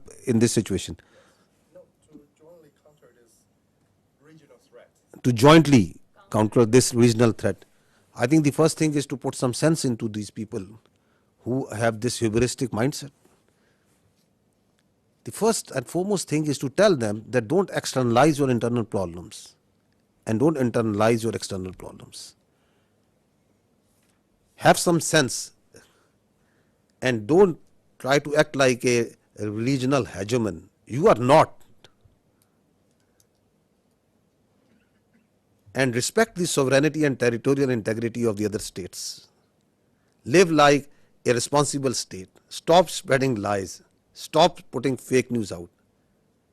And live like neighbors you need to live. So I think the first thing is to put some sense. And if that sense can't be put, then sense have to be put in some other way. Because this cannot go on. This cannot be allowed. That you think that you have a false sense of self-entitlement, God knows from where it comes. So this has to be told in the language that they can understand. Hopefully that language is the easier one and it doesn't get that harsh. Yesterday, Indian Defense Minister said that quotation operation is not over after the drone attacks. What is your intelligence? I mean, are you expecting such kind of attacks as like a 6 and 7 May in near future? And what is the Indian army positions about the line of controls? Are they putting the more defense or more forces over there to, let's say, to prepare a war or something? What is your intelligence about this? We are prepared for any eventuality, whatever they may do. It's their choice. I told you before, whatever they may do, we are prepared for any eventuality. They want to continue it, fine. But what they have started, I'll tell you, we'll finish it. Sikandar Karmani from Channel 4 News in the UK. You talked extensively about the Pahalgam attack. I know Pakistan has called for an independent inquiry. Whilst that has not started, I wonder if the intelligence services in Pakistan have, of their own accord, begun any kind of investigation into whether indeed there were any links between, for example, Lashkar-e-Taiba and the incident in Pahalgam. Secondly, on the bigger picture, it seems from what you've been saying that Pakistan is planning a sizable response to India's actions rather than heading towards de-escalation. Can I confirm that assessment is fair? So first thing is that Pakistan has got nothing to do with Pahalgam incident. The state of Pakistan has got nothing to do with the Pahalgam incident. Has any investigation been carried out to ascertain that? So once I say, I think I say based on facts and evidence. With such a surety I am telling you that the state of Pakistan, naturally, I'll not say on the top of my head. It's because I know for a fact, based on the evidence, based on what we understand, based on what we have seen, that Pakistan has got nothing to do with Pahalgam incident. And that's why we say that if you think you have, then bring it forward and put it to some independent neutral commission. Because what we see, the way we have seen everything, we have got nothing to do with it. How have we come to that conclusion? Have we talked with this A, B, C, D, E, F? That's not something that needs to be shared right now. If we have that evidence, we will share it to that independent neutral commission. That how we have come to this conclusion. I know for a fact that Pakistan as a state abhors terrorism. We don't support any terrorist entity. We condemn terrorists and terrorism in all forms and manifestation and all over the world, everywhere. We are a victim of terrorism. We know that terrorists have no religion. They have no state. They are those inhuman people who think that they can impose their own view, their extremist perverted ideology on others by force. So we have no mercy, no connection, anything in common, the state of Pakistan, with terrorism. We are in fact, as I said earlier, the last bulwark state. As a state, we are standing against terrorism. Just feel for yourself a country in which in a year thousands of people die at the hands of terrorism. Hundreds of billions of dollars are inflicted. We stay away as much as we can away from these extremist elements. We despise them. Those who think that they can impose their perverted ideology through bullet. Absolutely not. The state of Pakistan has got nothing to do with Pahalgam incident. Absolutely nothing. So what was the other question? The second part of the question was just saying that it seems from your tone and your words that Pakistan is planning a sizable response to India's aggression rather than heading towards de-escalation. Is that assessment correct? Who is escalating over here, my friend? Who has been escalating? Who is doing provocation after provocation and provocation? Who is it? You want to set a new, they want to set a new norm that it's their convenience. Whenever they will feel, they will go cross border, they will go cross international. They are hit anywhere where they like. They are going to send drones inside Pakistan and they are going to harass the innocent citizens and the people of Pakistan. They can do terrorism here. You heard just now that we are, I am here for years and we will be here for years and we are having this network from Lahore to Baluchistan. What do you think of Pakistan?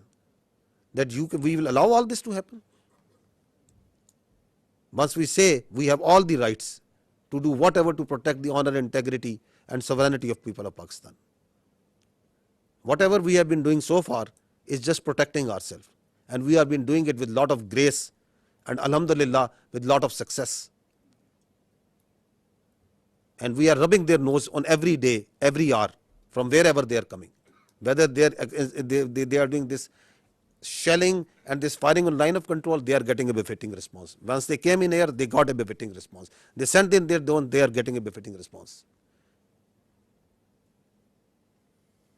So at a time, place and method of our choosing, we will do whatever we will do.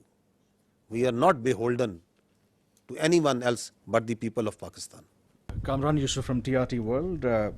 First, a little clarity. A couple of days back, Pakistan's Deputy Prime Minister told me in an interview and confirmed that there was a contact between Pakistani and the Indian National Security Advisor.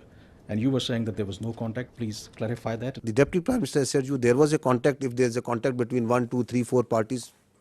So I am telling you there was no direct contact between the Pakistani NSA and the Indian NSA. If one party is talking to someone and is talking to someone, is talking to someone, that happens in diplomacy, that is a practice. That is nothing something novel. But I can confirm you there was no direct contact.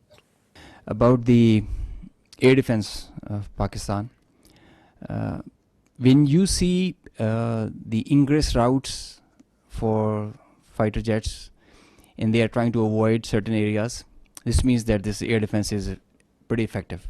They are following certain profiles of weapon delivery which are there meant to evade surface to air missiles. This means that they are effective.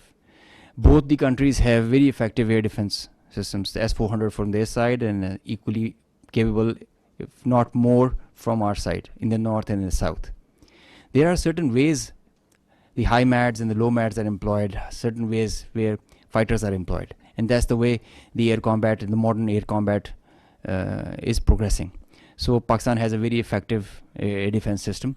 We did have one kill because of that, I can assure you. Assalamualaikum. First of all, thank you for this. I'm Hamza Jalani with the Financial Times. And I just wanted to ask, you mentioned that you got one kill with air defenses. If you could explain for the 4 other kills, which aircraft was used, whether it was J-10C or JF-17, and if there was an air-to-air missile used, if it was the PL-15, and whether that was the PL-15 export version or the original version.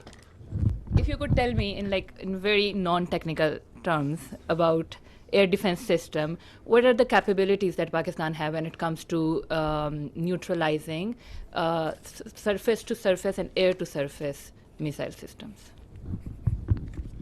Air to surface? Yeah. Okay. This means academic discourse, a pretty intense kind when you are asking such technical details, and we'll bore the rest of the people with them. But I must, on a broad guideline, that the Pakistan Air Force air defense system is pretty capable of handling high-speed, long-range vectors, even hypersonic weapons. So this should be pretty comforting to everybody inside Pakistan. B, delving into details that which platform applied which weapon. You see, in modern warfare, all the players have their own contracts as per the game plan, and they create opportunities. Sometimes you have cross pockets which are of providence. So let's not go into details with which aircraft at which angle and aspect, and it D-max was it at what delta, but we did have a high MAD kill. We had participation from JF-17, the F-16s, the J-10s, and PL-15E or X or Y. It's the short log that we had. Ji, Assalamu alaikum. Abid Hussain from Al Jazeera. My question to DG ISP Saab. Sir, my question is that obviously you have denied very robustly that we did not send any drones or any missiles to India. So would you very categorically say what happened yesterday in terms of the videos that they have shown in Jammu particularly, was that a false flag operation from the Indian side? And subsequently, maybe, you know, perhaps tomorrow, whenever they come up with some sort of debris, which we have asked in this thing, if that does happen, how would you perhaps, like, is it going to become a he said, she said thing or something else? So these two things. If we had sent anything, it will leave a electronic signature, one. We have all the records of the airspace, that what goes there and what goes from here to there and what comes from there to here, and it's all timestamped. So we are pretty confident once we say that nothing went from here. And as far as they are concerned, we don't give much damn and credence to whatever they say. So whatever they are saying on Pahalgam, whatever they are saying about these mosques and places of worship where they say there are terror camps and there was some training, whatever they are saying about that Pakistan yesterday, the havoc that they had caused to Pakistan yesterday, how many aircraft they have taken it out, whatever they are saying that what we have launched over there. So I've just shown you their High Commissioner, a very responsible person, is telling that this man, who is he, falsely calling someone who is someone else is someone else, and then the same media who is telling you stories, they have already declared him dead. So who to believe over there? What to believe? You said that we are not escalating, but how does Pakistan military see the next steps on the escalation ladder, and do you foresee any ramp-offs in this process? Escalation ladder, you know, it is always unpredictable. Could any of us have predicted that Indians would launch a phantom defense last night and start claiming that Pakistan has attacked India at 15 locations? Or you could have predicted about 2 days ago that after 2 days India would say that they have taken out the Karachi port and it's burning. With such a belligerent who can come out with any story, who has no morality, could you predict that they could go and they will try to knock out the one of the holiest places of Sikhs, who are part of the majority of whom live in India and they are their citizens, Nankana Sahib, that they would plan such a thing? Could you predict that they will themselves target their own citizens and their own places and do in Amritsar with missiles? Can you predict that? You are asking me to predict that how I am going to behave? You want all the rationality and all the logic and all the cold responses from Pakistan, and you think that they have all the room to play and whatever they won't like to do? Nobody can predict. Sarah Hassan from Voice of America. There's a fear among the public. Schools are closed, airports are partially operational, and as we also said that we will respond at our time. So do we think that we are still in the state of war? What do you think? What is this? Till the time the territorial integrity, sovereignty and honor of Pakistan requires that. If Pakistan's airspace, Pakistan's land, Pakistan's ADIZ and territorial waters, there's no compromise. There's no compromise. Pakistan's people, when they are threatened, their loss of life, loss of material, it cannot go unnoticed, cannot go like that. We owe it to our nation. And the pride and the trust the Pakistani nation has on our armed forces, we have always upheld it at all cost. At all cost. We did try to tell them with our tactical brilliance in Pulwama. Now we showed them our operational prowess and strategic guile and guide, and I think they should take heed. This is the best we can.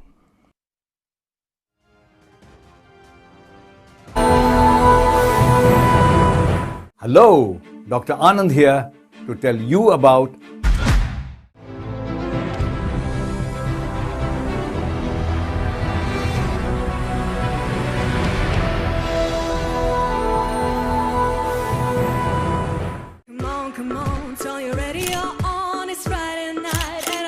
It's me, Jia.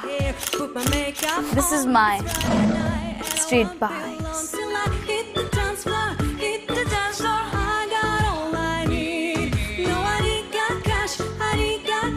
But I got you, baby. Baby, I don't need dollar bills to have fun tonight.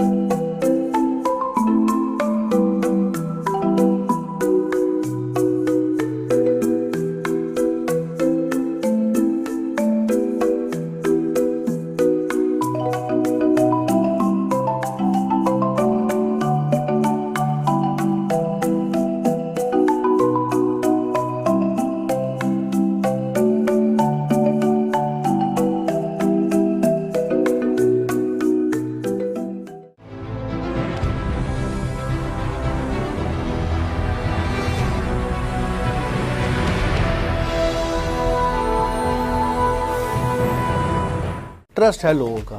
मुझे लगता है आप लोगों तक रसाई नहीं आपकी हो पाती। आपका मंशूर क्या है? किसी सियासी जमात में इतना अच्छा इंतखाबी कमीशन नहीं है। अच्छे कंटेंट देखना चाहें तो फिर डेफिनेटली आहिस्ता सा चेंज तो आएगा ना, ग्रेजुअल। तमाम 12 ज़ोडिक साइन के ऊपर मुझे अबूर है। दुबई के पास वसाइल थे, आज पाकिस्तान के पास तो बहुत कुछ है। जो सेफ सिटी के हवाले से है वो अब तो काफी ज्यादा जो है दोबारा वर्किंग में आ गए हैं। हाँ, एक टाइम आया था जब काफी कम हो गए थे। 50 तो स्टार नहीं हो सकते, स्टार तो 3-4 ही होंगे किसी भी फील्ड के। बच्चे को देखा कि वो एक ऐप के अंदर घुसा हुआ है जिसको टिकटॉक कहते हैं।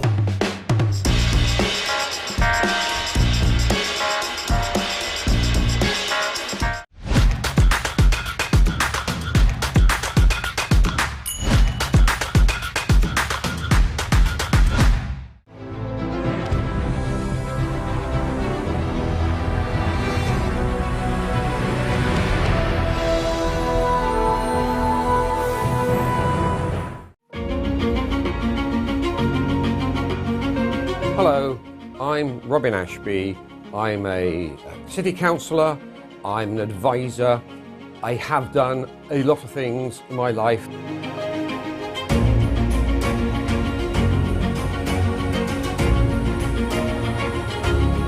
Mix some hot Chileans, cool Jamaicans, Dominicans, Trinidadians and Bajans, with some Ethiopians, Chinese, Vietnamese and Sudanese.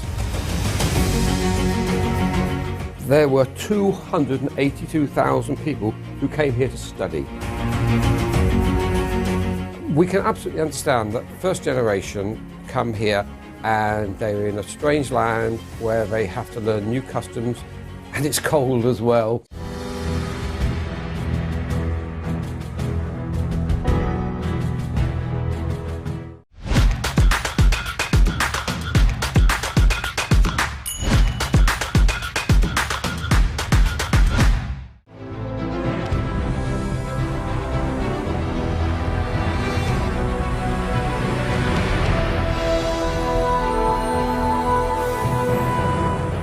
जी, सबसे पहली बात तो ये है कि ये अल्लाह ताला पाकिस्तान को अपनी ज़ुबान में रखे।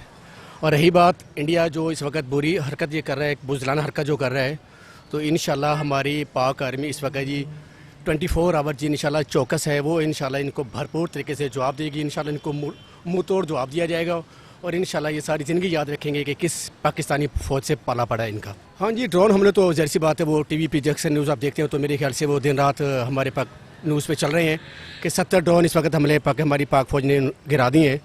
तो ज़ाहिर सी बात है थोड़ी बहुत हरकत तो कर रहा है, लेकिन वो बड़ी हरकत नहीं करेगा इंशाल्लाह, कि हमारी पाकिस्तान आर्मी को जानता है कि जब भी इसने कोई हरकत ऐसी की तो इंशाल्लाह उसको ऐसा जवाब मिलेगा कि इंशाल्लाह वो सारी ज़िंदगी याद रखेगा। नहीं जी, ये भी झूठ है, सरोसर झूठ है इंडिया की तरफ से। ये जो प्रोपागेंडा हो रहा है, इंडिया खुद ये प्रोपागेंडा ड्रोन हमले करवा के और प्रोपागेंडा बना रहा है ताकि वो अपने आप को सेव कर सके। बस, और कुछ नहीं है। अदरवाइज ये सब ड्रामे और झूठ है। संगीन किस्म की सूरत हाल है, लेकिन मेरा ख्याल है कि दोनों को अमन के लिए ही करनी चाहिए कोशिशें, बिकॉज पाकिस्तान की तरफ से तो इस टाइम कोई भी कार्रवाई नहीं है। यकीनी तौर पर तमाम कार्रवाइयाँ इंडिया की तरफ से ही हैं, लेकिन ये है कि इसमें नुकसान जो है सियासतदानों का नहीं है, आवाम का नुकसान है, जानी नुकसान है, ठीक है। और जिसकी वजह से मेरा ख्याल है लोग इस टाइम घबराए भी हुए हैं। तो आई होप सो कि अमन मानती होगी दोनों तरफ से, क्योंकि वो भी अपने ही बहन भाई हैं इंडिया में, ठीक है। और वहाँ की जो सिख बरादरी है वो बहुत सपोर्ट करती है मुस्लिम को, ख़ास तौर पर उनके जो गुरु नानक साहब हैं वो बिलोंग हैं हमारी इस पाक सरजमीन से, तो वो हमें सपोर्ट करते हैं, वहाँ के मुस्लिम्स हमें सपोर्ट करते हैं। सिर्फ जो वहाँ की सियासत है, सिर्फ इधर से भी सियासत चल रही है और उधर से भी चल रही है। नहीं, पाकिस्तान ने तो अभी किसी किस्म की इस तरह की कार्रवाई की नहीं है। हाँ, अगर इंडिया से जो हो रही है उसको रोकने के लिए जो कोशिशें की गई हैं, उनके जो ड्रोन्स वगैरह है उस पर ही अटैक हुए हैं। ये नहीं है कि पाकिस्तान ने अभी तक किसी किस्म की कार्रवाई की है और ना ही पहल की है और ना ही अभी तक कोई कार्रवाई की है। अभी तक सिर्फ कोशिश की जा रही है कि जो ये सिचुएशन है इसको सॉर्ट आउट किया जाए। बिल्कुल सर, झूठ है, क्योंकि मैंने आपको बताया है ना कि अभी एडिटर इतने आगे हैं, इतना सोशल मीडिया आ गया है कि वो इस तरह की पुरानी वीडियो लेके उसको एडिट करके उसको लगा देते हैं। और कश्मीर का जो उन्होंने बताया जी, वहाँ पे जो सियाह आए थे उनके ऊपर हमला हुआ, उसका इशू बनाकर वो कह रहे जी हमने बदला ले लिया है, लेकिन बदला रात के अंधेरे में, यानी कि उन्होंने हमला किया है। तो ये एक बुज़दिल का काम है, और बहादुर जो होते हैं वो सामने से आते हैं और ललकार के आते हैं। तो बाकी फ़िलहाल तो यही नज़र आ रहा है कि जंग का सीन नहीं है। जी बिल्कुल अवाम फ़ौज के साथ है। उसकी वजह क्या है कि हमने अपनी ज़मीन के लिए लड़ना है, अपने वतन के लिए लड़ना है, हमारी जान भी हाजिर है। जब ऐसा वक्त आएगा तो मुझे यकीन है कि यहाँ का हर जवान, हर बूढ़ा, आपने कुछ वीडियोस देखी भी होंगी, जैसे अभी आप मेरा इंटरव्यू ले रहे हैं तो व्यूज़ ले रहे हैं, तो हर पाकिस्तानी ये चाह रहा है कि हम आर्मी के पीछे हैं, हम आर्मी के साथ हैं और हम लड़ेंगे इंशाल्लाह और अपनी आर्मी का साथ देंगे।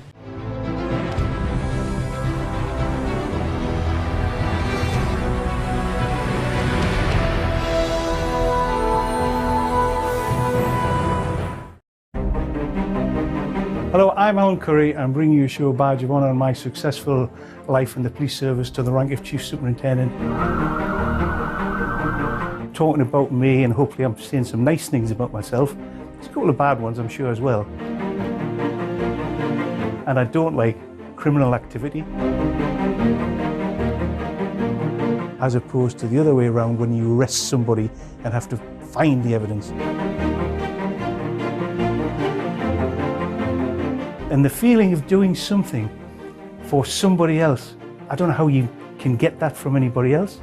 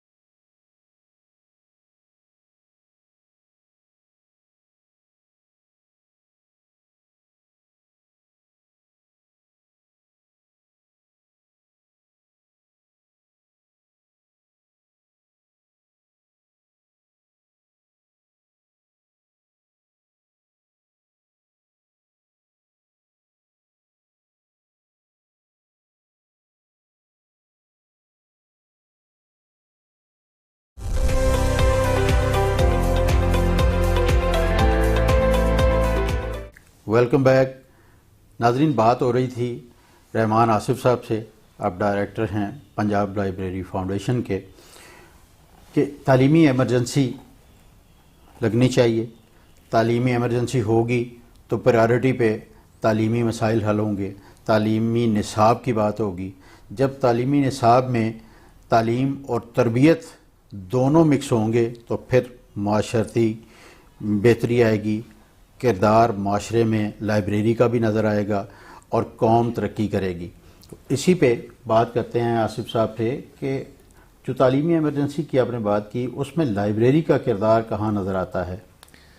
अच्छा, लाइब्रेरी जो है ख्वाजा खालिद आफ्ताब साहब, इसका किरदार ज़िंदगी के हर शोबे में है जी। अगर मैं उसको इस तरह से डिफ़ाइन करूं कि आप सुबह से उठने के बाद से लेके और रात को सोने तक लाइब्रेरी जो है वो हर जगह उसका एक रोल है जी।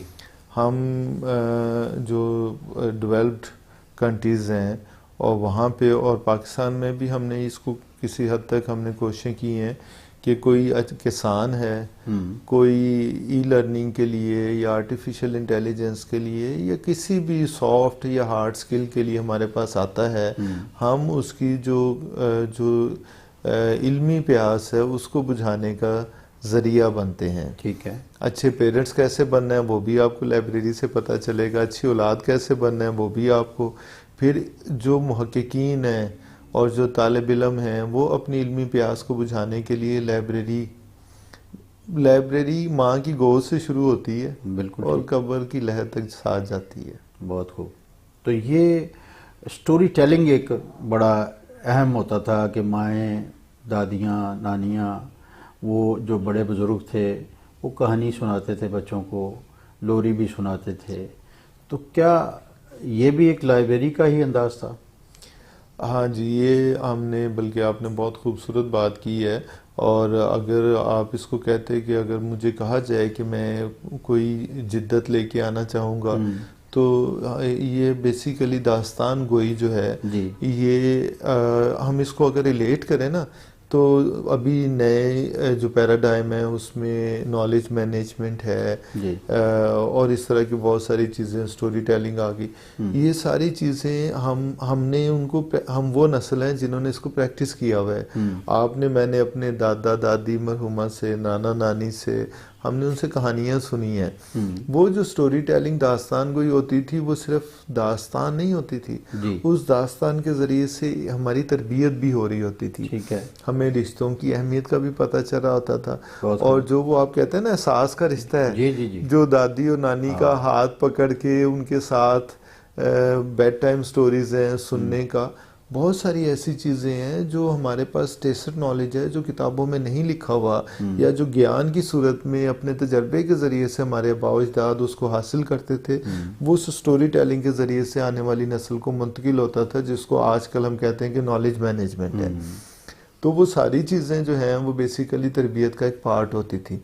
और Punjab library foundation story telling पे हमारा एक प्रोग्राम है, हमने उसका आगाज़ किया है। ठीक है। हम स्कूलों में जाके जो मुसन्निफ़ीन हैं और जो किताबें लिखने वाले अदीब हैं उनके और जो किताबें पढ़ने वाले हैं उनके दरमियान मुकालमा और बच्चों को दादी नानी के ज़रिए से, स्टोरी टेलिंग के ज़रिए से उनकी तरबियत का जो एलिमेंट है वो हमने अब शामिल किया है, ताकि वो जो बहुत सारी चीज़ें जो ज्ञान के ज़रिए से वो बच्चों को मुंतकिल की जा सकती थी वो स्टोरी टेलिंग के ज़रिए से या दास्तान गोई के ज़रिए से। और आपको ये भी बताऊं कि बरे सगीर की ये जो दास्तान गोई की जो रवायत है ये बरे सगीर से इसका आगाज़ हुआ है। ठीक है।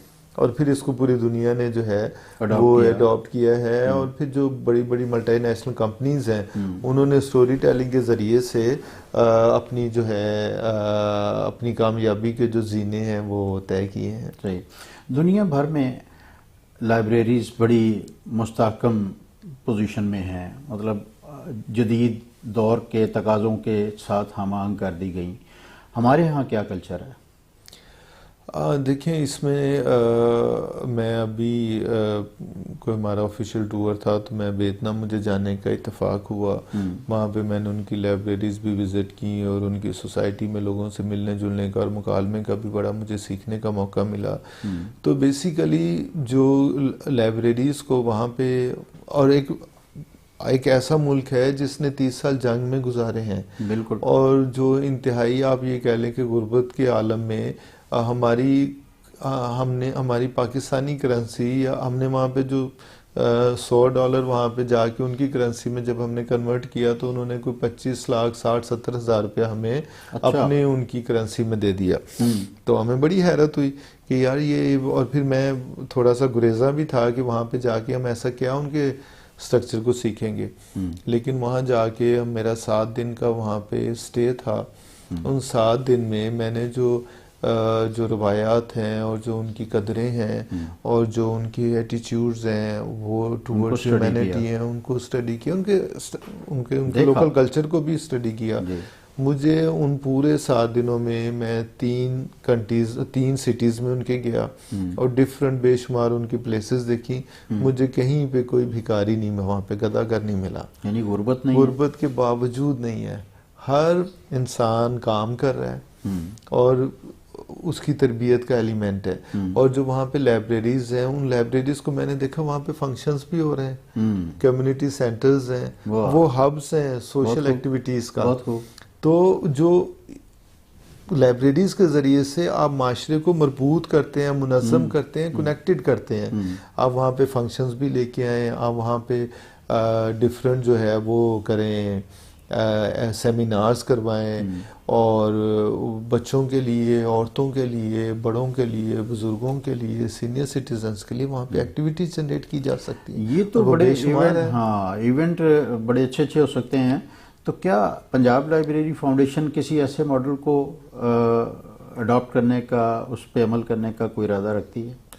हमने जी अभी हमारी एक बड़ी इंटरनेशनल हमने कॉन्फ्रेंस की है, उसमें हमने जो हाइब्रिड लाइब्रेरीज हैं उसका कॉन्सेप्ट को हम लेके चले हैं कि लाइब्रेरी को बिल्कुल मादूम नहीं किया जा सकता, फिजिकल फॉर्म में भी वो रहेगी और डिजिटल लाइब्रेरीज के ज़रिए से और डिजिटाइजेशन के ज़रिए से और जो इलेक्ट्रॉनिक कंपोनेंट है उसके ज़रिए से हम लाइब्रेरीज को कनेक्टेड करें। और जो हमारी लोकल रिपोजिटरी है उसका भी हम एक ऐसा सेटअप बनाने जा रहे हैं जिसमें गवर्नमेंट भी हमें हेल्प आउट कर रही है।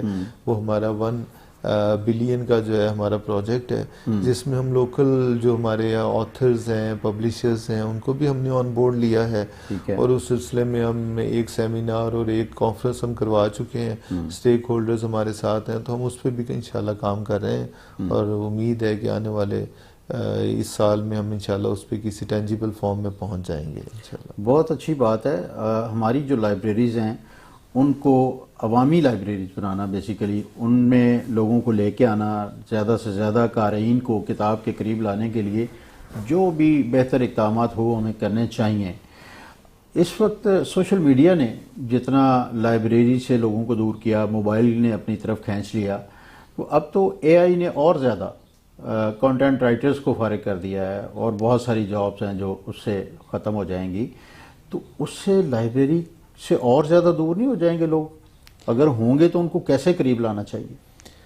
अच्छा, इसमें अल्हम्दुलिल्लाह मुसलमान हैं, हम वैसे ही अहले किताब हैं जी, बिल्कुल। और हमारा जो पहला लफ्ज़ है जो हमारी घुटी में वो इकरा है। बहुत खूब। तो हमारा तो किताब से रिश्ता और इल्म से रिश्ता वो हमारी ज़िंदगी में हो नहीं सकता मादूम, उसको ख़त्म नहीं किया जा सकता। और जहाँ तक हम लें कि दूरी की बात है, तो उस दूरी में हम हमारा एज ए माशरा ना सारी चीज़ें हम गवर्नमेंट पे, हम पॉलिसी मेकर्स पे छोड़ देते हैं। कुछ हमारे भी रोल हैं, ठीक है, कुछ जो सोसाइटी ने भी तो काम करने हैं। जी बिल्कुल। हमारे घरों में, हमारे बच्चों में, या हम कहीं पे बैठ के ये बात करते हैं कि किताब मादूम हो गई है। क्या मैं अपनी बात करता हूँ या मैं सामीन से कहता हूँ कि हम जब अपने महीने का जो खर्चे का शेड्यूल बनाते हैं, हमने रखा होता है जी ये हमने ये चीज़ लेनी है, फलां चीज़ लेनी है, क्या कोई कंपोनेंट हम किताबों के लिए भी रखते हैं? कोई नहीं रखते, बिल्कुल नहीं रखते। जो मैंने और आपने सीखा है वो कैसे सीखा है? किताब हमारी घुट्टी में कैसे आई है कि मेरी पहली सालगिरह पे मेरे वालिद साहब ने मुझे किताब गिफ्ट की। बहुत खूब। हम क्या करते हैं, हम बच्चे कोई अचीवमेंट करते हैं, हम उनको KFC का या बर्गर खिलाने ले जाते हैं, हम किसी ऐसी जगह पे ले जाते हैं। हमें अपने घरों से अगर हो सके तो शायद टीवी को जो है वो निकाल देना चाहिए और टीवी की जगह पे एक अलमारी लगा के वहाँ पे बुक शेल्फ होनी चाहिए। बुक शेल्फ होनी चाहिए। तो हमारा भी रोल है जी सही। एज ए पेरेंट हम अपने बच्चों के मौक़ों पे उनको किताबें गिफ्ट करें, उनके साथ किताबों को बैठ के डिस्कस करें। शाम की चाय पे हम बच्चों से रिव्यू लें, जो किताब बेटा आपने पढ़ी या बेटी आपने पढ़ी उस पर हमसे डिस्कशन करें। तो ये चीज़ें आपको किताब के करीब लेके आएंगी। बच्चों के लिए जो बेहतरी लाने का रास्ता है वो किताब से उनको जोड़ने की जरूरत है। इसी से बात को आगे बढ़ाएंगे। ये बड़ी दिलचस्प बात है और बड़ी तरबियत वाली बात है जो आपने की है। तो नाजरीन यहाँ एक ब्रेक लेते हैं, ब्रेक के बाद फौरी वापस आते हैं और बड़ी मज़े की बात हो रही है कि बच्चों को किताब के करीब लाने की ज़रूरत है।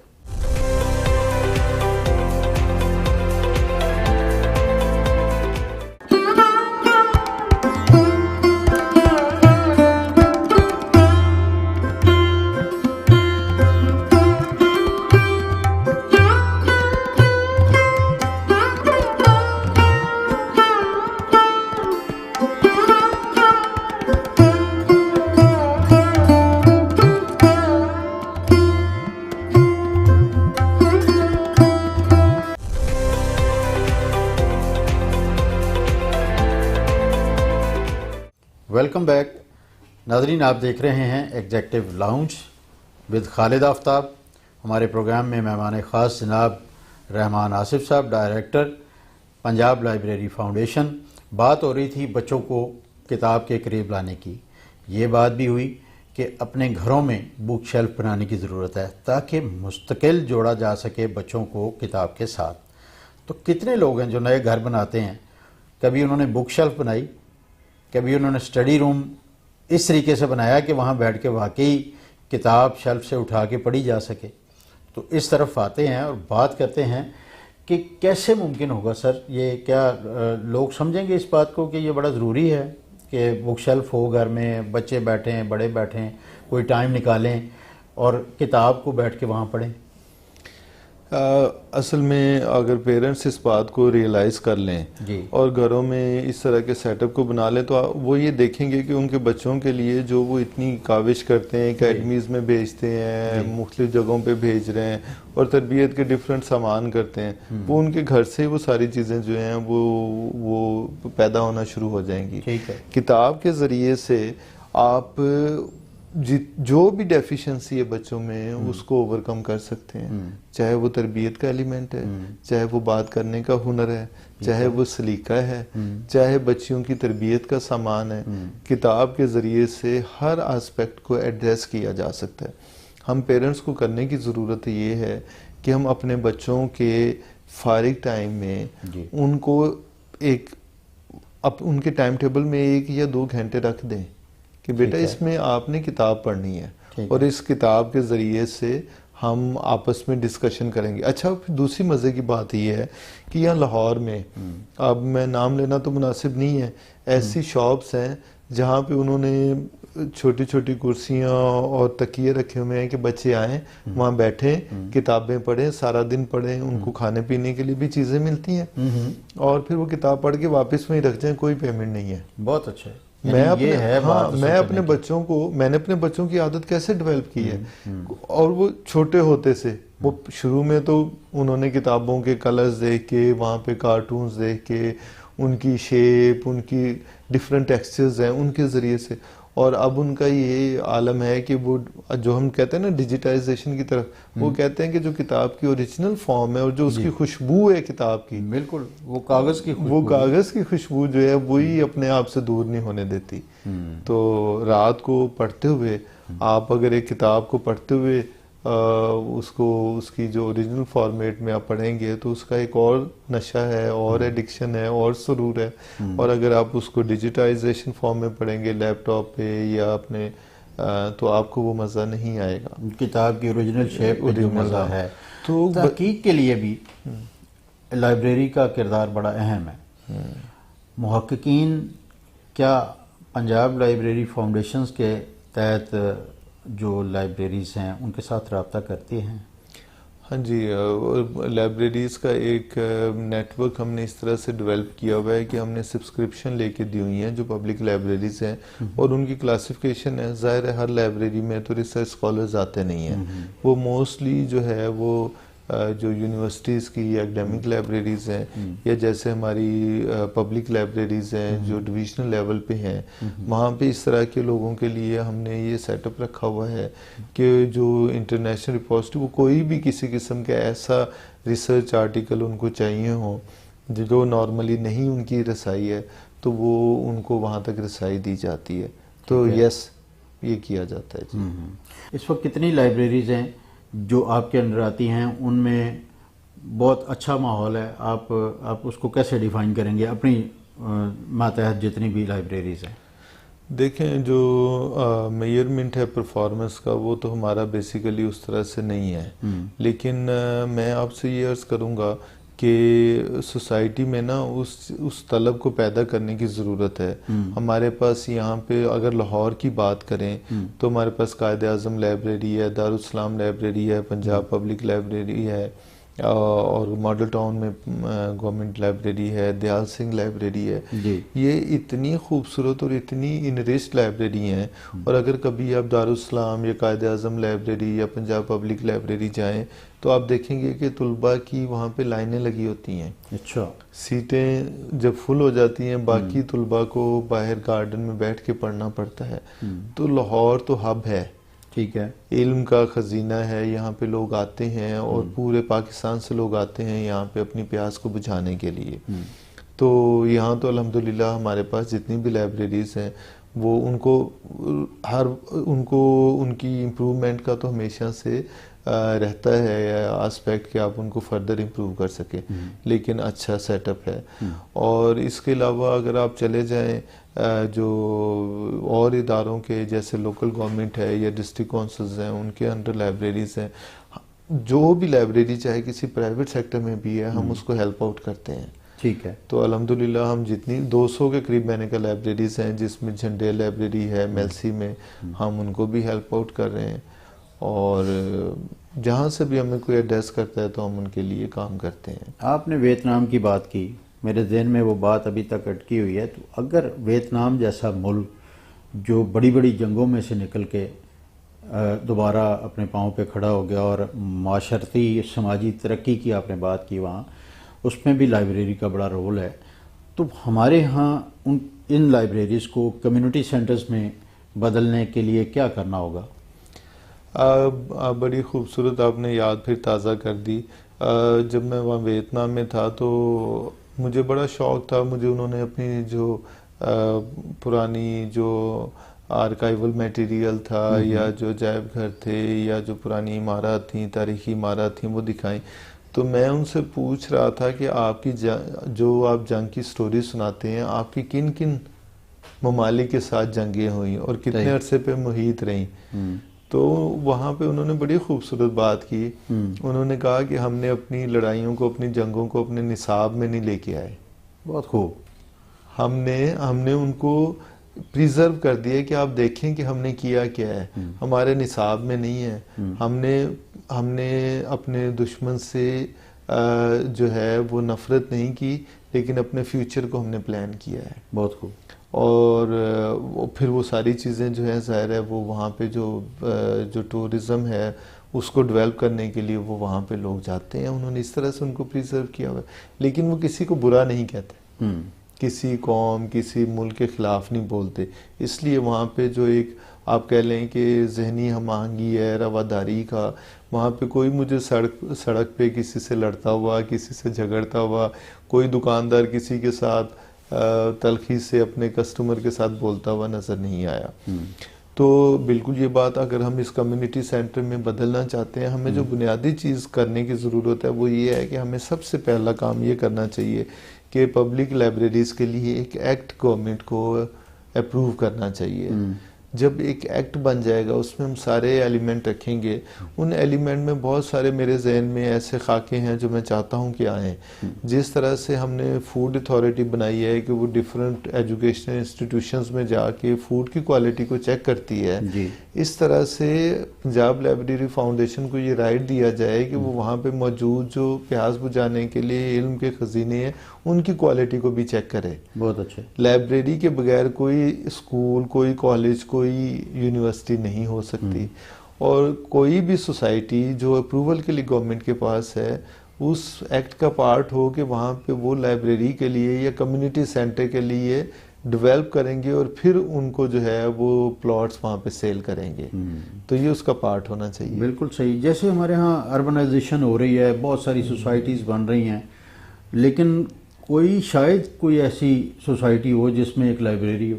यही दिल्ली में लाइब्रेरी कहीं नहीं है। नहीं। और ये लाइब्रेरी का क़याम जो है वो हर सोसाइटी के साथ जुड़ा हुआ होना चाहिए, उसकी अप्रूवल होनी चाहिए। अच्छा, किताब की ज़ख़ामत की मैं बात करूं कि किताब अगर ज़्यादा बड़ी हो तो बच्चे आजकल के, आपको पता है मिजाज उनका कैसा है, तो वो तो शॉर्ट स्टोरीज़ की तरफ जाते हैं। तो सिलेबस में यहाँ तक कि यह कर दिया गया कि जनाब जो शॉर्ट स्टोरीज़ पढ़ के, शॉर्ट क्वेश्चंस पढ़ के और वो इम्तहानात में जाते हैं, तो क्या हमारी किताब का साइज़ भी थोड़ा कम होना चाहिए? बुकलेट्स की तरफ आने की ज़रूरत है या नहीं? देखिए, ये पर्सन टू पर्सन वेरी करता है, और हम जिस फास्ट पेस में जा रहे हैं ऑब्वियसली टाइम कम है, लेकिन उसके लिए हमें अपने इंफ्रास्ट्रक्चर को उस तरह से डिज़ाइन करने की ज़रूरत है। मैं अगर आपसे अपनी कोई साहब का अपना जो एक्सपीरियंस करूं, मेरे वाले साहब ने जो मुझे किताबें गिफ्ट की वो नसीम हिजाजी की सबसे पहला मुझे गिफ्ट मिला, नावल मिले, और वो आपको पता है कितने वो जज्बाती और फिर वो कितने हैवी किस्म के थे, लेकिन ना मुझे रात को नींद आती थी, मेरी नींद मुख्तसर हो गई। उस किताब ने मुझे खुद जकड़ लिया। ऐसे ही हर किताब जो है ना वो अपना कारी खुद ढूंढती है। ठीक है, तो वो ये किताब पे डिपेंड करता है। हाँ, इट्स ट्रू कि ग्रेजुअली जब आप एक हैबिट को डेवलप कर रहे होते हैं तो आप बड़ी किताबें नहीं देते, आप छोटी बुकलेट्स हैं, स्टोरीज हैं, बच्चों को देते हैं। बाय द टाइम जो है वो खुद ब खुद रिफाइन होते जाते हैं बच्चे, उनकी रीडिंग हैबिट्स जब डेवलप हो जाती हैं तो फिर वो जो भी पढ़ें फिर वो आज़ाद पंछी हैं। हमें डिजिटल लाइब्रेरी की तरफ जाने की ज़रूरत है तेज़ी के साथ, क्योंकि दुनिया बड़ी तेज़ी से उस तरफ कन्वर्ट हो रही है। देखिए, हमें हाइब्रिड सिस्टम की तरफ जाने की ज़रूरत है कि डिजिटल फॉर्म में भी हमारे पास किताबें, चीज़ें हों, लेकिन फिज़िकल भी हमारे पास जो समाजी राब्ते बहाल करने की ज़रूरत है। हमें आइसोलेशन की तरफ जाने की ज़रूरत नहीं है, जहाँ पे हमारी बहुत सारे ऐसे एस्पेक्ट्स हैं, हमारे फंक्शंस हैं, हमारी रीत रवायात हैं, या इस तरह के जो भी सोसाइटीज़ को जोड़ते हैं फंक्शंस हैं, वो सारे के सारे उन कम्युनिटी सेंटर्स में होने चाहिए। तो उसके साथ साथ जिस तरह से बाज़ ऐसी किताबें हैं, बाज़ ऐसे हैं जिनको आप अब उस फॉर्मेट में हैं कि वो आप हाथ नहीं लगा सकते, उनको डिजिटाइज फॉर्म में भी देना चाहिए। ठीक है, जिनके नुस्खे ही मालूम हो चुके हैं वो मिलनी चाहिए। लेकिन बाज़ किताबें ऐसी हैं कि वो आप उनको डिजिटाइज फॉर्म में देंगे तब भी लोग उनको फिजिकल फॉर्म में उनको पढ़ना पसंद करते हैं। ठीक है, वरना हमारी लाइब्रेरीज के बाहर, आप डेवलप कंट्रीज में भी चले जाएं, वहाँ पे भी लाइब्रेरीज के बाहर तुलबा की या जो उनके कारीन हैं या जो उनके यूज़र हैं उनकी लाइनें लगी होती हैं। रहमान आसिफ साहब, ये बड़ा अहम टॉपिक है। हमने लाइब्रेरीज की तरफ कैसे आना है, कैसे लोगों को लाना है, और इसमें लाइब्रेरी फाउंडेशन का किरदार क्या है, इसी से बात को जारी रखेंगे। नाज़रीन, हम यहाँ एक ब्रेक लेते हैं, ब्रेक के बाद फौरी वापस आते हैं, दोबारा यहीं से गुफ्तगू का आगाज़ करेंगे।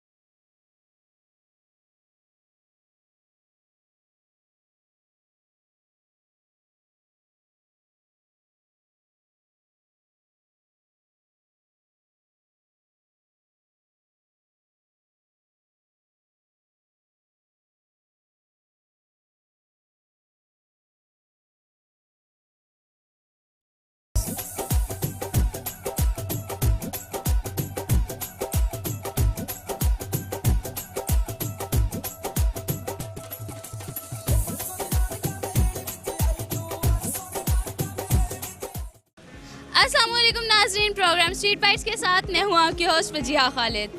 लाहौर का जिक्र और ख्वाबों का जिक्र ना हो ऐसा तो मुमकिन नहीं है। लाहौरी अपनी जिंदा दिली और खुश खुराकी की वजह से तो सारी दुनिया में जाने जाते हैं। ऐਵੇਂ ही तो नहीं कहते कि लाहौर लाहौर है। तो आइए आपको दिखाते हैं लाहौर के खाने, साथ ही साथ लोगों से कहते हैं मज़े मज़े की गपशप। तो आइए चलते हैं।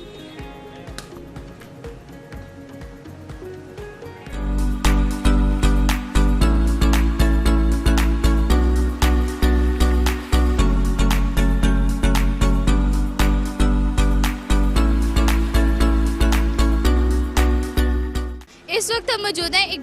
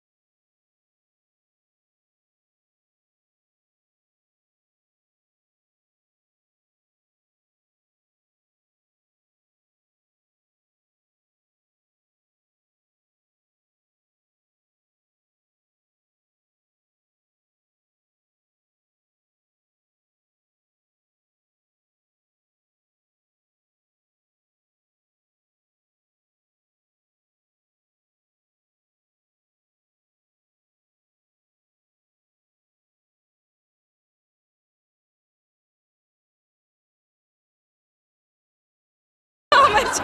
Thank you, sir.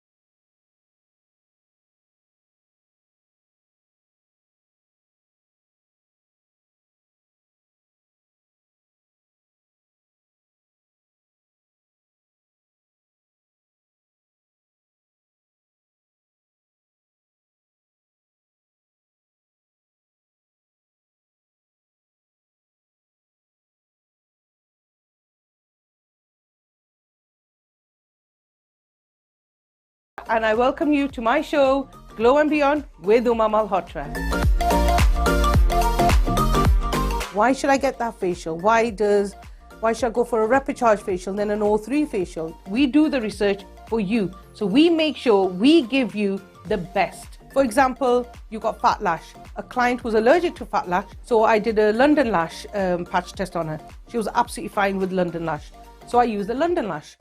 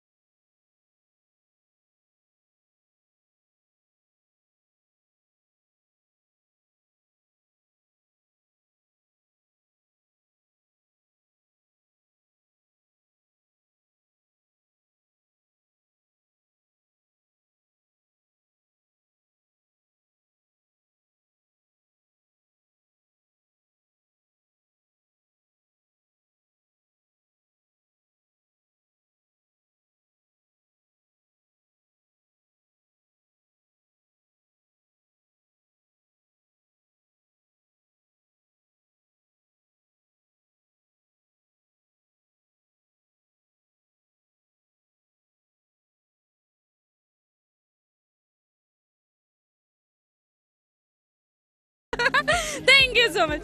नान छोले वाला भी बताओ ना, संडे को खाते हो? हाँ, हम तो नान छोले खाते हैं, नान छोले हफ्ता, नान छोले इतवार। नान छोले हफ्ता नान। Thank you so much. जी तो नाज़रीन, जैसे कि आपने देखा कि आज मौजूद थे क्रीम ब्लॉक जहां हमने लोगों से की मजे मजे की बातें और पूछी कुछ पहेलियां, जिनमें से कुछ का जवाब कुछ ने तो दे दिया लेकिन कुछ को आया नहीं। एक पहेली थी हमारी कि अगर एक अंडे को उबालने में 10 मिनट लगते हैं तो 10 अंडों को उबालने में कितने मिनट लगेंगे? 10 मिनट ही लगेंगे। अगर एक के साथ 9 रख देंगे तो वो भी 10 मिनट में उबल जाएंगे। और दूसरी पहेली ये थी कि ऐसी कौन सी चीज़ है जो इंसान पानी में जाकर खाता है? तो कुछ ने उसका जवाब दिया गोता और कुछ ने पीछे से बोल दिया मेरी पहेली खराब कर दी। इसी के साथ अपनी असजिया खालिद को दीजिए इजाजत, रखिए अपना बहुत बहुत सारा ख्याल। मिलते हैं एक नए दिन के साथ, तब तक के लिए अल्लाह हाफिज़।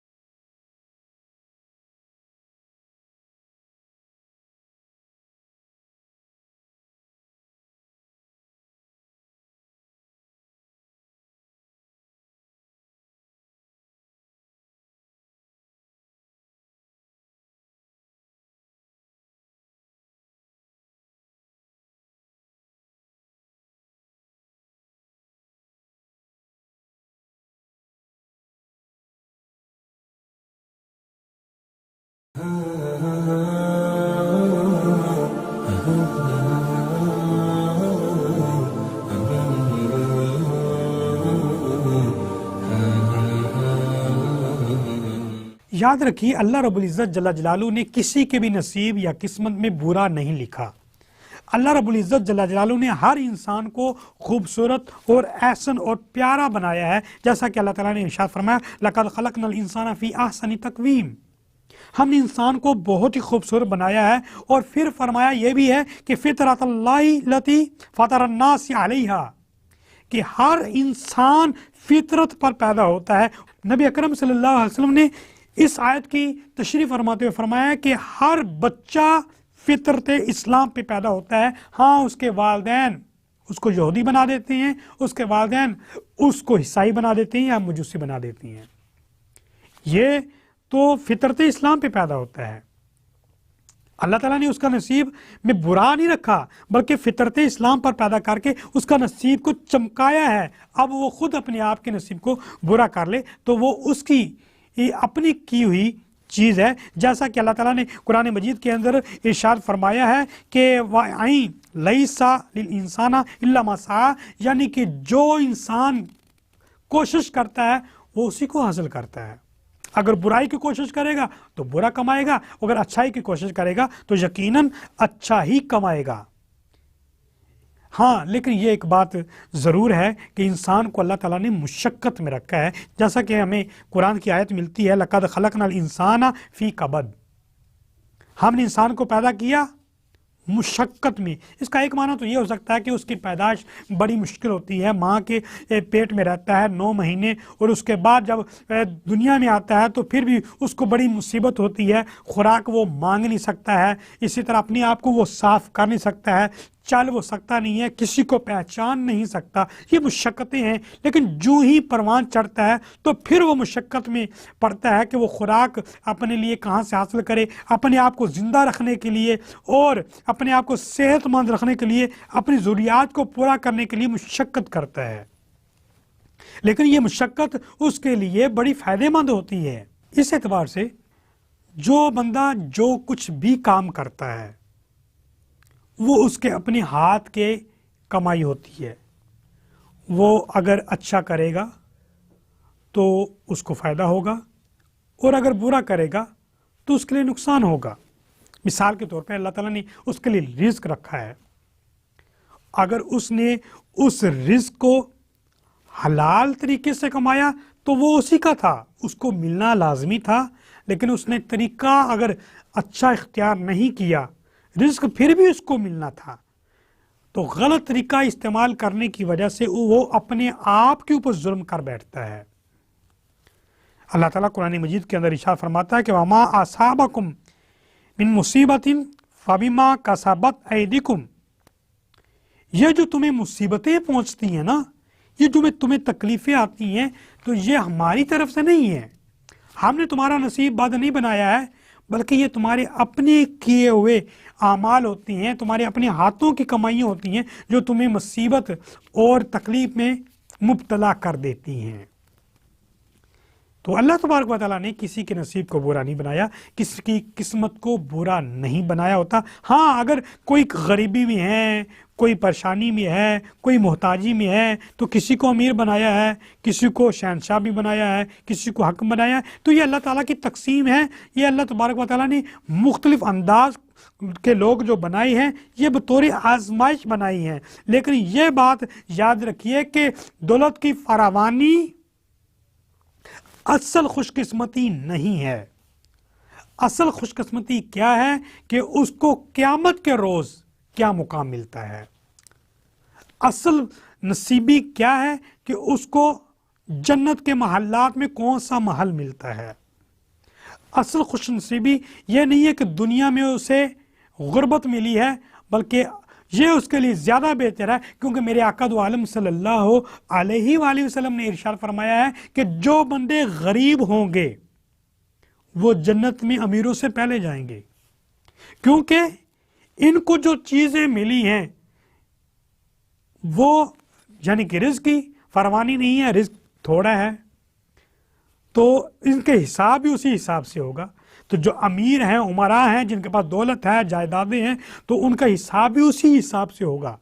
तो इस एतबार से गरीब जन्नत में पहले जाएंगे और एक हदीस हमें मिलती है, मेरे आका दो आलम सल्लल्लाहु अलैहि वसल्लम इरशाद फरमाते हैं कि अगर कोई गरीब है, कमज़ोर है, मोहताज है, तो वो अगर थोड़े अमाल भी करता है तो अल्लाह पर राज़ी रहता है, तो उसके थोड़े अमाल भी अल्लाह को बड़े मकबूल होते हैं।